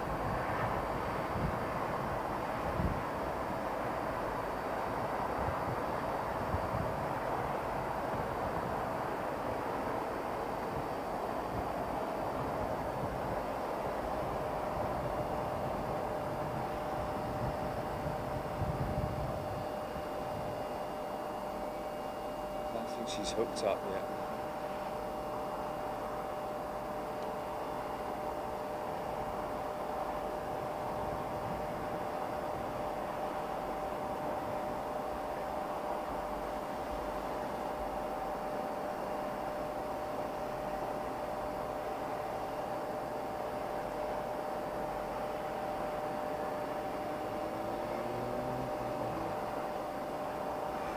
Lewis Aviation, I think autopilot is it's at the pilot's discretion, really, but I've known it to be as little as sort of like 60 seconds where a pilot will where they will activate the autopilot, depending on their routing, I'm guessing, as well, you know.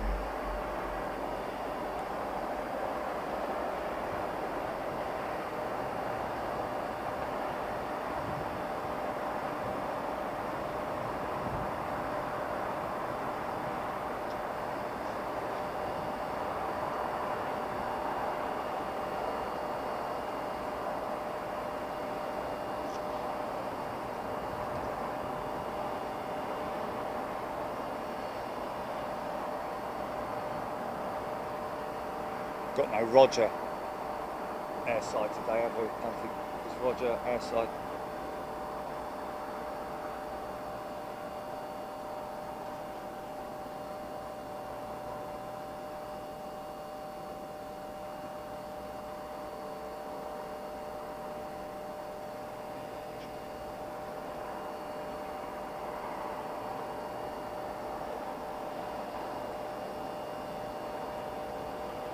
No, that's a fan behind me. One of the aircon fans behind me. Long before cruising altitude Kelvin, they will autopilot will go on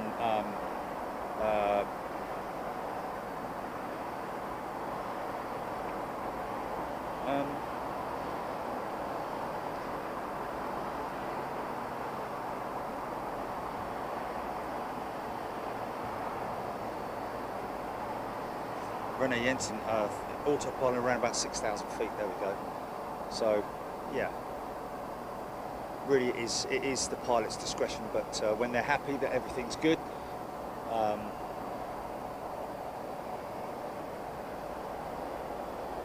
bosh, on it goes. Cat beer. Diddle-it-dit. Diddle-it-dit.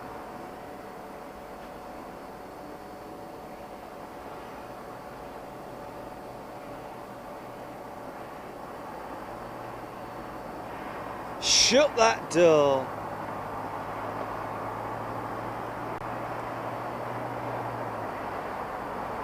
The bee. Oh my God, that was absolutely fantastic. He was like, hello mate, hello, how are you doing today then? Oh, you're having an interview, are you? Oh, well, don't worry about that. Let me have a quick chat with you. Could you see it? Could you see it on there as well? But you couldn't hear it. You couldn't hear it. Oh my God, it was fun. I could hear him, I tell you. It was absolutely brilliant, man. And he just left. Yeah, he just left, and then he'd had enough and he left.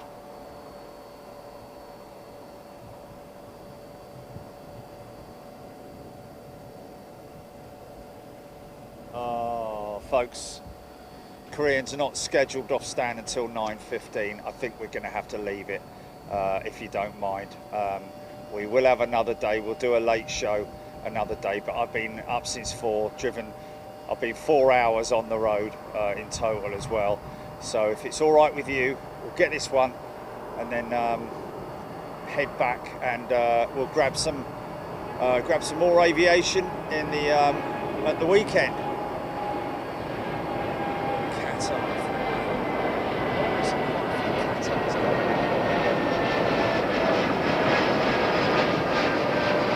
Seen a 330, 777 and Dreamliner today.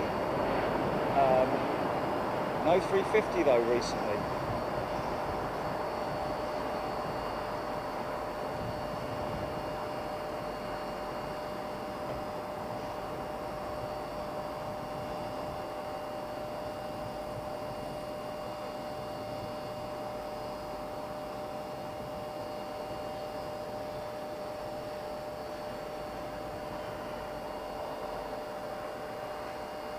Beautiful wing.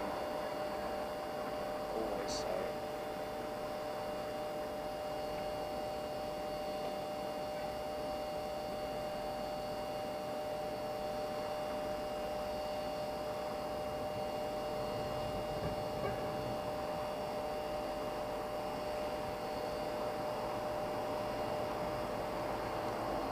Yeah, it's a bit of a shame, but it's not due off stand, like we say. It's not due off stand until for another hour, folks. So if that's all right with you, I'll get myself back to base and see if the cat still loves me. Yeah. So listen, hope you've had a great day. I've had a great day with you. Enjoyed it immensely, and we will obviously be back. We don't know yet which day it's going to be over the weekend, but I'm not red, by the way, folks. It's just the sun doing that. Do look a bit red tonight. Look even redder now. Let's just go back to being. Yeah. So anyway, listen, folks, thanks a lot. Really appreciate your company, and welcome to all our new members. Great to see you guys getting involved in the chat as well. That's what I like. Any questions, no matter how crazy you think they might be, it's always great to get you guys interacting with us. So we really appreciate that. Thanks to Jilly, thanks to Lee, thanks to Trish, And thanks to everybody here. Thanks to Lakenheath. Thanks to the local constabulary. Thanks to these guys here at the Hilton Garden Inn as well. Don't forget, folks, 30% discount to all Big Jet TV members right here at the Hilton Garden Inn. And if you do get to book, make sure you book room 747, which is just down here, overlooking this great southern runway here, and you get to see what you're seeing here. Obviously, there's glass there, so you won't hear anything or very little. But if you want to, you can walk down to Myrtle Avenue from here, not very far at all. A nice little stroll. There's a BP station over there. Grab some drinks. Make sure you hydrate. Other than that, you can walk around the perimeter track as well. There's the maintenance sheds over there with British Airways, and then you can walk all the way round, get yourself over all the way over there, up to where we are at the Hyatt, and then you can walk all the way around if you like. But funny enough, somebody was mentioning some time ago, and Judy just talked about it about an hour or two ago, about possibly doing the whole walk around the perimeter of London Heathrow one day. Maybe we'll do that when it's not so hot. But anyway, listen, folks, thank you so much. Really appreciate your time. I hope you don't mind me hanging up my boots early. Well, I'm not early, is it? But it's a shame that 747 is not going out for another hour. So listen, look after yourselves. Be good to yourselves, be good to your friends and family, look after yourselves, and be good to the animals, and we'll see you next time on Big Jet TV. Thanks a lot. See ya. Bye.